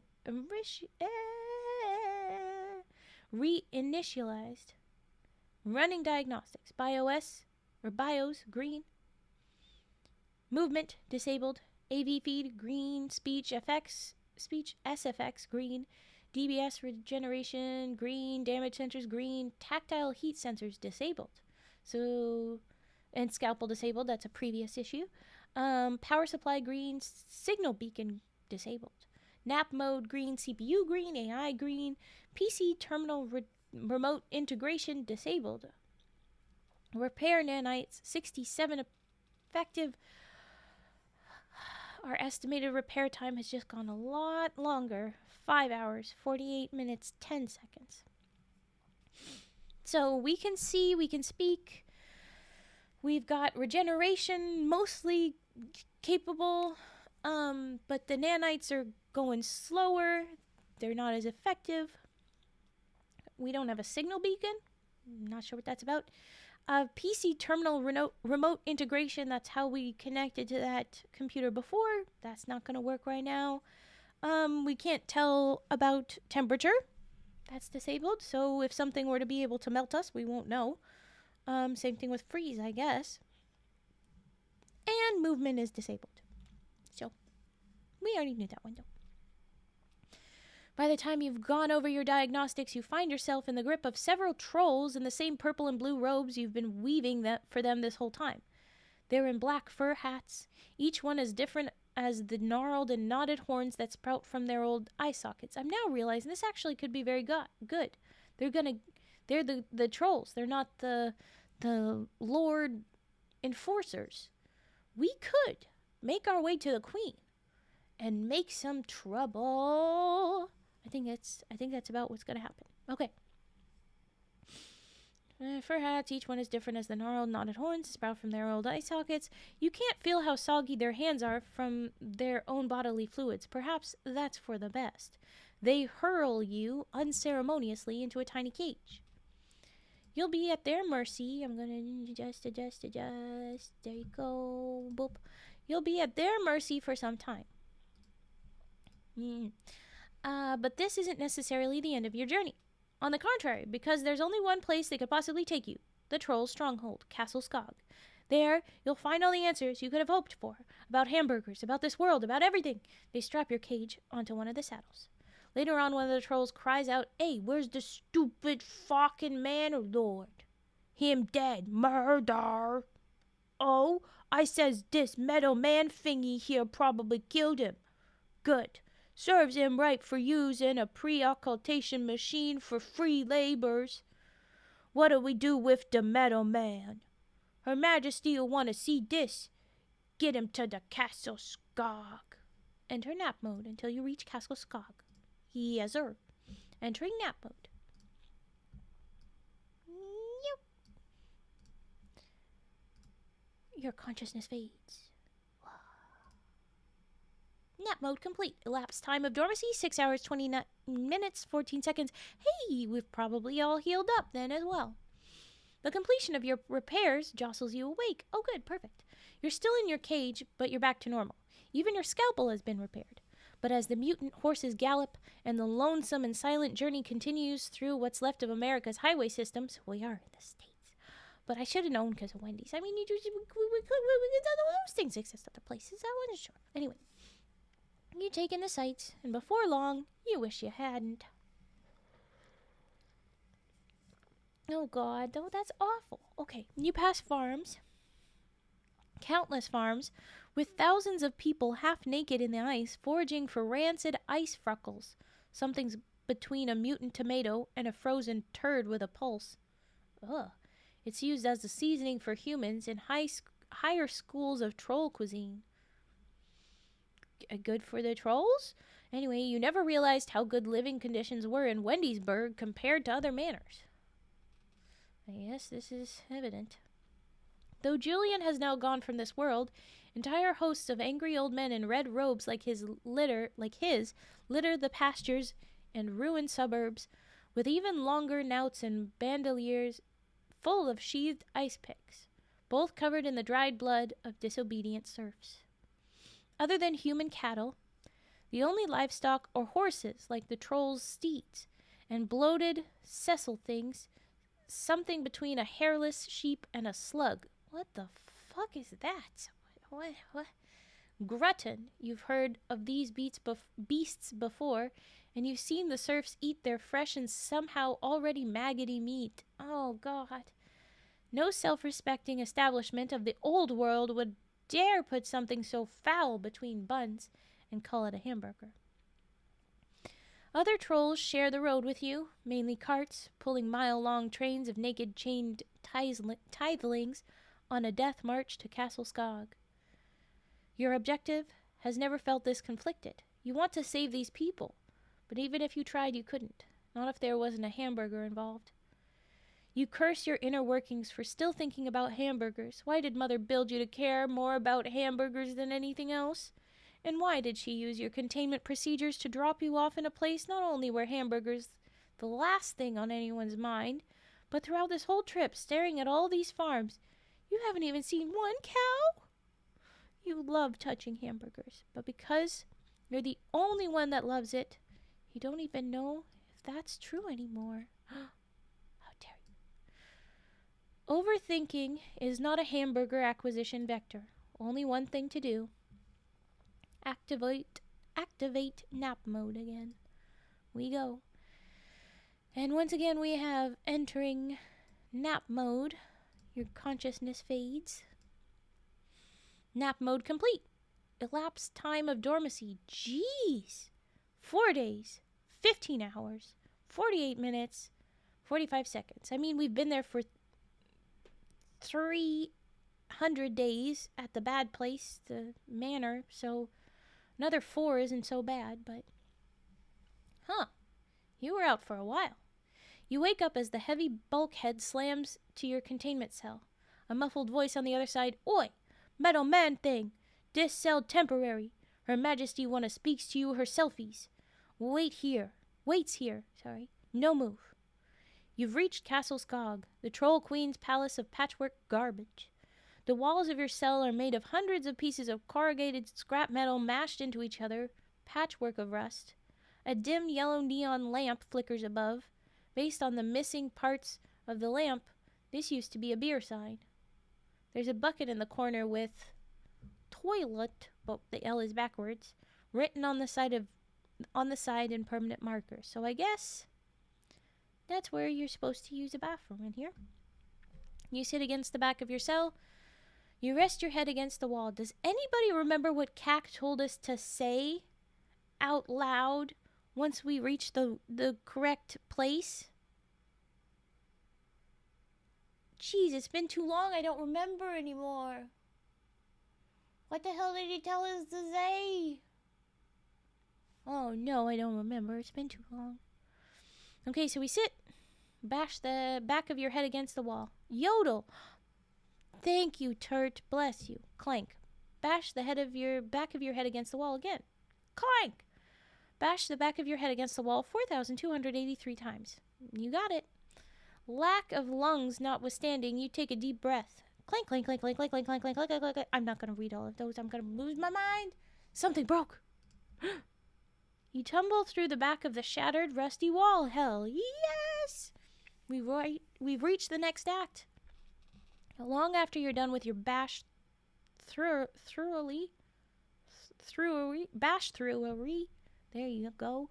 You can hear distant clanking in much the same manner. Apparently some of the trolls thought you were doing a little song. Who says I wasn't? Say what you will about the trolls' cruelty, brutality, and horrifying disregard for hygiene, but they know how to throw a party. Hell yeah, they do. You're in the room that was behind your own, a cell, but of a different sort. There's a troll bureaucrat in the corner, long dead, partially mummified. His hands are firmly clasped underneath the front of his pants.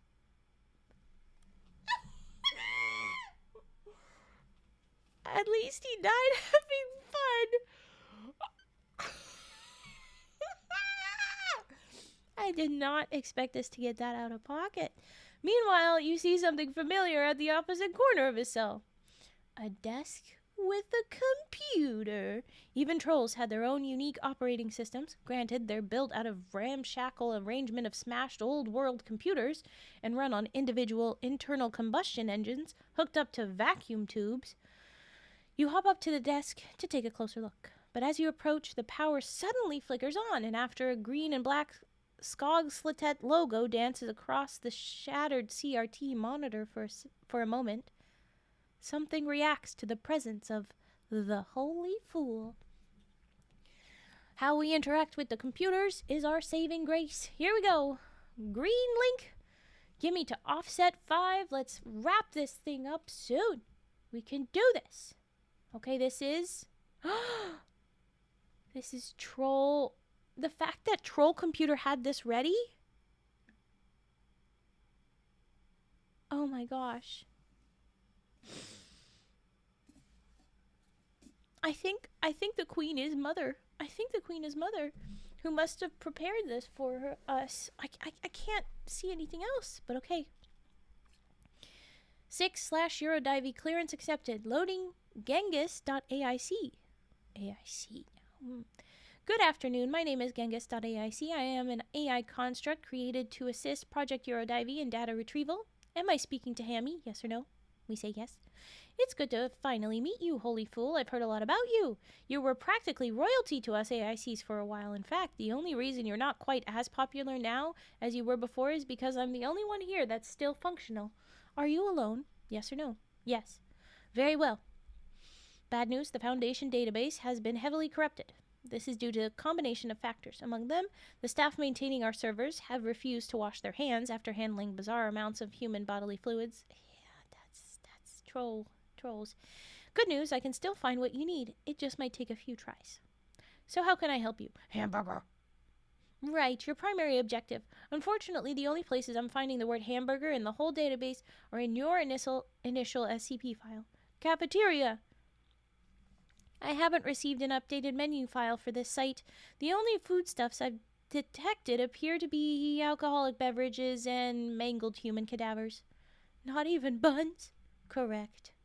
Proposal. The administrator of the Foundation is on the 12th floor of this building, where perhaps she would know more about hamburgers. A quick check in the database has informed me that her name is either 0512 or Her Majesty Solvig Fjeldroning, the indestructible Queen of all Trolls, right hand of the Great Boig. Oh, so 0512 is the one who became the current queen. But the one that we read about in the play, who was that? That was a previous queen, I guess. But anyways, what site is this? Archive data indicates that this site has had the designations Site 581, Castle Skog, and Skogslitet. Anything else, Hammy? Give me a second. Understood. Your name was Genghis, right? Correct. Okay, Genghis, here's the thing. I have been tramping around this burger-forsaken icy nightmare for almost a whole year, and I'm still not any closer to getting a hamburger than I was on day one. In fact, the only data I've found about hamburgers has been archival. None of the humans I've met even know what a hamburger is. And worst of all, these rather unpleasant troll persons have created a human as cattle system that would cause 97.3% of hamburger enthusiasts to lose their appetites. I am frankly concerned for the state of the fast food industry in such a dour market. And honestly, there have been days when I doubt my own convictions. My faith in the burger has never wavered until the current operational cycle. Do I actually like hamburgers, or do I only like them because I've been told to like them? And what would my touching a hamburger do to correct any of this?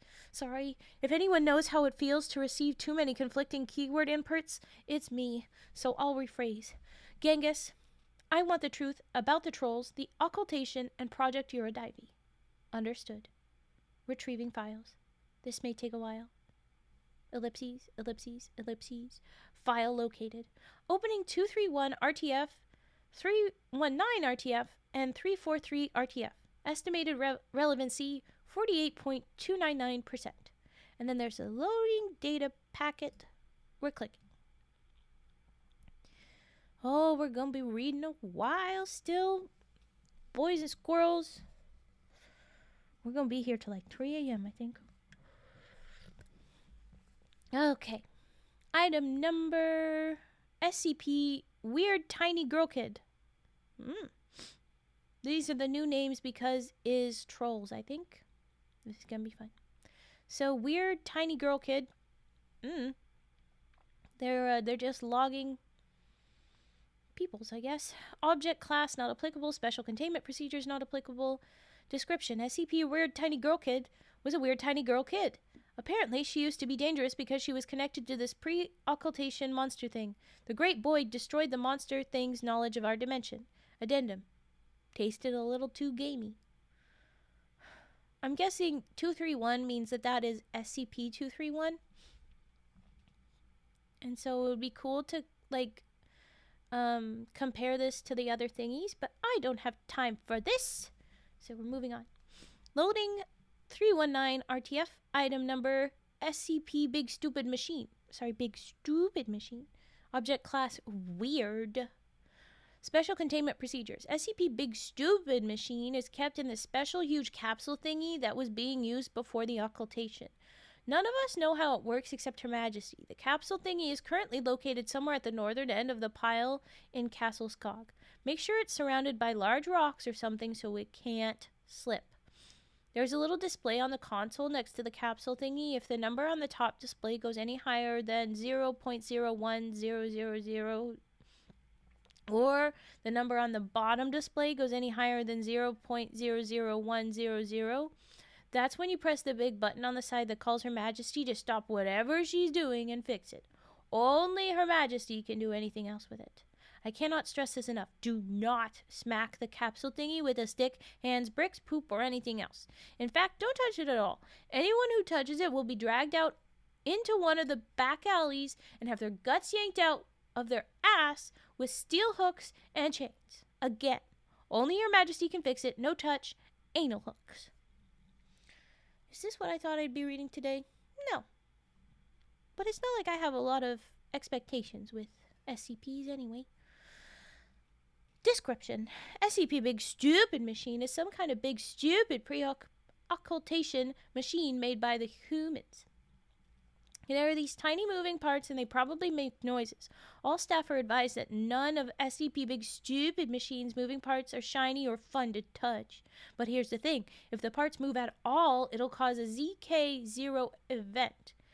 Which is a lot of explanation, but it basically amounts to nobody gets to bite humans anymore. So don't let the parts move. The capsule thingy prevents the parts from moving on their own, I think. Currently, there's no understanding as to why the humans made a machine with moving parts if they didn't want anyone to move it. The going hypothesis is that the humans are a bunch of stupid meat monkeys who would be curled up in the corner sucking their own dicks forever if we weren't in charge. I thought they were going to say sucking their own thumbs. Sucking your own dick feels a bit more like a troll thing to do, but I don't know. Loading 3R3.RTF, item number SCP Stinky Old Guy. Hey, Stinky Old Guy's probably who we saw before. The old guy that was stuck in a thing. I don't know. Oh no, never mind, he's dead. Object class, SCP, or Special Containment Procedures. I forgot where we put him, but it's locked in a box somewhere at the bottom of the pile. No, he's eaten now. Item number SCP Stinky Old Guy is a stinky old guy that's a human, but also not, kinda.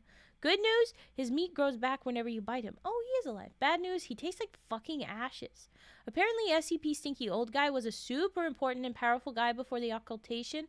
Fortunately, the Great Boig devoured most of his memories, so now he just sort of plods around going, "Nyeh," like a sick horse.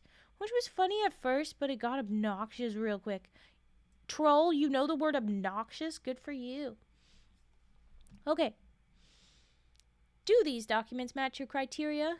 Genghis asks. Yes or no? We say no. Don't worry, I'm not good with this either. Understood. Attempting to get ellipsis, ellipsis, ellipsis, ellipsis, ellipsis, ellipsis. Opening 10889.rtf. A modest proposal.rtf. voter record 10889.rtf, and Dospekyaboga.rtf. Estimated relevancy 89.481%. Maximum relevancy threshold reached. If it's not here, it's irretrievable. Okay, so this is all that we got. Oh, and I see that we eventually say yes, thank you. So this should be very helpful. Excuse my sniffles. Here we go. Loading. 10889.rtf. Notice from the Records and Information Security Administration. This is a pre-occultation document. If it's still available in the archives, that means some computery bullshit is trying to keep it encrypted or something, and we're having a tough time trying to figure out how to delete it. So, ignore this completely, or we'll send someone to hit you with a level 5 hate stick. Hey, that's not as bad as the other ones, unless they do the other way. We'll send someone to hit you, and hit you, and hit you, and hit you, and hit you, and hit you, and hit you, and hit you, and hit you. With a level 5 hate stick.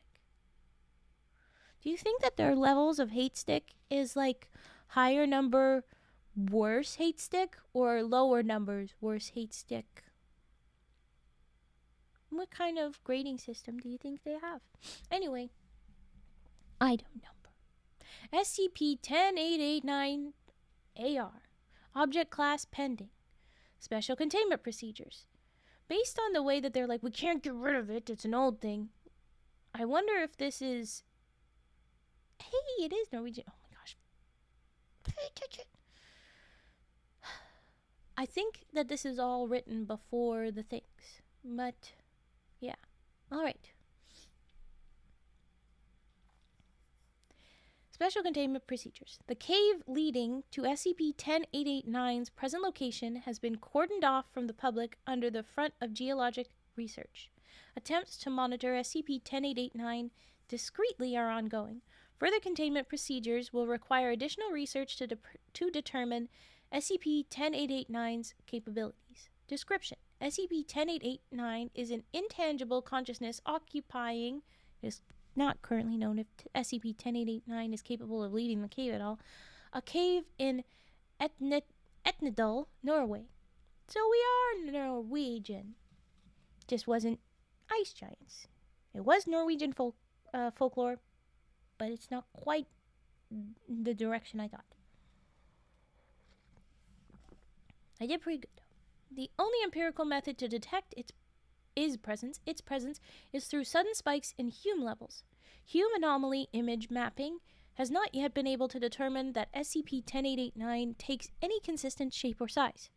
When a human subject physically intersects with SCP-10889, they experience a series of visual and auditory hallucinations. While the nature of these hallucinations differ from person to person, there are a few consistent elements.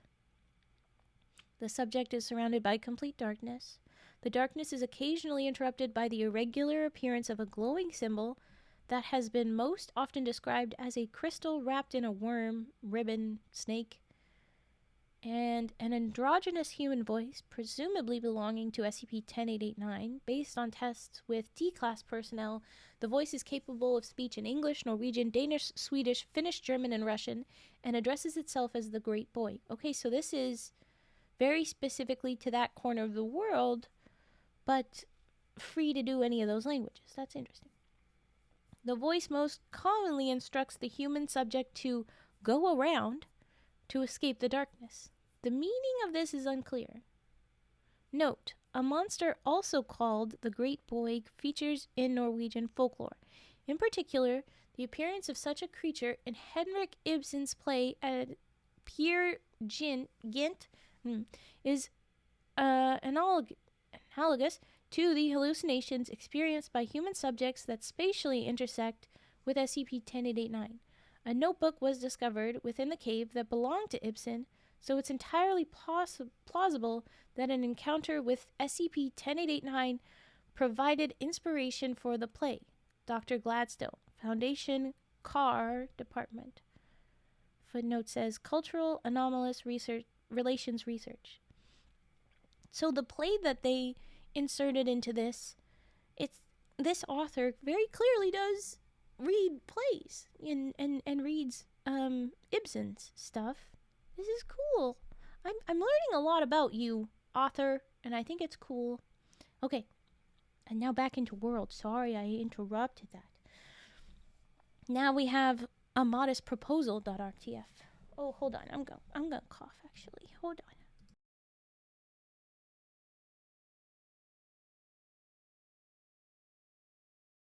on. Okay. No more tea. Always tea. Okay. Dear Foundation, we do not extend the olive branch without considerable trepidation. However, now that the threat has made it clear that we're all about to become roommates in the same incinerator, our priorities have been restructured accordingly. So, allow us to introduce ourselves. We are Skogsletet, the human friends and servants of all trolls of the north. Ever since the 3rd century AD, our presence has been felt, without once being seen, throughout all aspects of Scandinavian life. Through the blessing of our Lord the Great Boig, we were once the only humans who were allowed to freely trade with the trolls. As the world around our communes sunk irretrievably into latter-day decadence and progress, our secret prosperity was unmatched. Our happiness ended when the Cold War began. The radiation of the sun was already enough to turn a troll to stone. Ooh, that's how you stop it. Just nice heat. But a single Soviet nuclear test triggered a collective subconscious breakdown that destroyed all of troll kind in a fortnight. Oops.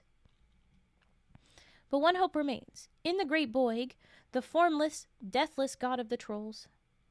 The trolls had many prophecies. Among them, after eternal sunlight befalls the tribes of the Dovre, the Great Boig will bargain with the kings of the last nation of men.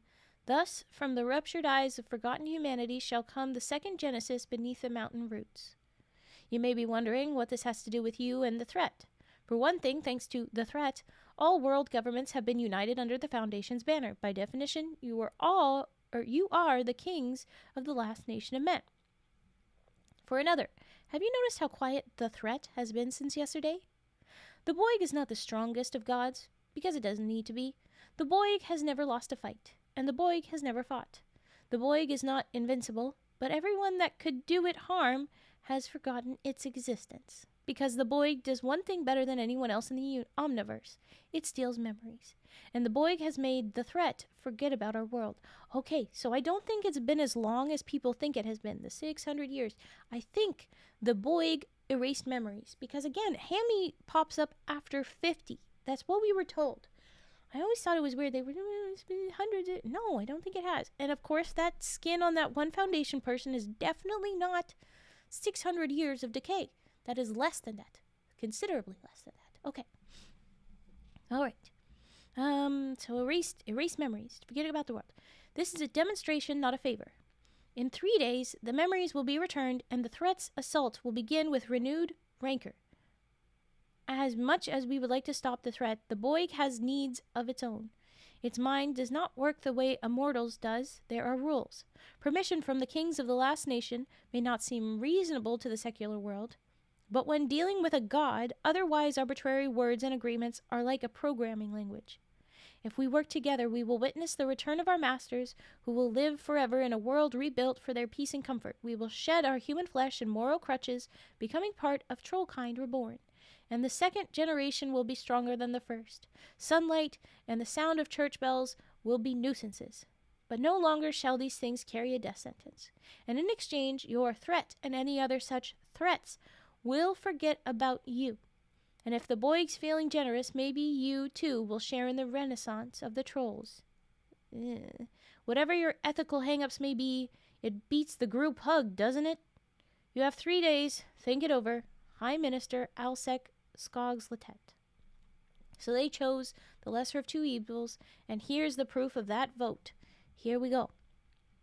Vote record 10889.rtf. Motion as follows. Comply with GOI 10889A's proposal to interfere with the threat's memories? Yay? None. Oh, so absolutely no one says that they want to do that. Nay, 051, 052, 053, 054, 056, 057, 8, 10, and 11, and abstains were 5, 9, and 12. Votes pending none. Result, motion failed. Motion as follows. Negotiate with GOI 10889A to more suitable terms. Yay, 1, 3, 4, 7, 9, 10. Nay, 2, 5, 6. Abstain, 8, 11, 12. Well, that is a majority. Votes pending, none. Result, motion passed. Note, the negotiations failed. Oops. Motion as follows. Negotiate with GOI 10889A to extend the 3-day deadline to return the threat's memories until a decision can be met. Return the memories? Do you mean steal? Anyway, yay, 1, 2, 3, 4, 5, 6, 7, 11. Nay, 8 and 10. Abstain, 12. Votes pending, 059, with a little footnote that says, my facility's experiencing a power outage. I'll get back to you once that's been resolved. Result, motion passed. Note, deadline shortened to 2 days. Okay. The trolls did not like that. Motion as follows. Scramble MTF new 7, hammer down, to offensive action against the sole remaining GOI 10889A compound in Etnedal, Norway. So they're like, we should just fuck them up. Yay, 1, 2, and 6. Nay, 3, 4, 8, 10, 11. Abstaining, 12. Who says, I'm sorry, this is the only way. Votes pending, 5.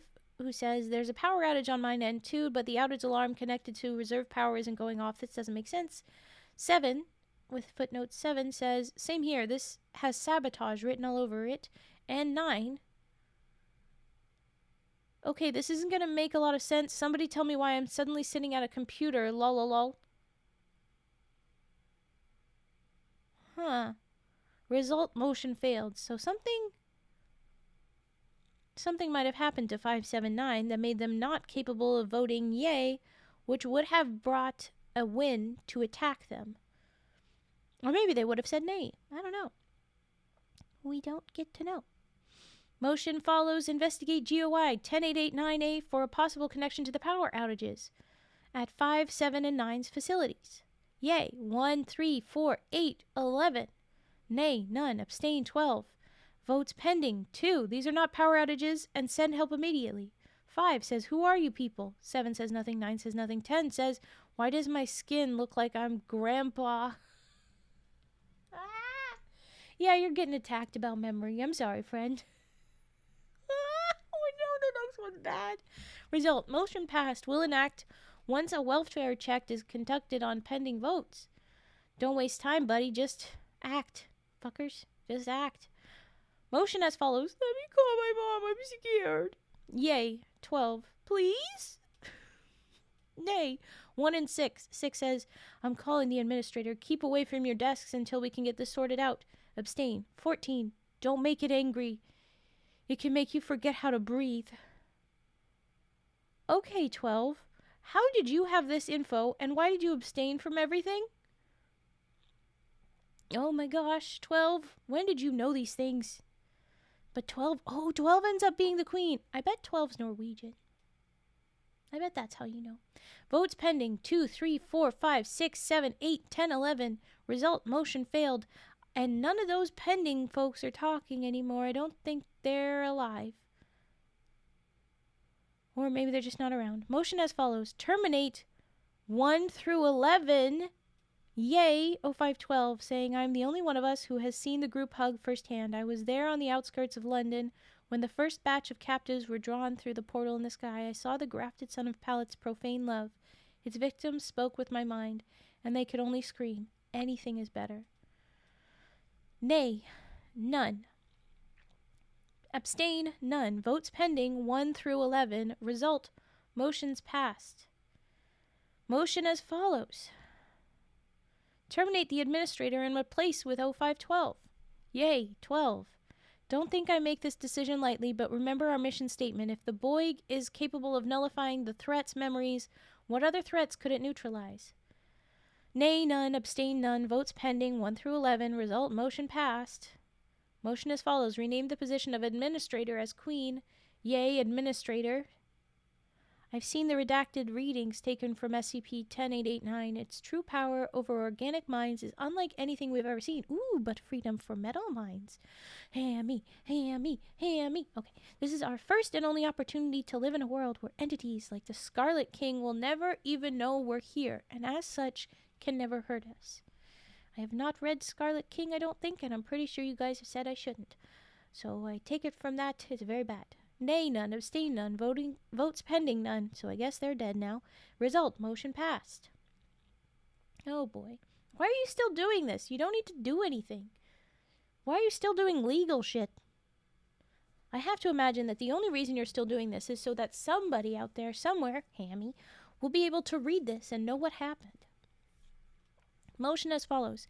Enact occultation protocol. Grant royal permission for the Great Boy to access as many non-converted human minds as possible for the purpose of resetting human civilization, as commanded by the Great Boy's demodernization terms.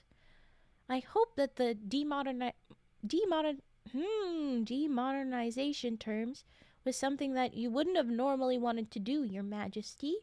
I really hope. But if this is something that you were like, yes, this is the plan, then fuck you. But okay, obviously, the only one here that voted said yay. She says, it will be a brutal path to take, but as any historian can tell you, brutality can be a part of normalcy, and this coming normalcy will be unbreakable. If that hasn't been the very thing we've been working so hard to achieve all these years, what is? Okay, you crazy. Result, motion passed. And next. Motion as follows. Enact contingency 597 Solon's Dodd atmospheric dispersal of nanite compounds for global cloud cover to protect Foundation personnel from sunlight and decrease global temperature to troll-friendly levels. Your Majesty, you've gone a little too far into it. You've committed too hard. And she says yay. Motion passes, but she says the future will vindicate me. No. Motion follows. Grandfather all GOI 10889A Skogsletet personnel into high-ranking Foundation positions. Her Majesty says nothing about this, but motion is passed. Motion as follows. Consolidate all anomalous items unable to be overwritten by the Boyg into a single pile of boxes at Site 01. Okay, so that's the pile they're talking about, which will then be renamed Castle Skog. Her Majesty passed the motion. Motion as follows. Pass legislation to destroy all church bells on contact. I'm guessing that that's a villain to trolls somehow. Her Majesty passed the motion. Motion as follows. Enact machine edict. Abolish the use of pre-occultation technology by non-trolls. Her Majesty passed the motion. Wow. That's rude. Motion as follows. Globally waive all pre-occultation legal standards pertaining to assault, murder, abuse of power, cannibalism, slavery, decency, torture, theft, and hygiene. Were there hygiene laws? Anyway, Her Majesty passed that too. Her last edict is motion as follows. Frolic. And she passed that motion as well. But Jesus. Okay. Oh boy. Final note before we get to the last piece where Hammy's talking to Genghis. At least I hope it's the last one. Just because I'd like to be able to know how long this article is. It seems to go forever. Loading Dospekia Boga.rtf. Dospeki Boga. From V. Khan. That's mother! V. Khan is mother! Foundation.scp to Pizzax3 at Foundation.scp. Who are you, Pizzax3? Subject, Dospeki Boga. Okay. I realize there's been some confusion about the Dospeki Boga system, DBS, we've been using to build Hammy. That's on me, but it's admittedly a balancing act. On one hand, it's important for a builder to be familiar with where they got their materials. On the other, most of the information about DBS requires a level 5 security clearance, so I'll tell you what I can. Dospeki Boga, Armor of God in Russian, is the apotheosis of 39 years of research into SCP-682's healing factor. Okay, evil 682, but the healing factor research. Knowing our line of work, there's a temptation to reverse engineer the lizard's flesh so we could synthesize a metal alloy that's just as hard to destroy 682. Ideally, the plan was to make our own 682, a military automaton strong enough to beat back our most dangerous enemies. Well, that's just a terrible idea, because then how do you stop that guy? Anyway, and after an ungodly amount of prototypes, my former supervisor, Dr. Terry Bosk, managed to come up with an ingot for the first end result that didn't either melt or explode after 10 seconds. It was 50% aluminum and 27% titanium, but because not even level 4 clearance is high enough, I'll say it was 23% stuff. Wait. No, that does math. I was one of the new researchers when the project was finished. You would not believe the amount of tears of joy shed that day, especially by Dr. Bosk. He had been struggling with this project since before I was even a glint in my father's eye. Then, ostensibly because Dr. Bosk was a very cruel man in previous life, that was when our site was attacked by the Chaos Insurgency. I got to shelter as soon as the alarm went off, but I can't say the same for Dr. Bosk. He was still trying to gather his data for DBS as he heard gunfire. He went out like Archimedes, telling the Romans, "Quit bothering me, I'm working." When the smoke cleared, the ingot was still there, but that's where the miracles ended. Dr. Bosk and most of the workers on the DBS project were dead. The blueprints were either stolen or erased completely. This miracle ingot could never be replaced. What's more, it's not like we could have broken off a piece of the ingot and let it go through mitosis. In layman's terms, if you snap it in two, the larger piece regenerates. The smaller becomes inert hunk of aluminum. Only through a series of complicated alchemical steps could you mold it permanently into anything other than a brick. But with a construct as small as Hammy, that brick was just enough. Perhaps we didn't create the Mecha Godzilla version of 682 of our fever dreams, but at the administrator's behest, I want to use this ingot to create something even more valuable. A seemingly tiny problem that can never be solved. Something silly enough to be laughed about and underestimated, but persistent, dedicated, clever, and made of the same stuff as unkillable as dragons. Hell yeah, Tammy! How do you kill a giant the size of the sun? Do you gather all the armies of the world for an all-consuming battle across the cosmos that lasts for centuries? Or do you sneak up its nostril, plant a bomb in a crucial part of its brain, and get away before it wakes up? Or the Ant-Man Thanos idea of go into a certain area and then go and biggen yourself. Be small no longer. Oh. But all of that is from Dr. Verna Kahn, a.k.a. Hammy's mother. Oh, thank you for posture check. I will ignore it. I'm curled up. I'm gonna be nice to myself. Okay, but I'll shift after this. Okay, fine. Do these documents match your criteria, yes or no? Yes! Thank you! Good, because that's all I could find. Your captors should be coming back soon. Data gleaned from the Troll's scheduling intranet indicates that they mean to take you to the Queen herself for questioning. Perfect. Something tells me I'd like a word with her myself. Proposal. Return to your cell before they see that you're gone. I wouldn't worry about the hole in the wall too much, given this site's perpetual state of disrepair. I don't think they'd be able to tell the difference. Good luck, holy fool, and be careful. You too, Genghis. I love their little friendship. Made of the same stuff as unkillable as dragons. Skogslitet needs to be stopped. What better way to get a hamburger than to deserve it for doing the right thing? The Queen awaits. And I boop. But get this. In the Hall of the Mountain King!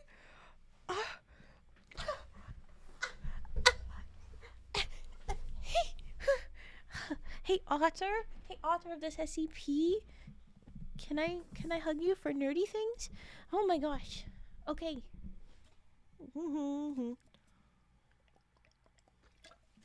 I have to run an ad. I have to run an ad because we're way over time. Well, we're not way over time. We're gonna be way over time if we're gonna finish this. I didn't get enough ad running. Okay, I'm gonna run another 30 seconds.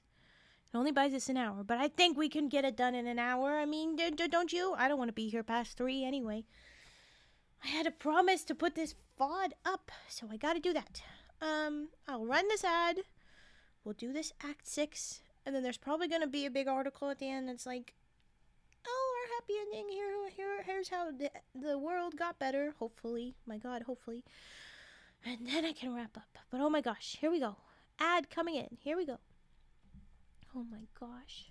Hall of the Mountain King. I mean, come on. That's perfect. Ugh, okay.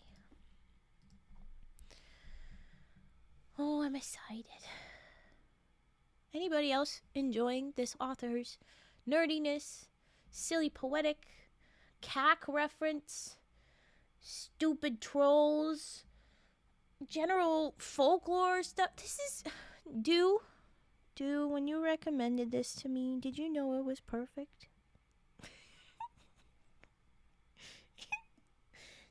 Did you know?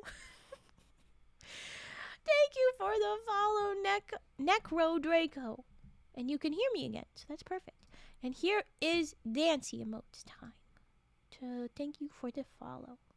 I'm going to give you some parrot dance. Wiggle away, little parrot dude. Okay. I focus. Act 6. In the Hall of the Mountain King. Oh, I don't remember how it go, or else I would hum it. But oh my gosh. Okay, here we go. Begin. The trolls of the Royal Guard have interesting uniforms compared to the usual rabble. White trench coats, tall white bowyer hats, gold chains. Apparently these designs were meant to mimic the Rindy that used to guard the Tsars of Russia. The fact that their battle axes have been electrified with several jerry-rigged car batteries can be overlooked as a minor artistic anachronism. You're nerd shining through, author, and I love it. Who are you? Who are you? I love you. Okay, you walk between two of these electric blades, held low to the ground, as the royal guard parades you through the hallways of the Castle Skog to the throne room. Even at your tiny stature, these hallways are cramped, though perhaps if you weren't accompanied by 9-foot trolls, they would feel more spacious. For the most part, the castle is hallway after hallway of the same rusty corridor, varying only in the colors of the disjointed, rusty mishmash of scrap metal that comprises its building materials.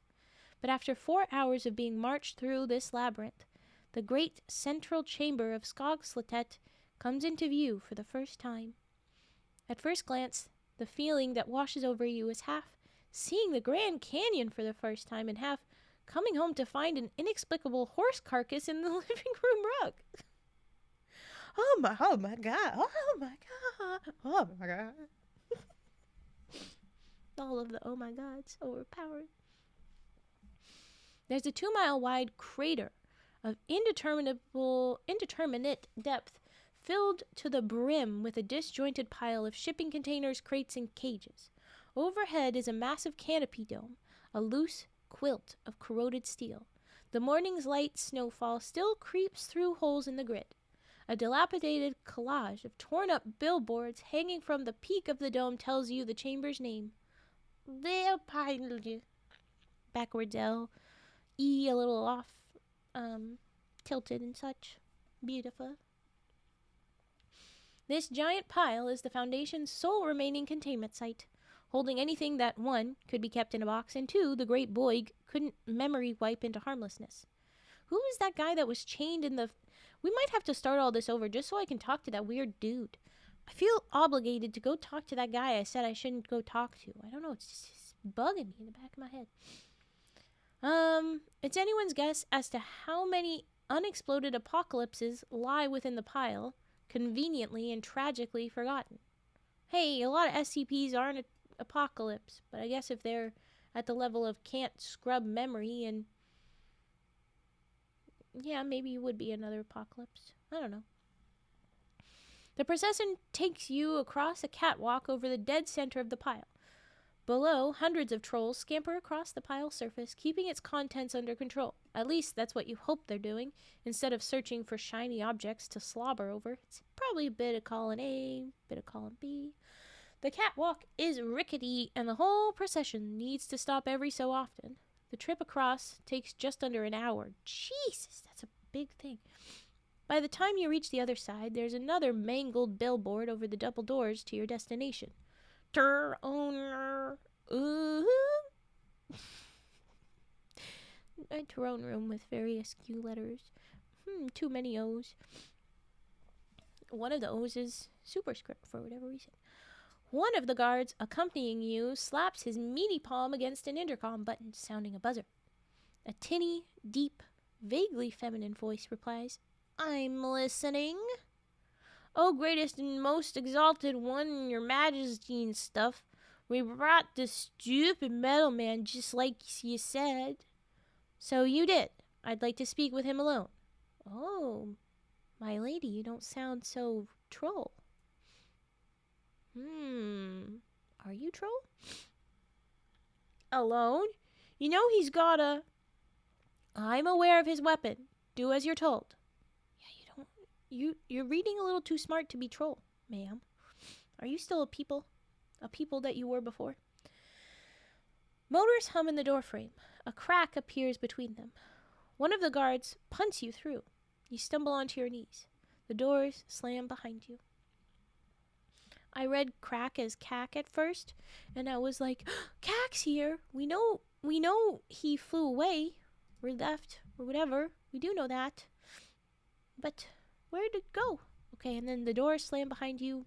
Bump. And then bring it back. Oh, did I ever even change it? Oh, whatever. What have I done? Okay. At the other end of the room is a 10-meter-high wall of computer screens. So tall. Like the rest of the castle, it's an asymmetrical, mismatched grid barely taped together. A good number of them are broken. Even more have been cracked in some capacity. Consoles and keyboards have been interspersed between them. Most of the screens show figures and correspondence between troll settlements, but some of them show a map of the world. You step closer, getting a better look. Castle Skog is in what used to be central Tennessee. Every city and settlement is in the northern 75% of the planet. The remaining southern quarter is a large, hatch-marked out area designated Nope Zone, with an average temperature readings below negative 75 degrees Celsius. So is that too cold? What makes the southern part Nope Zone? You glance to the left. There's a dark, menacing stairwell leading to the room below the throne room. You hear machinery clattering from above. On instinct, you step away from the screens. Wait, what? Screens? Oh, from the computers. A seat lowers from the ceiling on a series of ropes and pulleys. It's a combination of a throne, a window cleaner's harness, and a toddler swing, perpetually pointed toward the wall. Levers and knobs hang off the side for navigation. Spindly legs have been folded into the seat. Naked knees hang from the sides of the throne like rigid wings. 7 meters of matted gray braids trail down from behind a head that can't be bothered to even glance toward its guest. 6 pairs of arms unfurl from her sides, feverishly poking away at several different keyboards as the queen begins to speak. "What are you now, ma'am?" "You'll have to excuse my preoccupation, Hammy. Given the state of my colleagues, I'm afraid to be stuck multitasking until the heat death of the universe." "I'm afraid I'll be stuck multitasking." "Okay, well, you're sure different." Funny, I read this. "You're sure different from other trolls," as that's one of the answers. "So we can say I saw the truth about SCP-10889, the threat, and everything else. Can I have a hamburger? You sound different from the other trolls, and draw your scalpel and attacker." I'm going to say attacker is not the right choice. You sound different from the other trolls. Sounds good. "I saw the truth about them, and can I have a hamburger?" She knows who we are. She knows we want hamburger. "I saw the truth." Let's keep that close to the chest. You sound different from the other trolls. All right. Scoot, scoot, scoot. Get back into short. Ugh. What do you mean that I spell... What do you mean that I spell stupid with the letter U and I care about more issues than eating people and hitting things? The troll way of life demands that only the one in charge should still have their wits about them. It gets lonely every now and then, but it beats infighting. Oh, okay. Well, all right. I'm still not going to attack her. Should we ask for hamburger or say we know things? I'm going to say ask for hamburger. Well, why didn't you say so? Oh my god. She throws a switch on the side of her throne. Consider it a peace offering. Clank, you jump from the sound. A metal strongbox lands behind you. Released from a hatch on the ceiling, the lock is gone. The box opens from the impact. You peek inside. A hamburger. This is not a drill. There is a hamburger in the box. It's right there. Either we touch the hamburger right now. Yes, please. I want to touch it. I want to touch it. Or examine the hamburger. I would like to say examine because I am very nervous about false hamburgers. We have been tricked before when we didn't have a choice. And now I have a choice. I'm examining. No! It is a false hamburger. You take a closer look. There's a stamp on the side. Made in Taiwan. It's a hamburger-shaped squeaky toy. This is not a hamburger. Or cow. I'm torn. She wishes to placate us. That is worth killing for. But,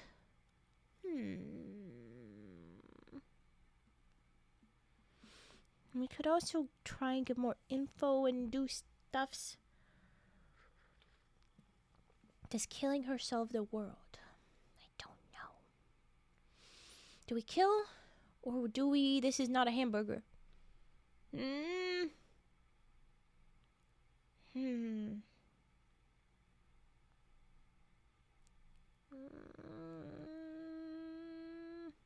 This is not a hamburger.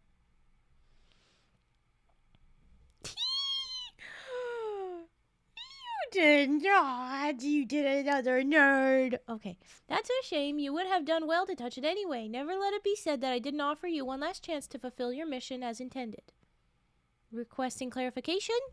Or exterminate? Exterminate! We already referenced the TARDIS blue scarf. Of course I'm going to love that. Of course I'm going to love that.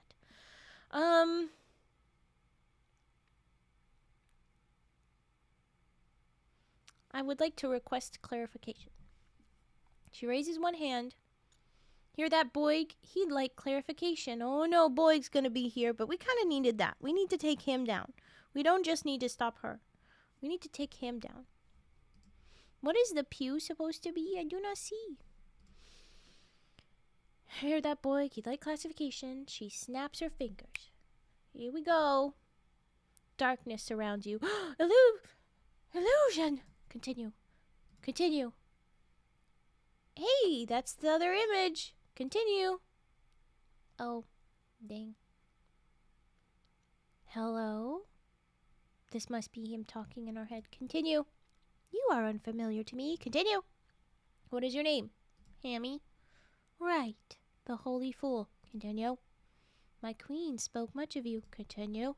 She'll never admit it, but you frighten her. Continue. Continue. You must have questions. Continue. Ask. Are you the great boy? Can I have a hamburger? Is that crystal symbol your body? Unfortunately, because you are a crucial part of Skogsletet, I am obligated to destroy you. Die, please. I think I will ask, is that crystal symbol your body?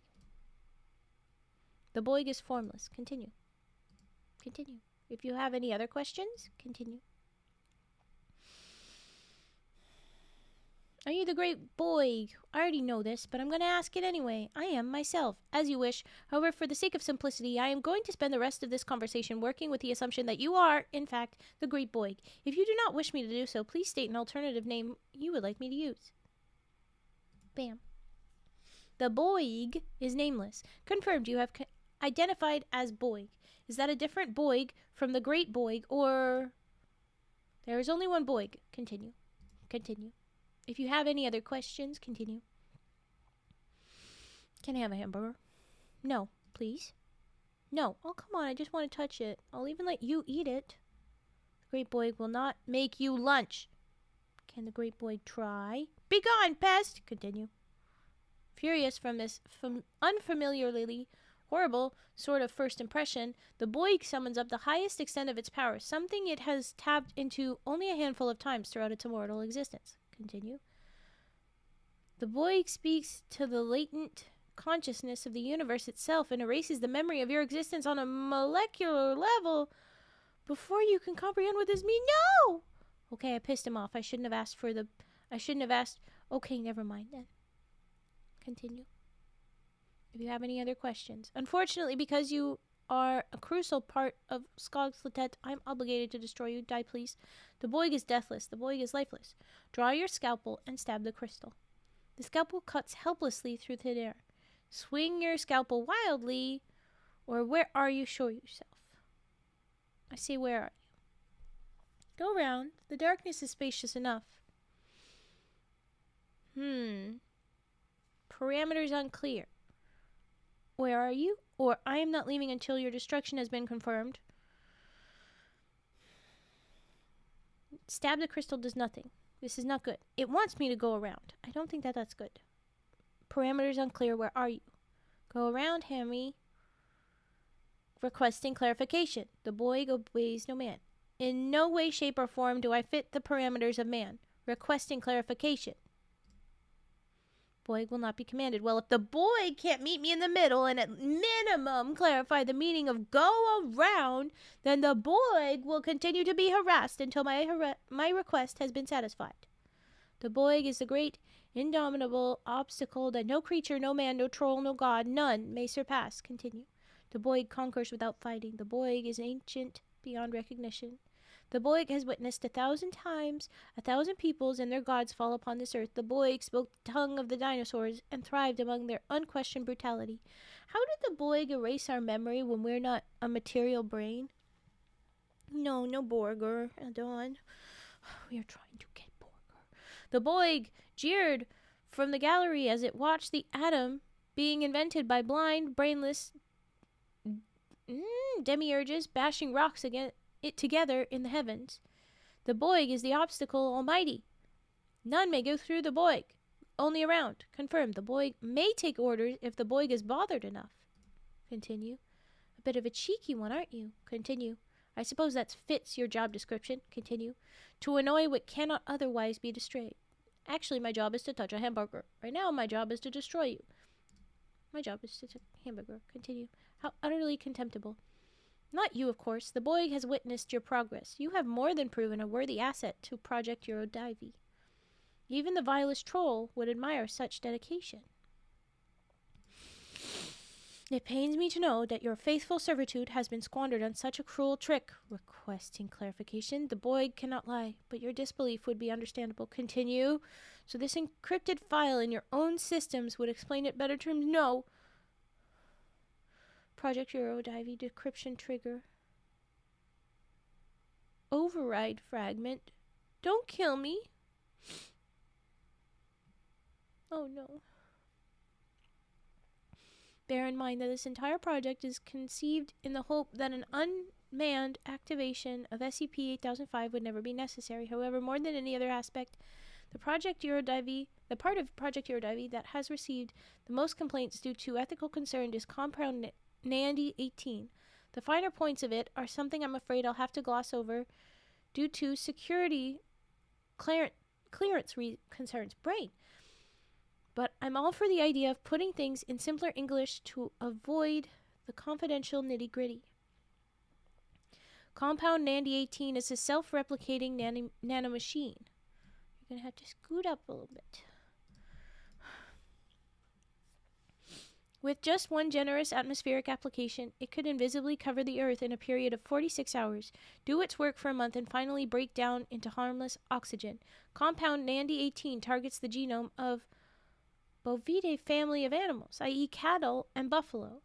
Upon contact with living or dead bovine tissue, Compound Nandy 18 would trigger rapid onset, extremely contagious muscular fermentation. Not only would this kill a full-grown cow in under 4 minutes, but it would render beef inedible. As a secondary effect, Nandy-18 targets human hosts to induce alpha-gal syndrome, which causes a human subject to develop an allergy to red meat. Compound Nandy-18 is designed to be released a minimum of 20 years prior to an unmanned activation of SCP-8005. In doing so, this would cause SCP-8005's goal to touch a hamburger to become impossible. And this is the link. They're gone, Hammy. They're gone. They're gone. All the cows are gone. The one you call mother had them all murdered. You cannot touch a hamburger that does not exist. Frozen beef! Frozen beef is a thing. I just need to find some frozen beef that someone stored somewhere. Who would bother to preserve it? Everyone's allergic to red meat. No! The trolls eat humans. That's technically red meat. They're not allergic. Trolls have no allergies. Then one of them could have a frozen hamburger. No, Hammy. Continue. Without beef, there can be no hamburgers. Beef substitutes are a thing. Perhaps, but your programming will only recognize a hamburger of either beef or presumed beef. I'm sorry, Hammy. There are no hamburgers and there will be no hamburgers. You were never meant to find one. Default on your primary objective. Perhaps the Boig can help you. I think default on my primary objective means I give up, and I don't want to give up, so we're gonna try. Your despair. Exquisite. Oh, fuck you. But the Boig is not entirely without compassion. This knowledge, those memories that bring you such sadness, no, don't take it. Mine will be erased. No. The Boig does not usually have this much difficulty destroying memories. You are at least partially organic, aren't you? No, I'm entirely synthetic. You have given the Boig the wrong impression. How very annoying. Your advanced programming led me to believe otherwise. Alas, you've made a fool of the Boig. Such an insult, whether intentional or not, demands recompense. I call upon the ground beneath your feet. May it forget to catch you. Oh, cool. Okay, we survived it. I chose the right way. You no longer feel a floor beneath your feet. The image of the wormwood crystal disappears into the distance above. You fall, gaining speed. The Boig has cast you into a bottomless pit. No further action can be taken. Fall doing nothing. Default on your primary objective. Fall doing nothing. Alert. 30 minutes have elapsed since knowledge of Compound Nandy was triggered. Secret message has been unlocked. Secret message. Hammy, this is Dr. Khan speaking. If you're hearing this, hopefully enough time has passed from the moment of truth that I'm not interrupting anything. If you're alone, keep playing this. If you're not, wait until you are so that you can focus, because this message is very important for your mission. I realize that may sound facetious, given what you've just discovered about the whole no more cows thing. I can only imagine how this has shaken your worldview. Sometimes I wish we gave you a more decisive bail-out and switch-off function. I know that giving up isn't usually in your vocabulary, but I can see why you might think right now that there's no other alternative. Before you try anything to that effect, great, I knew Mother wouldn't want me to die. Ha ha, I did good. Okay, at least hear me out until the very end. Nandy-18 dispersal isn't an automated step of Project Eurodivey. In order to determine if that kind of measure should be taken, there has to be a unanimous consensus to do so among all surviving Project Eurodivey staff. We would only take such a measure if we believed that the disaster, that is, whatever causes your unmanned activation, meant that the world could no longer be saved. There are countless other Foundation contingency plans to rebuild the world after the apocalypse, but there is a difference between simply existing and truly living. Here's the minimum threshold for that kind of comfort. Is this a world where an ordinary person can go out and grab a hamburger? I know this! Okay. If Nandy-18 has been released, then your job is no longer to merely touch a hamburger. Even if you did find one, that would solve nothing. Your job is to return our world to a state where the answer to that minimum threshold question is yes. How you do it does not matter.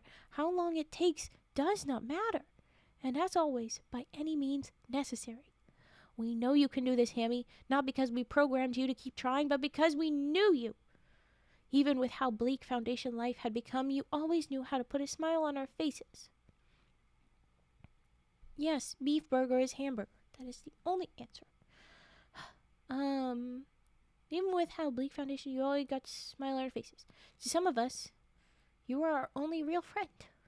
Before I head off, there's one more thing. That's not why it's called a hamburger. Hamburger is called a hamburger because of I think it's German place or dude or both. It is not named because of meat that is in it. It is because of the place. But because of that general assumption, when you have cheese on it, they say cheeseburger because it's the cheese part. But there's still hamburger underneath the cheese. It's still the same thing, just added cheese and the such. Okay.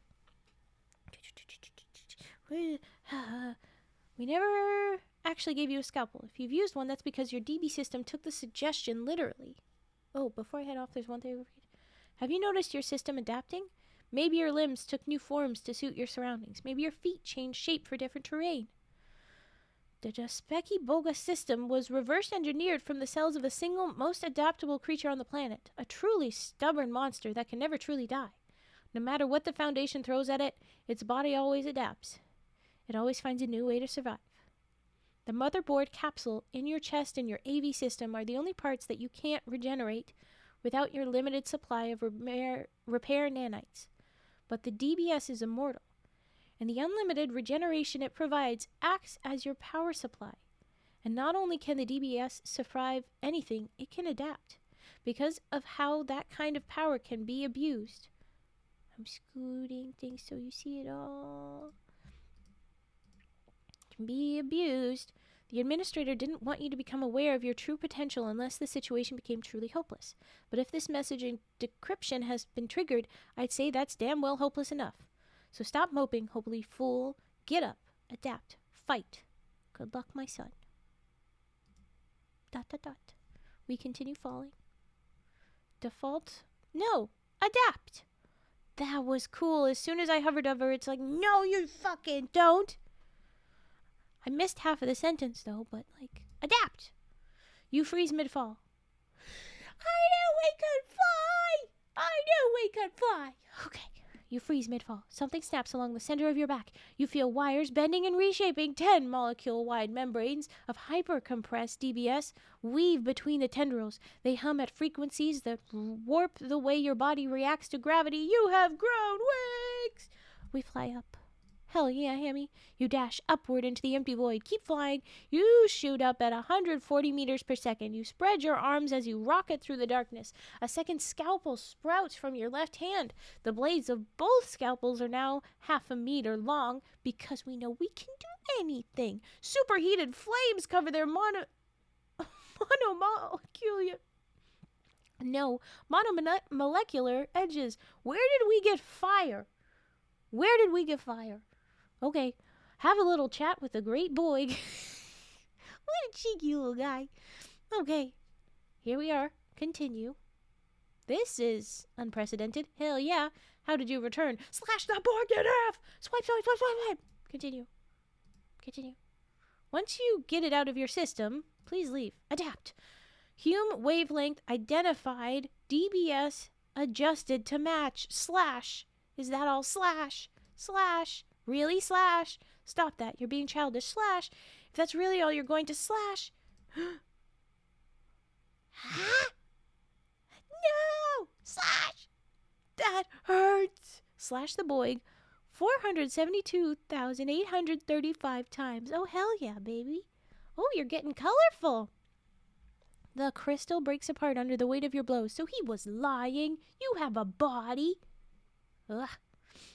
Every supersonic strike sends another chunk of the formless demon's form to the farthest corners of the void. In the back of your mind, you imagine the voices of every researcher who ever gave you a hamburger, wailing with unrestrained pride. Hell yeah!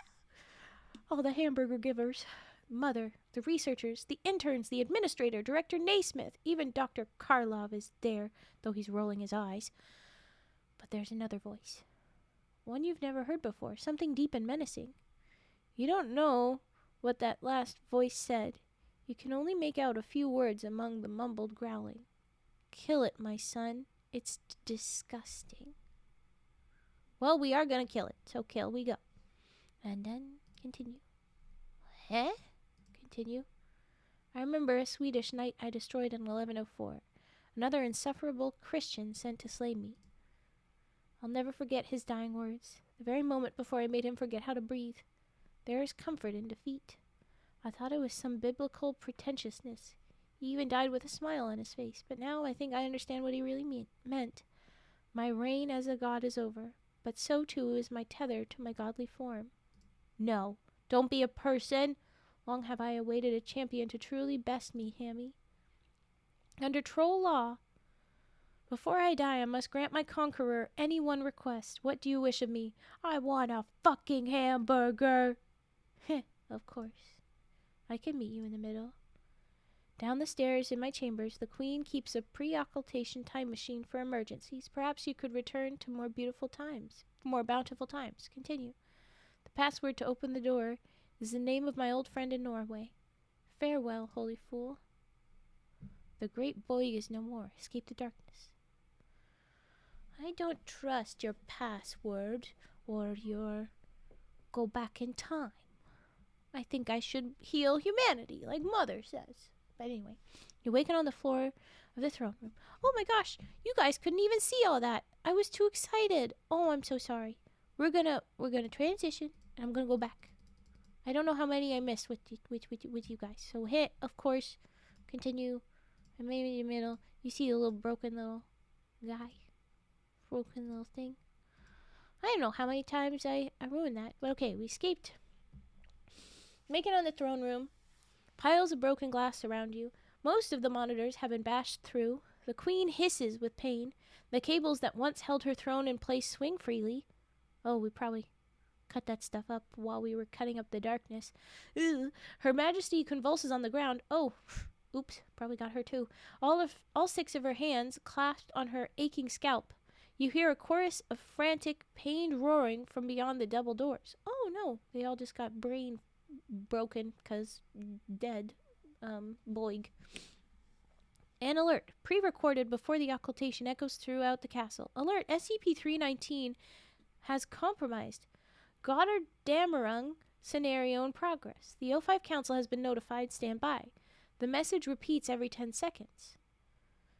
What have you done? Cries the queen. What in the Drover's name have you done? If this is regarding SCP-319, that was not my doing. However, I have terminated the Great Boig. You idiot, I don't know how you did it, but that doesn't matter. The Great Boig is not just a god, but the keystone to the minds of all trolls. If the keystone dies, we'll all lose our sanity. Trolls have sanity? Yes, maybe not as you would understand. Her words degenerate into a mindless, gurgling shriek.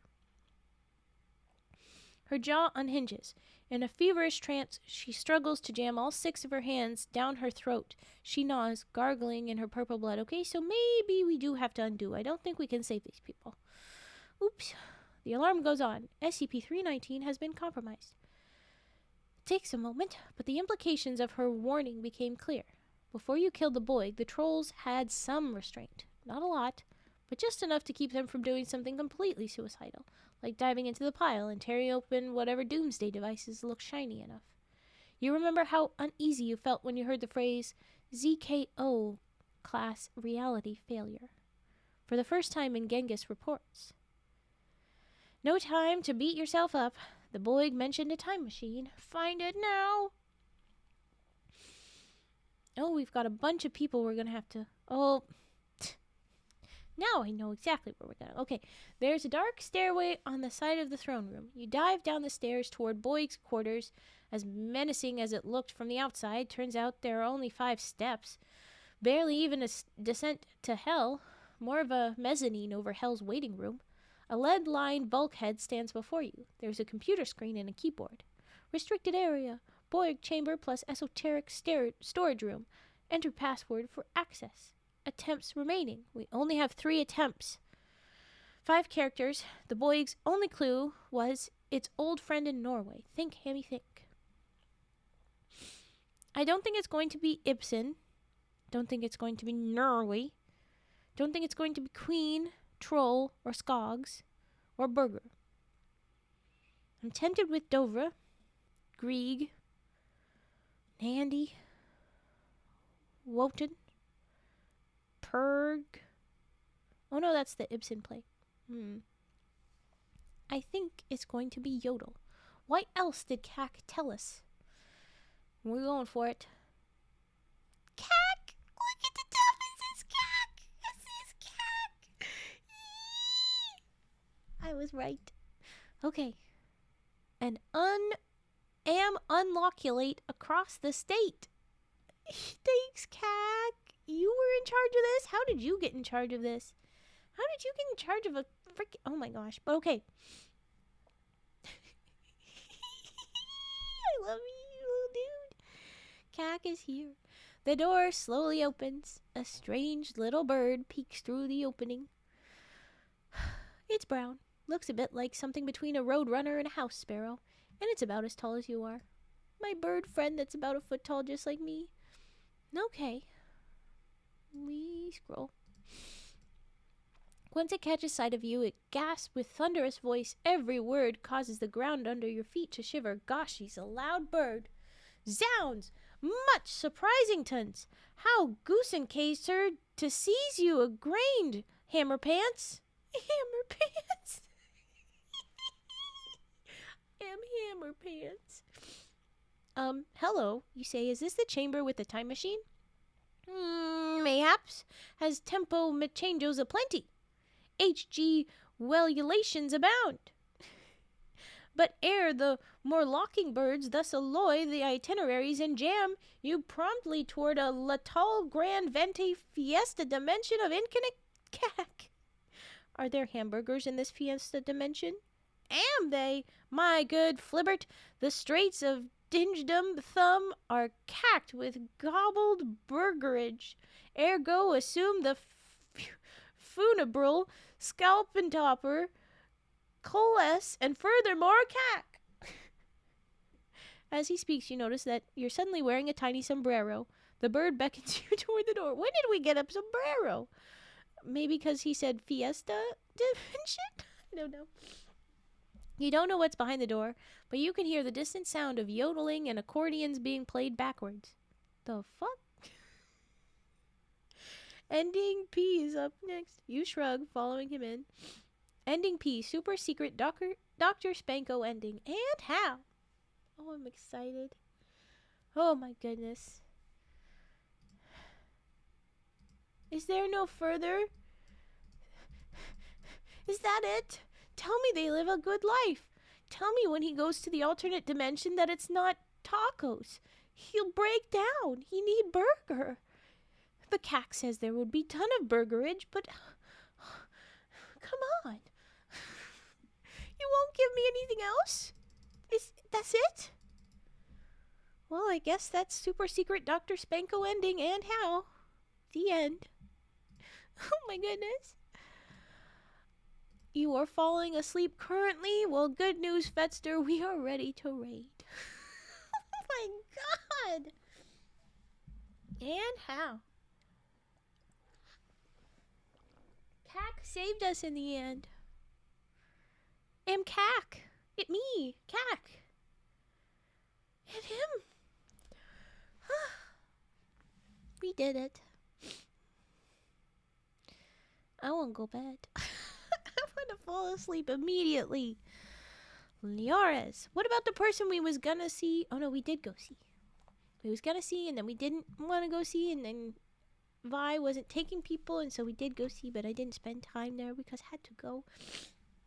Okay, Cozy Frog raid message copied. I am in love with frickin' 8005. Hammy. Oh wow. I'm way less stuttery. I think that game did take a fair deal out of the computer. Oops, but okay. Thank you all for watching. I'm sorry for my sniffleness. Let's go get Eeps. Take care of ourselves. But before then, let's go say hi to a new friend. We're gonna go see Oh my gosh, I'm gonna sneeze soon, I think. Oh yes. Oh my gosh. No, I stopped it, but it was oh my gosh. Oh my goodness. Okay. Leoris ASMR. Soft and gentle sounds to relax to. Aw. You cat angel lady looking like with a coffee or some hot beverage. Do you has tea? Who's that little kissing couple on the bench? Is that a mini you lady? Aw. You're bunny looking or maybe donkey? Are you kissing an ass? I can't do oh, I'm sorry. I'm just rambling. We begin raid. Dang it. Oh wait. Okay, chat rules. I understand. Yes, yes, Whatever time zone, folks. Happy time zone. I hope you eat well when you go eat. I hope I eat well. And I hope I am less sick. Because this is not great, but not awful. Take care, everyone. Take care of yourselves. Take care of each other. Let's go raid. Let's go see this. It looks so fun and pretty over here. I'm excited. All right. Let's go, let's go, let's go. Oh, it's raining sharks. Gummy shark rain. Oh, that's fun. Okay, I'm excited. Okay, bye-bye. Bye-bye.